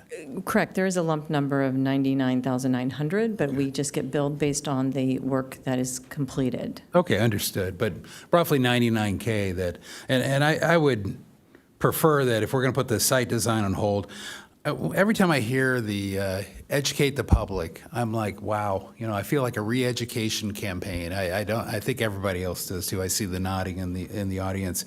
I just don't see that as the answer here. This is not a lack of understanding of what low-income housing. It is not, as somebody said so beautifully, this is not a fear of poor people. This is not. And by the way, the people that are getting into these, when you look at 60% of AMI, they're not poor people. They are working people with one or two jobs. And I would prefer, and I'd offer it as a friendly motion, and at least I'll try, that we also put the moving forward with the education so that we don't waste $100,000. And I offer that as a friendly amendment if you're interested. Well, I don't think it would take $100,000 to do some basic education. What was defined in Phase 1 as education was informing participants about affordable housing, including its definition, the state of California affordable housing development requirements, and the SLA, the city housing element, the RENA, and local needs for affordable housing. I think what we continue to hear is this is a gap. There's something circulating saying we were going to put a homeless shelter on L7 on social media. That's ludicrous. That isn't even, so I disagree. I think there is some value in doing some education. I don't think it's going to take 99,000. I think it's probably going to be much less than 20,000. So I would like to get started on that because I think that would benefit the community. So, okay, then I take that's a no. And so the bottom line is I don't agree with the education either. I think that's, again, wasting our money. We could actually put it towards use like paving, which is why I supported today. During the budget cycle, I advocated for more money for pavement, so this is a good way to get more money for pavement in that previous item. But so I'll be voting no. So what did you call what we went through with our 20-plus meetings on the Housing Element Task Force? Wasn't that a form of education, learning about the new laws, learning what we could do, whether we could, upzone out instead of up? And, there's a lot of things that go into housing types and low-income, and affordable housing. I didn't call it education. What that was a task force, and in the end, when it got back in front of council, it went right back to a replicant of Measure T that lost, and like that, Measure U lost too, and I opposed it too. So, but it was not. Sure, I learned about it, but I did it by reading the documents, and I think putting the information on social media, it's going to represent one side, and then there's probably going to have to be people that are opposed to what we're doing the same thing on social media on the other side. If people wanted to know about low income, they would have known it by now after 20-some meetings of housing element, after two failed ballot measures, after et cetera. I could go on, and I won't belabor it at this late hour. So.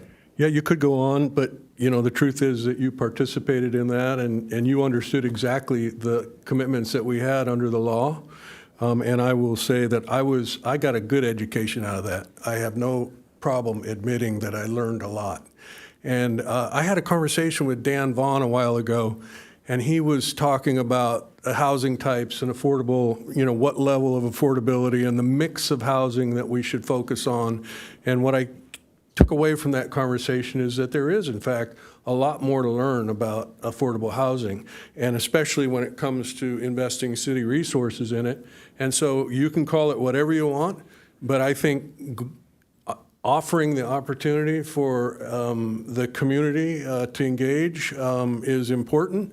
And the end result is going to be that we're going to have more people that have a better understanding of our obligations under the law. So I appreciate what Deputy Mayor Blackwell has proposed, and again, I support it wholeheartedly. Councilmember Lyons.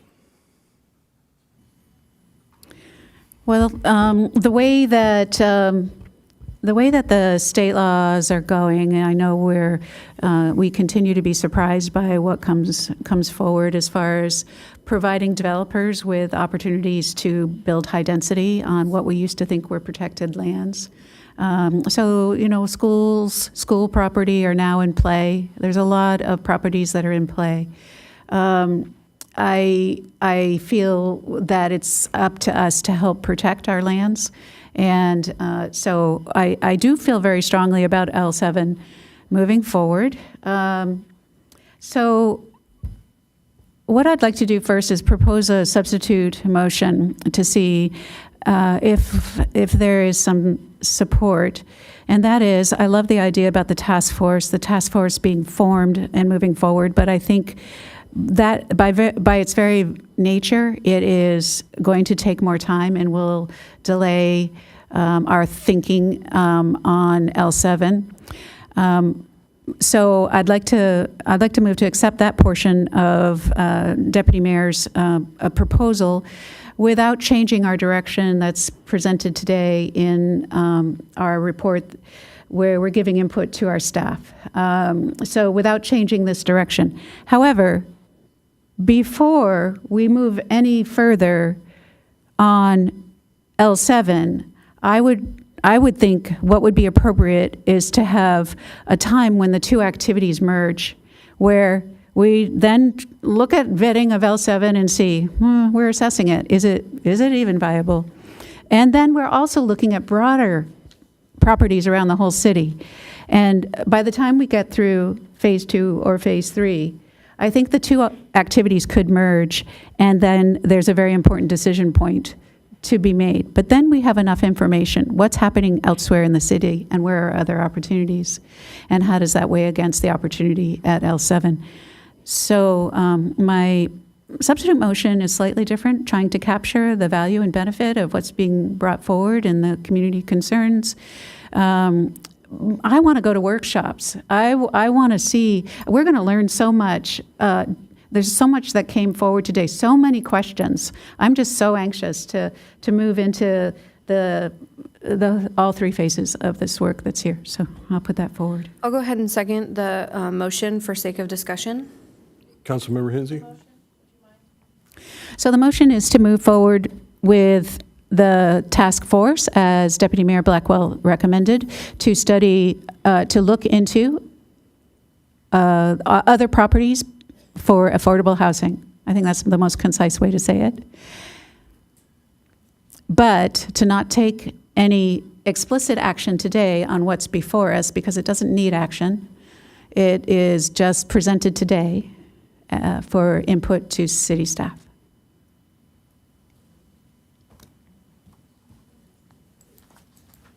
Oh, go ahead. Councilmember Hinsey? I'll defer to Deputy Mayor. Deputy Mayor Blackwell. I think that's an interesting proposal, but my concern would be that we get too far down the path with L7 before a task force can get up and running and looking. I'm very supportive of phase 1. I think that's a manageable cost. It comes out of our Affordable Housing Fund, which is already funded, and it gets us some traction, but I think I would really like to see the Affordable Housing Task Force up and running and make some progress, and then maybe merge them to understand the next steps. So that's my preference. I wish I could support that substitute motion. I think I'd like to stick with my current motion. Maybe we can figure out a compromise here. Well, so then we have a motion, a substitute motion, and we have a second of that, unless you're withdrawing your second, or do you want to have a vote? Councilmember Ehlers. I want to make sure I understand the difference between the two, what's in, what's out on each one. So we talked about moving forward to education, task force, something about a timeline on Deputy Mayor Blackwell's, and then no site design, and the timeline, I think, included 6 months or something. Yeah, and I don't know, Patty, if you could put up the slide or show the phases of the, there we go. Oh, it disappeared. There we go. So I think we can get started on some of the public education, which is in that first line, right? And get some input from the public. I think that would be helpful. So I think the task force in parallel could get up and running and thinking about other sites. And I think that's when you come back together. I don't know if it's in 6 months. I think that's a nice check-in point, at least to figure out the progress of the task force. And so we don't lose track of this for a year or so, but I don't want to lose all momentum on figuring out affordable housing here in Encinitas. And can I just, Yes. no site design was another part of your, Agreed. I mean, I think Okay, site design is in the subsequent phases, if I'm reading that right. Okay, let me, if I could, Councilmember Ehlers, I'm sorry, jumping around, but I understand, I think, Deputy Mayor Blackwell, where you're going, and with I would accept a friendly amendment that also included in phase 2, I see in phase 2 is where we get nearby residents' input. Now, as far as exploring design elements, I just feel like that's valuable to merge some of the elements of phase 1 and phase 2. So I'll ask you for your consideration on that. Well, I would point out that we're going to have members of the task force from every city district, so it's going to be a citywide conversation right out of the gate. So some of what you see in detail there is going to be adjusted, but the key is that there are a total of 7 meetings that this phase 1 involves. and would those be publicly noticed meetings like the Housing Element Task Just Force? like we Okay. did. Yeah, just Yeah. like. Okay. Okay, so we have a motion and a second, a substitute motion and a second. So We actually have 2, don't we? We have a No. substitute and a substitute? No, No, just the substitute. we don't. That didn't go anywhere. So you're, okay, got it. Councilmember Hensy? Yeah, so everything that Councilmember Lyons has said, I support. I think that she's right on in that if we can get through design, we've actually honored what the community has asked of us tonight, which is give us the chance to give the input, let us participate in these meetings. We should be the ones that get to determine what's here. If it's a park on the west side, if it's trail connections, if it's a community garden at this site, I think that that is worth our time and our expenditure. The reason why I think it's important to have this continue forward is that if we're going to be having a task force to do a bigger effort that's a citywide task force, we only have so many staff at our city that are going to be managing both of these projects. And so I see the result of what the schedule in front of us being pushed out even further than what it already is. So what I want to set us up for is success, and the success being that should we go looking around for more sites? Should we incentivize other opportunities within private developments? Should we pick up more ADU construction than we thought was possible? Whatever these wonderful ideas are, if we come up short, we're going to need to have this moved forward in our back pocket with the community's input for a no net loss scenario in which within 6 months of triggering that, we have to have had a vote and we have to have had HCD approval. I don't see it as that difficult to, conduct this task force activity. The design of these, as they've been described, is pretty simple. The map that we had the layout of the parcels, and I assume we're going to do a similar type mapping. It's pretty straightforward, so I don't think it's, if at the end of the task force effort there is, a decision to fall back on the use of L7, I don't think we've lost that much time. So I won't be supporting the substitute motion. Deputy Mayor Blackwell. Yes, thank you. I feel like I'd like to stay at what I proposed. Let's work on phase one. Let's come back together. We can understand the progress made on the task force as well, and we can make the decision about that next step. It's laid out in these phases for a reason, and I just feel like getting through one would keep some momentum, but also getting that task force launched is going to take some resource, and I think I don't want to dilute that by having too much piled into phase one. So I hope you can respect that. I'm not opposed to how this is laid out. I think this is a really good plan, but I think we need to get through phase one and really understand where we are and then assess how to get to the next step. Ready to vote. So what you're voting on now is the substitute motion, which was Councilmember Lyons, seconded by Councilmember Hinsey, to move forward with a task force to explore other sites. Is that correct? And the substitute motion included continuing with site design at L7. Well, it just didn't pull this item today into play. It just continued. It would just be continuing without any action on this item. Clarification right there. And So it's just moving forward with the task force to explore other sites. Correct? We're back to the original motion, right? We're on the substitute. No, we have a motion. vote on the You do the substitute motion, first. which her substitute motion included not losing momentum on L7 and, and, I. We just have to vote to clear it. Yes. Okay, great. And the motion fails with Councilmember Ehlers, Deputy Mayor Blackwell, and Mayor Kranz voting no. So that means we fall back to the original motion, and Deputy Mayor Blackwell has it in writing. I don't know if you want to. I'm going to read my notes. That'd be great. So we are going to commence with phase one of the public engagement plan and start as fast as we can with more public education on affordable housing laws and how else it's described in the staff report. Second is convene an affordable housing task force that would consist of the mayor, myself, and qualified residents from each district that explores other options for city-led affordable housing development, netting at least, that's a long one, right? Netting at least 45, but preferably more affordable units. Third is directing the task force to develop a timeline and work plan and try to move as quickly as possible.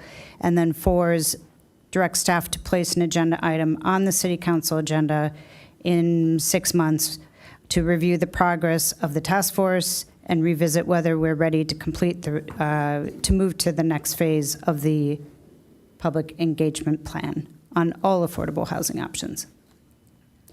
So I think that's clear, right? Yes, that's what I seconded. Okay.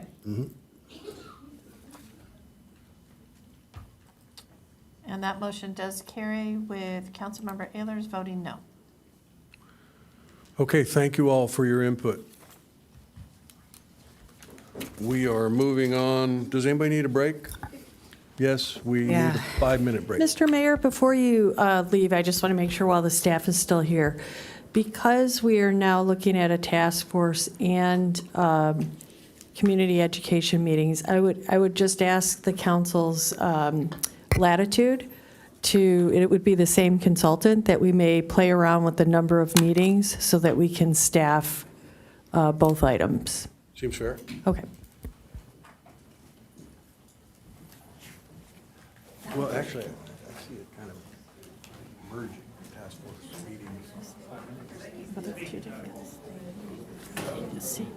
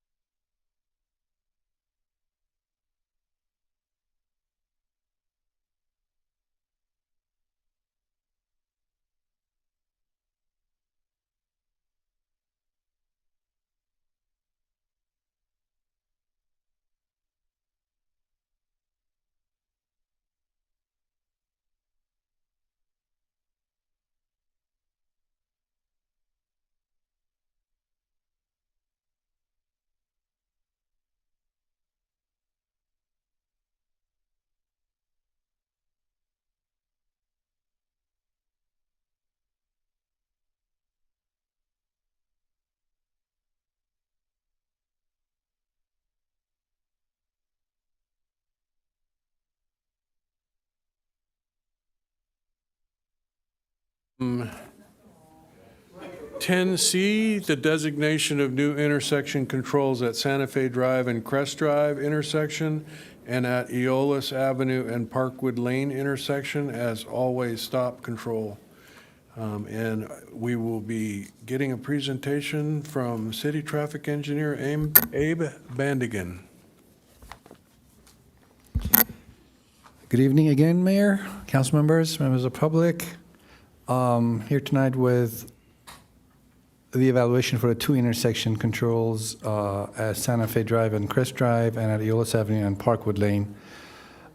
Two separate backgrounds. We measured two items together to have one resolution. For Santa Fe and Crest, as you're aware, we have a CIP project along Santa Fe. The original 30% design included a roundabout at this intersection. In February, we got approval with a revised design. In May, earlier this year, council approved the construction plans for Santa Fe East, and also we were directed for evaluating an always stop control at this intersection. We do have requests from public regarding a improved crossing opportunity there at that intersection and possibly enhancing the crossing there. In June, we took this always stop evaluation to our Mobility and Traffic Safety Commission, provided the findings to the commission. Commission at that point did support the always stop control at this intersection. However, they expressed strong preference in replacing this with a quick-built roundabout, similar to what we are pursuing at on Quail Gardens Drive, which we reflected that preference in our staff report for council. This is the aerial view of the intersection. As you can see, we do have a little bit of slope on the east side, relatively low visibility. However, when we calculated the side distance, we do have proper stopping side distance. Obviously, turning left is not very convenient due to this limited visibility.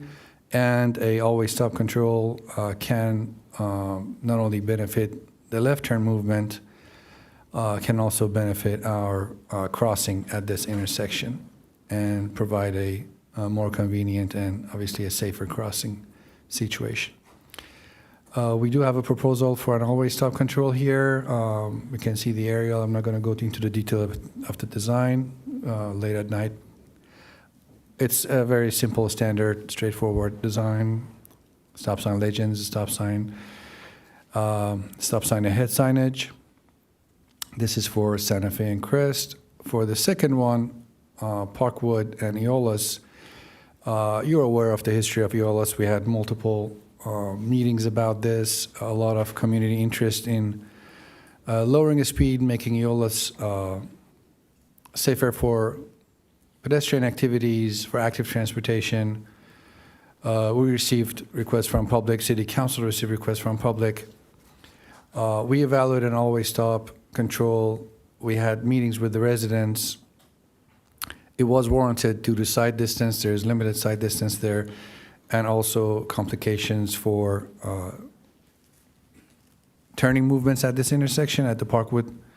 It is a low volume road. However, the geometry does allow us to implement always stop control at this intersection.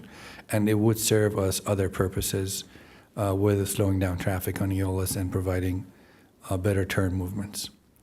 As you can see, the geometry here, we have both sides curvatures and limited side distance to turn out of Parkwood Lane. And this is the proposed design for stop signs at this intersection and stop ahead signage. Again, standard design. And with that, I'm open to questions. Thank you. Thank you. Do we have public speakers? Yes, we do. Should we hear from public speakers first? Yes, please. We have Glenn Johnson, Alice Fernbach, and Jillian Pillsbury, the first three speakers.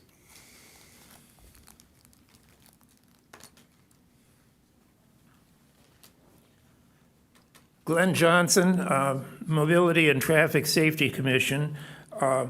We evaluated these and we are in favor of these things. I'd like to, regarding Santa Fe and Crest, this is near the high school, San Diego Academy, and I'd like to see that that four-way stop installed before the start of school in the fall. We talked also about a roundabout and decided that four-way stop now is better than a roundabout in 2 years. So I just want to let you know this. Thank you.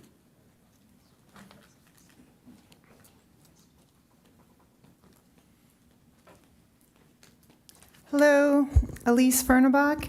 I am in favor of the stop signs on Aeolus and Parkwood, and I want to really address to keep everyone focused on exactly what we're looking for here, and that is traffic safety.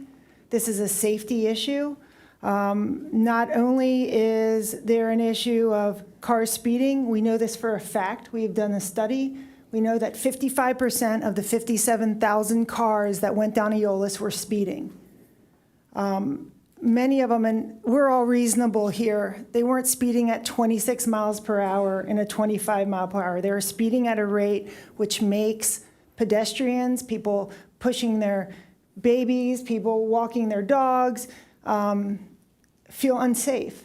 And especially around this corner that you saw is when you're driving down there, even for me who drives the speed limit, there's a blind corner there. You know there's a blind corner there because there's a mirror stuck up on the side. The only way pedestrians can ensure that the driver can actually see them, we have no sidewalks, is to actually walk in the middle of the street.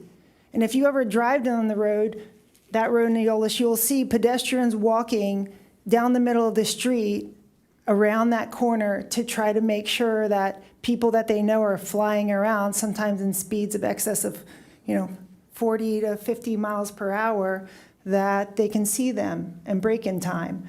So I really appreciate the design of this. It allows for a stop and a driver that might feel like they are in a huge rush to get to playgroup or whatever activity that they're speeding down the road, to take a moment of pause, look for traffic coming from their left, but also gives them time to assess the road in front of them, right on the top of a hill where they usually gain speed. I don't want us to get distracted by other issues such as environmental controls or anything along the lines of this. We're talking about the safety of human beings and a risk of a loss of life. We know the sight lines are within concern for regulation, and we also know that if we were really concerned about the environment here, then we wouldn't even been talking about reducing the speed from 25 to 20. We would be talking about increasing it between 45 and 55. So I want to keep everyone in line with where we're going. I want to bring back to 55% of people speeding at 25. I appreciate the speed reduction to 20, but I don't think that we can assume that because there's a speed reduction that 55% of the speeders won't continue to speed. We really need some enforcement. So thank you. Speaker is Jillian Pillsbury, followed by Scott Campbell, June Hansberger, and then Jeff Wetland. Oh, you're amazing. Thank you. Hi, good evening, Council and Mayor. Team Aeolus here again, asking you to approve the stop sign at Parkwood and Aeolus to slow the reckless speeding which inhibits the safe entering and exiting into and out of Parkwood Lane by the residents and community members crossing Parkwood Lane on Aeolus. There are poor sight lines, as Abe has pointed out. Earlier tonight, Mike McGill, on Parkwood resident who was not able to be here tonight, sent in his comments, he said, in favor of the stop sign and shared with me, I wasn't even aware of this, that 2 dogs were killed at this intersection who belong to residents who live on Parkwood. We've submitted 2 petitions over the last several years requesting a way to mitigate this extremely hazardous situation, which we suggested speed bumps to reduce the speed hazard. but due to fire department regulations, we've been denied. Therefore, stop sign would serve as a solution. We have no sidewalks, and many areas along Eolis, we don't even have a shoulder. As Elise was pointing out, this forces everyone out into the middle of the road, and these vehicles are just speeding by us. They don't even care. Our street is filled with parents and children riding their e-bikes to and from school, runners, walkers, cyclists, who are concerned daily for their safety. I'm appreciative about the speed limit reduction that's, I guess, happening to 20 miles per hour, but that should be. It's appropriate for pedestrian activity on our street. However, the data has shown that drivers disregard the 25 mile per hour speed limit in an egregious way. Furthermore, we do not have enforcement to hold people accountable to the posted speed limit, so I don't know why 20 miles an hour is going to make a difference. I mean, except for those of us who actually follow the speed limit. So here's the data again. And what I really wanted to point out was if you look in the maximum speed column, so this is 57,600 cars in just a 3-month period. So if you look at November 9th, the maximum speed that day was 45. If you go down to November 28th, it was 44.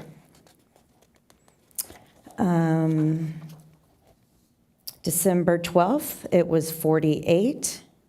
Am I going the right way? Yeah, December 12th, we had 48 miles an hour. Then a couple days later, 45, 46. December 30th, 47. And I literally couldn't believe it. On January 28th, we had somebody drive 55 miles an hour down our street in the neighborhood. So we're just asking for your support in helping make our community safer by voting in favor of our stop sign. And I also want to say I'm in favor of the other one too. Thanks.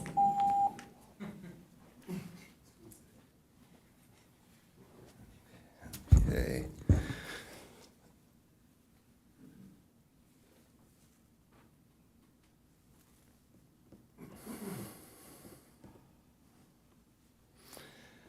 Okay, so there's multiple Team Eolis. There's not just one Team Eolis.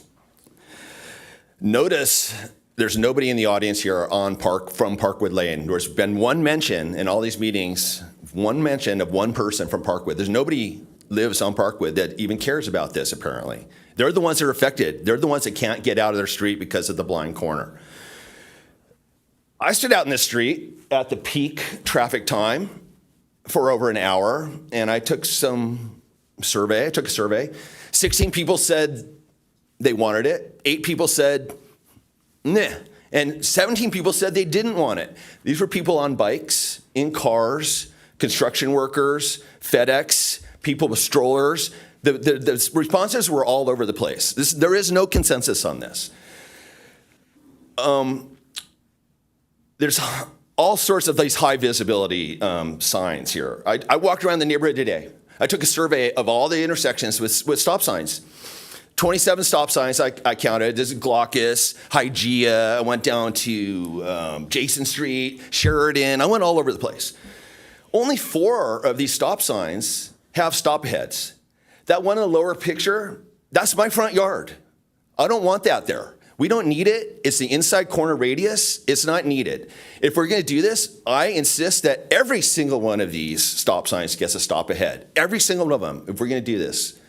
That's my point on this point. Oh, let's go this way. The staff report talks about reducing confusion and risk of collisions. You know what's confusing is this crazy sign. I don't know where you can buy these. They're probably custom. Now, risk of collisions. There are no reports of collisions on this street. From over 10 years, SANDAG is official government data. And if I can't trust official government data, what can I trust? Shows one incident, and that was a drunk driver in 2013. None of these incidents involved cars on cars. It was mostly people that got crazy and drove poorly. Where's the sign going to go? The staff report shows the sign literally in bushes, 20-foot high bushes. And I ask the council to find out exactly where the city right-of-way is. Because if this issue is line of sight, perhaps we can trim some bushes and the issue goes away. We're already getting 20 miles an hour. We just went through 2 years of the traffic circle thing. How many treatments does this one little street need? One little street, how many lives can it spoil? I think that's all I got. Okay, so here's a better shot here. I mean, that's where the stop sign is shown in the picture where it's going to go. Literally, no cars will be able to see it. Even if there's 15 stop ahead signs, they won't go. So please cover this stuff tonight. You, sir. Thank you. Yes.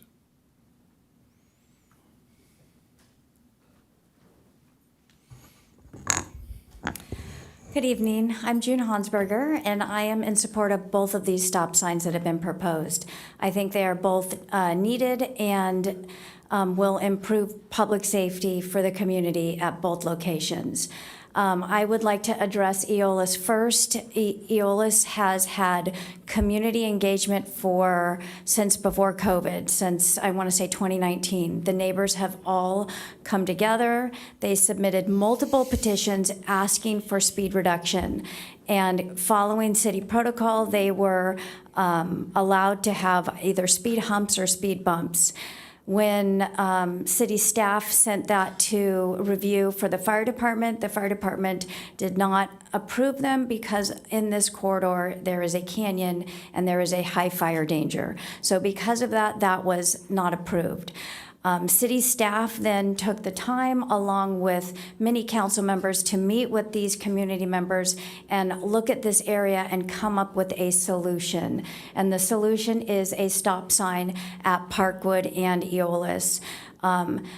Many Parkwood residents have conveyed that they are interested in a stop sign. However, I do feel that having to ask repeatedly, over and over again, signing petitions, attending multiple meetings, and being here until almost 11 o'clock at night to once again ask for something that is warranted and has been diligently designed by our staff is right, it just gets exhausting for the community, and I feel it is really unfair that we have to continually come in and advocate for something that is warranted and hopefully everybody can see the value in.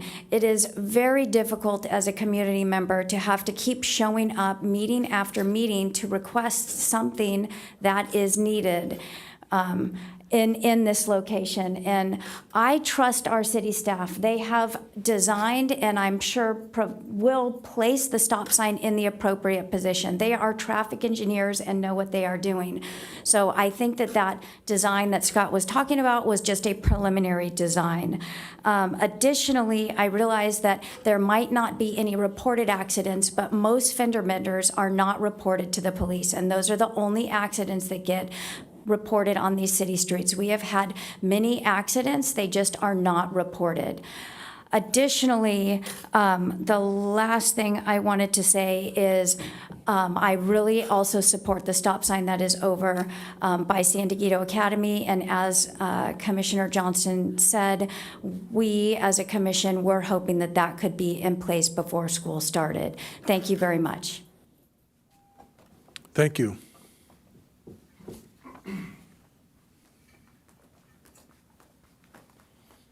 Hi. So I'm with the team Eolas, the reasonable team Eolas people. The way I see it, you're tasked with making a decision between safety and convenience. Small residential roadways are not purposed for convenience. Their number one objective is to safely move people to major arteries, not speed them through. Stop signs at Parkwood and Eolas are a small step towards calming some of the pretty incredibly outrageous driving that happens around there. We don't have sidewalks, we've got tons of pedestrian traffic, and a vast majority of the local homeowners are in favor of slowing the traffic. Installing the stop signs are a slam dunk, should be a pretty easy decision. And now we need law enforcement to get out there and monitor the area and let folks know that they're taking their stakeholders' safety seriously. The naysayers, including the people who drive feet from my bumper if I go the speed limit and have passed me on double yellows in a residential neighborhood, they can set their alarms a minute earlier and probably show up on time to whatever they have to do.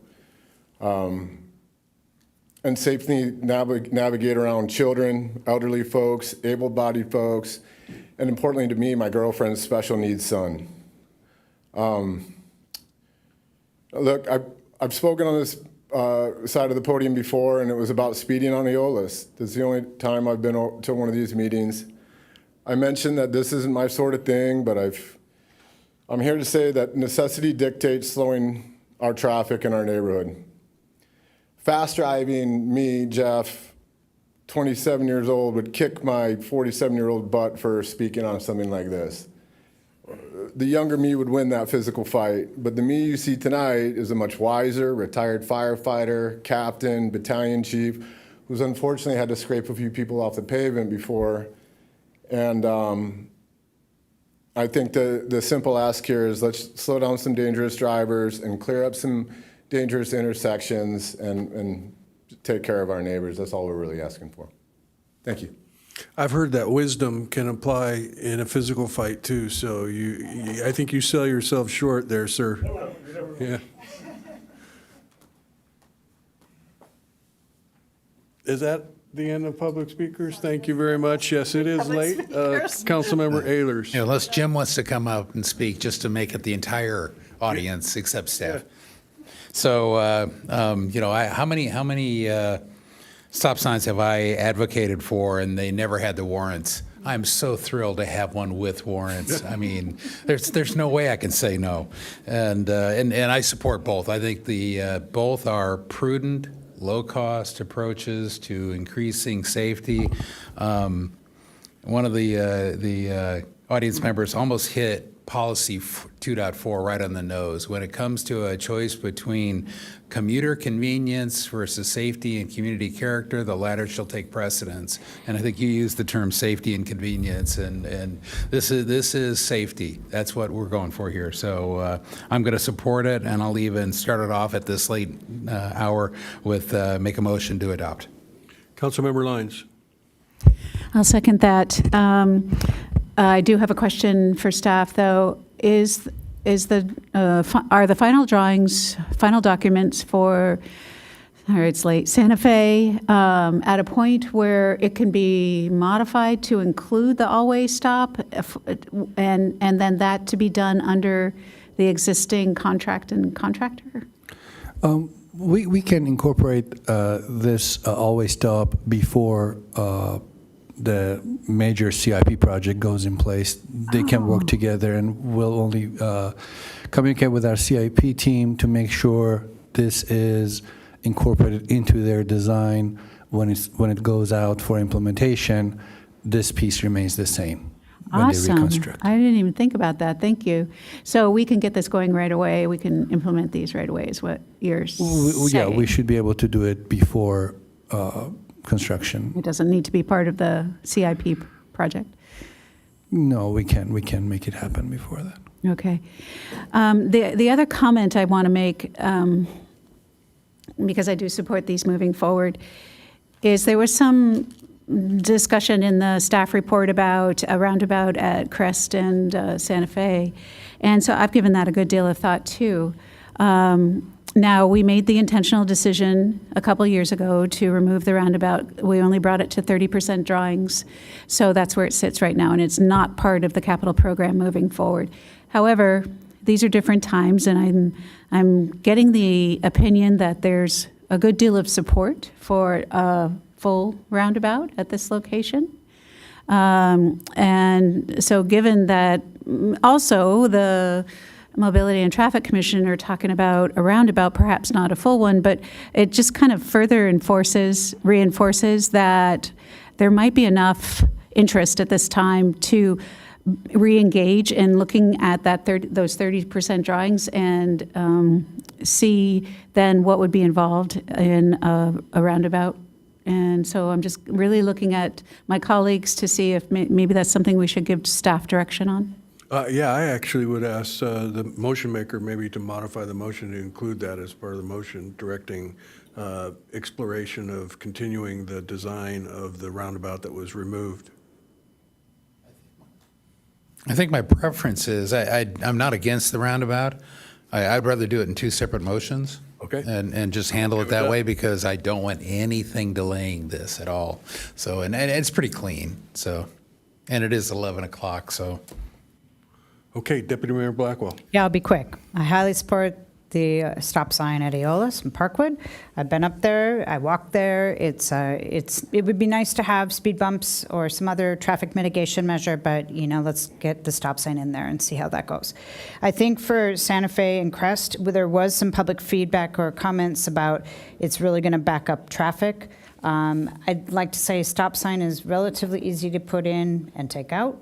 And it would be great to get in before school, absolutely. But one of the things is we heard that about Sheridan and La Costa, that it was going to really back up traffic. I don't think we've seen it to the amount it was feared. So maybe it's one of those, like, let's see what happens, and it isn't that hard to reverse a stop sign. So I would support both of them. Thank you. I agree with the Deputy Mayor completely. I've found the traffic movement on La Costa Avenue to be safer and not as congested as everybody was afraid of. I'm sure there are times a day maybe that I don't go there, because I usually am driving that during business hours, so maybe weekends are bad, but ultimately I think that was a great idea. That said, it's an interim solution on Sheridan and La Costa Avenue, as well as Vulcan and La Costa Avenue. We now have an interim solution, in my opinion, at Santa Fe and Crest. And so, as I've stated many times before, I've never seen an intersection that I didn't think could be improved with a nice roundabout. Aeolus and Parkwood excluded. I don't think that's necessary there. But Santa Fe Crest, I really want to advance the design of that. And most importantly, I want to get an idea of what it's going to cost, because it's an important part of the conversation that we're going to be having in the months ahead. So I don't know what it would take, but we have a motion in a second, so why don't we vote on that, and then we can come up with some staff direction. Motion carries unanimously. Okay, and then staff direction would be to continue to explore, advancing the 30% designs with the anticipation that someday we will fund that roundabout, and in particular identify what the costs of a roundabout based upon 30% design would be. I know you mentioned to me in an email that there are some challenges with some of the driveways, and working through that is important. And if those are fatal flaws, then bring that information forward. But my hope is that it can be worked through. Does that need to be a motion? I'm just going to. I don't think so. Staff direction, is that clear enough for you, or do you want it to be a motion, or what do you want? So we've talked about a couple things at that intersection. We've talked about kind of the bolt down, prefabricated members that we're proposing or we're moving forward with on Quail Gardens versus the concrete full-blown roundabout. So a little bit more information on which of those two directions you'd like us to explore. I personally prefer a permanent design for that location. It is a beautiful part of our city, and not that I'm understating, that the quick builds can be nice looking, and it's good enough for Quail Gardens Drive. You would think it would be good enough for Santa Fe, but for me, I'd prefer to see a permanent engineered solution there, so that we can have that. We could, I think, fall back to the quick build if the cost was too high. But ultimately, some of the things that are going to be expensive, maybe with driveways and retaining walls, theoretically, you would need to do that with a quick build too. Yeah, so I think what we'd have to do is, we don't have a design contract in place right now for a roundabout designer, so we'll reach out to some of our on-call contracts and figure out what that cost would be, and see if it's something we can manage within our operating budget, or if we need to return back to council to request some funding for design. Works for me. I think fair. that's the most important thing, is to establish the cost, and then I think everybody here is aware of the challenges with our capital improvement project budget, so how that fits in is going to be a future conversation. So is that enough direction? Councilmember Ayers, did you want to say more? Yeah, I support the permanent concrete approach. I think that is such a gateway to our high schools and so many important. So just if we go forward, that's where I would want to go. But probably more importantly, I made a commitment up here about a Hygeia roundabout that if it, and we might happen to have a traffic, a mobility traffic commissioner that's very concerned about that. I wanted to ask if it comes down to, and I think the term I used was feasible and reasonably fast, replacing that money. Where would you want to put the Hygeia 20-year-old? Well, I know it's a hard one, but it's where the rubber meets the road, and that's my only concern about. We're kind of waiting for a few $1 million for that. Yeah. Would this one come before or after that? And my thought is, I think we made a commitment for the Hygeia one 20 years ago. 20 years ago, hell yeah, I couldn't agree more. I just want to make sure people aren't going, oh, good, they're going to go forward next year with a roundabout at Santa Fe. No, that's why we're doing the stop signs. It gets some safety in there now. We've got other commitments that we defunded temporarily, urgently, and I want to make sure we're not backing away from that. And it sounds like good. Okay. Councilmember Lyons? And so just let me make a statement that, in my view, Hygeia comes first. But also, the reason I'm thinking about a full one here is because it appears to me that we have the right-of-way. We actually have a broader right-of-way, although we may find there's some conflicts with some utilities. But it appears like it would fit. Whereas on Quail Gardens, we don't have that. And so I just wanted to make that distinction. We just don't have that on Quail Gardens. Okay, appreciate that distinction. So is that enough direction for you? All right, we're done with that item. Thanks for staying late. I know it just happened to be on a very busy meeting. Thank you. So then we have the request to approve plans for design immunity for the installation of vehicle access barrier at the city-owned property located at the northeast corner of North Coast Highway 101 and La Costa Avenue. 10D. Do we need to have a staff report to gain design immunity? There's no speakers. What's that? No, yes. The only, yes, I would, did you make a motion? Yes, I make a motion to move approval. Second. Okay, we're ready to vote.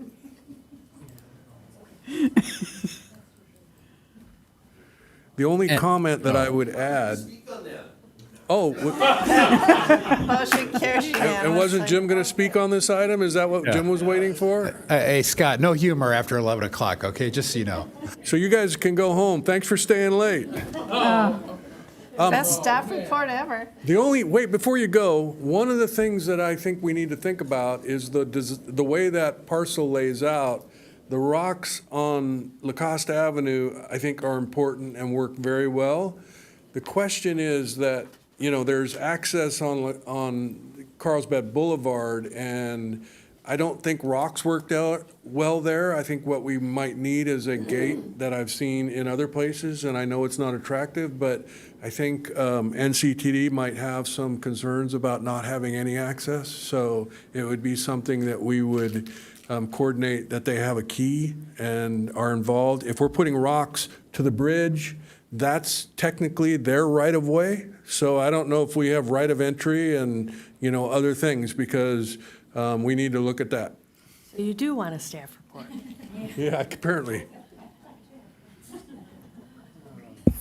So that parcel that surrounds the NCTD right-of-way and the bridge, it's set back from the roadway. So our road right-of-way is nice and wide, so our rocks are in our road right-of-way in front of their parcel. Okay, that's good to know that we're not getting in trouble with the rocks, but that still, figuring out how to address the access off Carlsbad Boulevard is the key. And, I don't know if that's part of this. So we may end up with squirrely cars going that way and coming up, because the road, it does come up and wrap around, and So it's. We'll get more rocks. Well, and I don't mind getting more rocks as long as you coordinate with NCTD to make sure that that's not going to cause them any heartburn, because they do, for emergency access, need to be able to get to the tracks down there. For sure. Thank you for quickly addressing this, and thanks to the landscape architect that suggested rocks instead of K-rails. You're I know you welcome. public works guys, your aesthetic is a little different than, yeah. Please, no K-rails. Yeah, you wonder if you go to Sylvester's house, whether he has K-rails in the front yard and. I'm sorry. Okay, moving on to item 10E, another quick one. It's the proposed amendment number 4 to the city manager's employment agreement effective July 1, 2024. And Jace, if you could make it very brief. Okay, good evening, almost good morning. I'm here to present the amendments to the city manager's contract. PERS regulations required it be brought in open session and presented in open session for approval. We ask for your adoption of Resolution 2024-76, which is Amendment 4 to the city manager's contract, which provides an increase equal to the employees of the city and moves the contract from 295, hold on one second, 295,000 to 309,758. And then also adoption of Resolution 2024-77, approving the modified salary schedule that reflects the increase, and that resolution and amendment goes to PERS. So I ask for your adoption. Okay, Unless very you have good. any And questions. thank you for all that you've accomplished over the last year.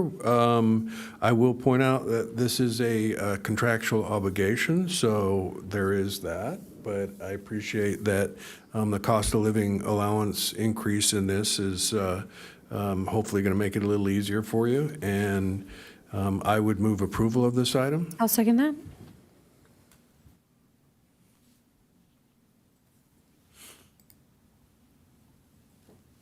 Motion carries unanimously. Thank you. Okay. We have a firefighter presentation. Firefighter drone presentation. Yes. Take it outside for a midnight flight? I'm sorry? Can we take it outside for a midnight flight? Yeah, you can see it. Put it up here so you guys can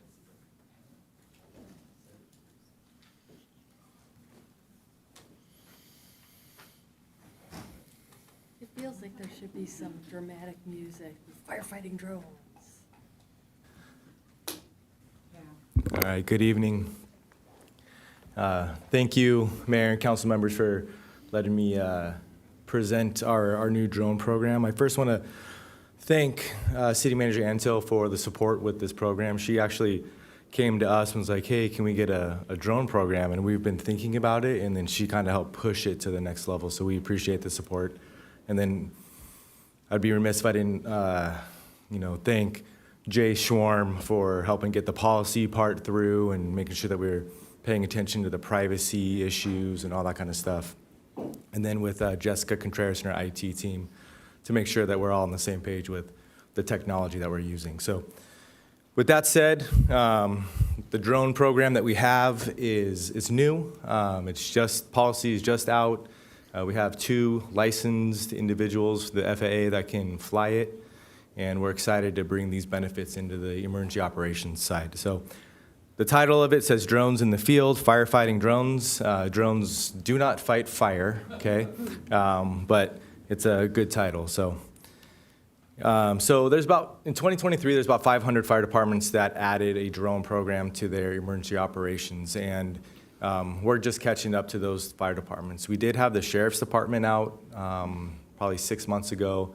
They gave us a great demonstration on how they use the drones, what policies they have, how they train on them, what licensing they need through the FAA. And we were able to really get a good handle on us moving forward with our drone program and how we're going to use it here in Encinitas. So how are we going to use drones? So one of the things we're going to use them for is structure fires and scene monitoring. So what we can do is deploy one of these drones up in the air, and then it can kind of use a military or law enforcement term of overwatch. So we can see the fire. We have thermal imaging cameras that can see through the smoke and see where all the hot spots are, where maybe the fire is oriented within the building. If we don't know at the moment, it'll show us where the hot part of the structure is. It could identify where our personnel are. So all of our personnel have a heat signature, and the thermal imaging camera can show us where they are within our incident scene. And so we can have accountability and make sure we're keeping track of our people. And then that also comes with some spotlights that are very bright. So you think a tiny spotlight wouldn't be bright, it can light up a pretty good area. So all, again, to help our incident commander get information and make good decisions that are going to help benefit our community and keep them safe and our firefighters safe. We can also use it for search and rescue. We are the second most, Encinitas has the second most cliff rescues in San Diego County, second to San Diego City. So when we have a cliff rescue, we have a victim that gets stuck on the side of the cliff, and there are times where it's hard to identify where they are. We get a 911 phone call, and they're on the cliff, and we think they're in front of this street, or we're this close to D Street, but we're trying to get that information to the fire engines that are responding so they can set up a system to bring them up or back down the cliff.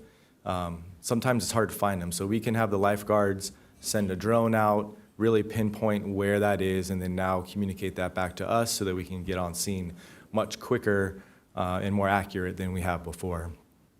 Another way we use it for search and rescue is, and this is an experience that I had when I was back on the floor as a firefighter, is we have a southbound car, gets off on Manchester.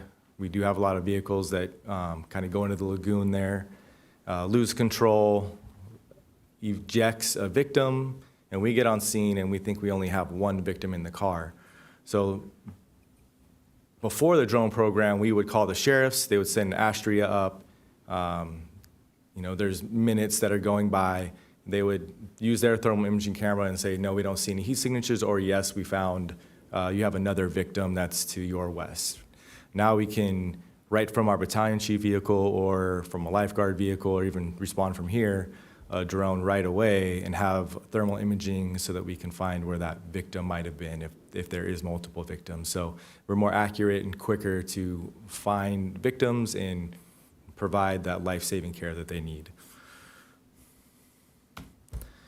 So we also have this for post-fires. So everyone heard about the Del Mar fire, the San Diego City fire that was approaching Del Mar yesterday.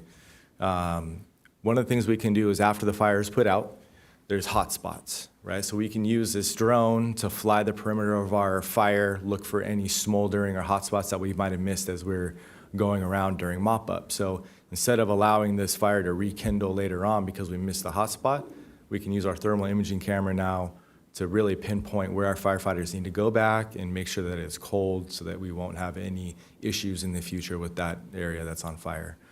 And it'll also survey the fire. It'll give us what the acreage is, and that helps us determine resources and all the other info that our incident commander needs to really put it to bed later on, make sure that it's done, it's not coming back. Disaster assessment, I use the train derailment here because it's one of those things that keep me up at night is, that's going to be a major response. But if we do have any major response, we can launch a drone in the air, have situation awareness for our incident commander, and then they get to see a big picture of what's going on in the incident itself. We don't really have that capability now. So a lot more information is coming in. Our incident commander can use this information to make better decisions, which is going to be more efficient and keep the community safe and our firefighters safe. There are also a lot of hazardous materials that are out there. Right now, we would put a use binoculars, or we would put all of our gear on, SCBAs, which is the air we breathe, to make sure that it's safe. And we would send them over to this hazmat and say, okay, what does the placard say? What does the label say? What kind of methyl ethyl bad stuff is this? Now we can send a drone over, zoom in on the placard, and have immediate information back without having to put our firefighters in a dangerous area. And then we can relay that to hazmat. Hazmat can come and make some good decisions without putting anybody at risk. You see here kind of an ocean shot with some sharks circling around. This is the city manager's favorite use of this drone. We just used it in Del Mar. We had a shark attack in Del Mar, and we were able to throw a drone up in the air and look to see if the shark was still in the area, identify what the shark is, help shark labs find out what it is. But even more importantly, let's say there's a shark sighting. We can put a drone in the air and make sure that it's safe in the water, or it was a dolphin. We do get some of those sometimes where, no, we saw a shark. Well, there's a pod of dolphins right in front of us. So it'll help us just identify when and how we're going to follow protocol to make sure that our ocean and our beaches are safe. Wildland firefighting, I did talk a little bit about that smoldering and kind of perimeter survey. One of the things we can also use this for when we don't have aircraft in the air, so either early on or later on in the fire, we can keep an eye on our personnel that are out there, look for any other hazards that might be in the fire, and then we can look for any, like we said, smoldering spots, see where the direction of the fire is going, and it's going to give our incident commander a lot of information to place resources in the right spots to head off the fire and help stop forward progress or save homes. So it's going to be a great tool for us when we go out and utilize all the benefits. So right now what you're looking at is it's called a Matrice 350. It's got about 45 minutes of battery life. We do have extra batteries that we can rotate out. It has a thermal imaging camera that sees through smoke. It can, like we talked about, see all the hot spots, see personnel, any heat signatures, we have it. It has 180 times camera that's attached to it. So if we do have a rescue on a cliff and there's a victim there, we can zoom in to see if there's any other injuries or hazards that might be there. So or like we talked about hazmat, right? They can read the labels, and we can make sure that we're providing the highest level of care and the highest level of safety to the community and our firefighters. We also have 2 smaller drones that provide the same technology. There's a thermal imaging and a high resolution camera. It doesn't zoom in as well, but it still is going to provide the same amount of benefits that the Matrice 350 does as a bigger one. It's got a little smaller battery life. One of these small Mavics will be in our battalion chief vehicle, and then another one will live at our Moonlight Safety Center. And then the big one, the Matrice 50, will be here at City Hall ready to be deployed if needed. The big one is more for the larger incidents, and then the 2 smaller ones are for quick response. So there's a lot of questions about what the purpose of the drone is. So this is straight out of our policy, but the mission of the Encinitas Fire and Marine Safety Department unmanned aircraft system, or drone, is to enhance and support public safety operations and assist and support other city departments with approved missions while protecting the rights and privacy of the public. The city and department personnel shall make every effort to avoid invading a person's reasonable expectation of privacy when operating a UAS. When operating a UAS, the Encinitas Fire and Marine Safety Department will abide by all Federal Aviation Administration, or FAA, regulations for flight and will obtain the proper authorization for flight. And then the managers, supervisors, operators, or visual observers that are involved in the deployment of a city-owned drone will consider the protection of individuals' civil rights and maintain reasonable expectation of privacy as a key component in any decision to deploy the drone. The privacy part is a big deal to us. We have a lot of trust from the community, and we don't want to lose that trust. One of the things that we can do is we'll use the cliff rescue as an example. Let's say we have a cliff rescue off Neptune somewhere. We can use Genesis Protect, which you guys will get another presentation about soon. We can use the polygon and the evacuation modeling that they use to also provide information. So I can have our incident commander basically hit that evacuation zone and provide information saying we have an emergency in your area. There is a drone in the air and it's being used for emergency operations. That way people understand, like, this isn't just some random drone looking in my backyard. There's a purpose for this. There's someone who needs emergency, us to show up and do some kind of emergency mitigation. And so it's one of those things to try to keep that trust and let people know that, hey, we're not just spying on you. We're really working on an emergency here.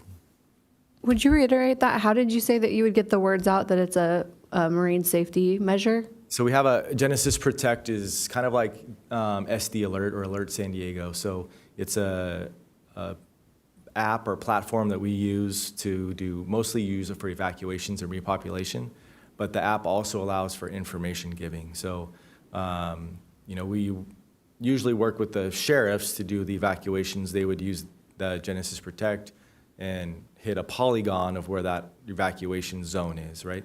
So we would hit that same polygon, but instead of evacuation order or warning, we would put an informational notice so that it would go to their phone as an app notification or a text message and let them know that that's where we're doing our emergency operations with the drone. Do we have to opt in to get those text messages? You do. Through SD Alert or something? Yep. So on our website, on the public safety, there's both of those links are there, so you can download them and put them on your phone. Okay. Thank you.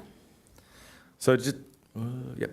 So just as a quick recap, I don't want to get too far with it being too late. So the aerial reconnaissance and monitoring, thermal imaging of hotspots and detection, search and rescue, fire scene assessments, monitoring hazmat, wildfire management, building inspection and damage assessment, search and recovery, flood monitoring and response, training and simulations, assessing vegetation and fuel load, post-incident analysis and reporting, and structural firefighting support are all just 14 of the hundreds of opportunities we have to use this drone in either the fire department or the marine safety department or in collaboration with some of the other departments to make sure that we're keeping the community safe. So with that, that's the end of my presentation. If you have any questions, I'd be happy to answer them. I do have a question about other drones. So we do allow folks to fly drones anywhere in the city as long as that person has their license. Is that accurate? Did you have to do some research on this to implement this I actually policy? don't know the answer to that. I'm sure, I don't know, Jace is still here. Does there? Okay. Yeah. Yeah, I live near the beach, and it's really common that we have drones flying over our houses and our backyards, and it's really I don't know, it's very spooky. So I'm glad that we have our own now, and maybe there's a future where we want to consider limiting the drones. I know it's probably an FAA thing, but limiting other commercial use or private drones so that there isn't this competition, or that we don't have push back to ours that is so much more useful than just people, hobbyists and realtors taking photos of the neighborhood. We are actually, there's going to be some sticker designs that it makes it look like a fire department drone that we're working on right now. So some of the things we can't cover, and we're working with the company to make sure that we're putting stickers in the right spot. But yeah, that's a good idea. That should help a little bit. Yeah, thank you. Quick. Yes. On the recent fire down in Del Mar, I believe on Pulse Point, my wife noted that the aerial support had to be called off and sent home because there was a private drone flying the area. That Can you is confirm correct. that? Yeah, so Yeah. that's correct. So on scene, there was a drone operator that was unidentified at the moment. So Yeah. when they weren't sent home, but they were diverted away from the fire until the drone operator was able to be found, and then. And so you have the authority to, where I was going was, you have the authority to, on certain regions with an active incident, deny people the right to fly over that. And I don't know what the mechanism is. Correct. We would usually go through the sheriff's department for that. In other incidents we've had, we've actually closed airspace through the FAA, so that would, and most commercial drones would not be able to fly because of the programming. But if you have cheaper drones, we would have to go and tell them to stop. But yeah, we can do that. Thank you. I did want to take an opportunity. I don't know if everybody got this email, but we hear from Mr. Greg Lefebvre occasionally, and he's generally not been too supportive of things that we were offering. He did send me an email saying, Dear Mayor Kranz, I urge your serious and positive consideration to the use of drones by Encinitas firefighters. This is one great tool. In decades past, I flew in news helicopters over hundreds of fires. I am an FAA licensed and certified commercial drone pilot. I know the advantage these tools bring. I have been flying drones for movies and films about 17 years. I am very familiar with the brand discussed in Wednesday's presentation and intimately familiar with the equipment specified. I own and fly 2 of the units illustrated for my aerial cinema clients. This is exactly what a firefighter needs. Instant situational awareness, ultra-high definition video, high definition thermal. Some of these units can be in the air in less than a minute. Firefighters assess and plan in seconds rather than wait for conventional aircraft overhead. This is money well spent. I urge your consideration. Thank you, and appreciate that we have this resource, this asset. So thanks. Yeah, thank you. That finishes up this discussion. Appreciate you staying so late. So that moves us on to 1, 2, 3, 4s, which normally I would postpone, but I did want to mention that there's an agenda item. I don't know if everybody's got something, if you want to save it for later, but I wanted to mention there's NOP by Sandag is out for the tunnel through Del Mar, and there will be an agenda item on Friday that's pretty important. Solana Beach the notice of preparation came out, and everybody was a little shocked to see that there was an alternative A. No longer was a pretty straightforward tunnel through Del Mar. It became a very complicated underground tunnel that went under the lagoon and started its 2% grade down right after the station in Solana Beach. So it's going to tear up that that trench that they have, and screw up a lot of stuff, and it's going to take up to 7 years to build, and it's really become quite a fiasco. And very expensive. So I consider it to be DOA, but they're saying, well, let's study it anyways. And I'm just saying, no, there's better plans to study that we should be looking at. So are there any other urgent 1, 2, 3, 4s that we cannot keep until next meeting? Yeah, I would just like to say that this will be my last meeting before I intend to have a baby next month. So my plan, under the government code, I'm allowed to miss, I think, 2 consecutive months of meetings without you guys putting my seat up for a special election or choosing to appoint somebody else. Yeah, 3 weeks for a 3-week, yeah. So I think looking at the calendar, that translates to roughly 6 meetings that I'll be missing. That's for the city council, but of course there's all my other appointments that I serve. So I want to thank you all, for my fellow council members, for picking up the slack and taking on additional responsibilities on those regional boards, and also probably handling some of the communications that you might receive from constituents of District 2. So thank you, and I'll miss seeing you all, but I won't miss being here till 11:30 at night and having to wake up several hours later to feed a little one. Instead. You'll dream of the days you could go home at midnight and go to sleep. You really will dream of them. Okay, city manager reports, city attorney reports, Very briefly. city clerk reports. I do have a report. Oh, you do? Yes, I do have a report. Very briefly, 2 items. Got to be quick. Thank you. First item, as I believe most of the council are aware, the superstructure at 1478, the burned out duplex on 1478 Newport, Neptune, is being removed. Most of the superstructure is removed. We anticipate that the complete removal will take place within the next 2 weeks or so. But that is underway.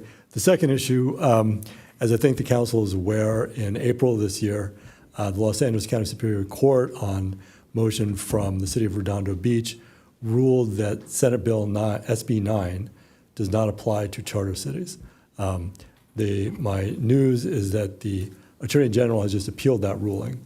So we have about 12 months to 18 months to determine whether or not the ruling will stand in the appellate court. And that is the end of my report.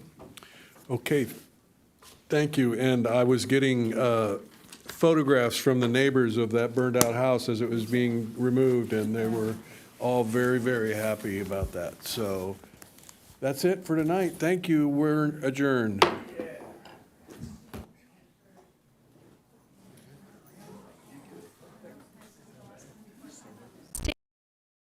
Postable,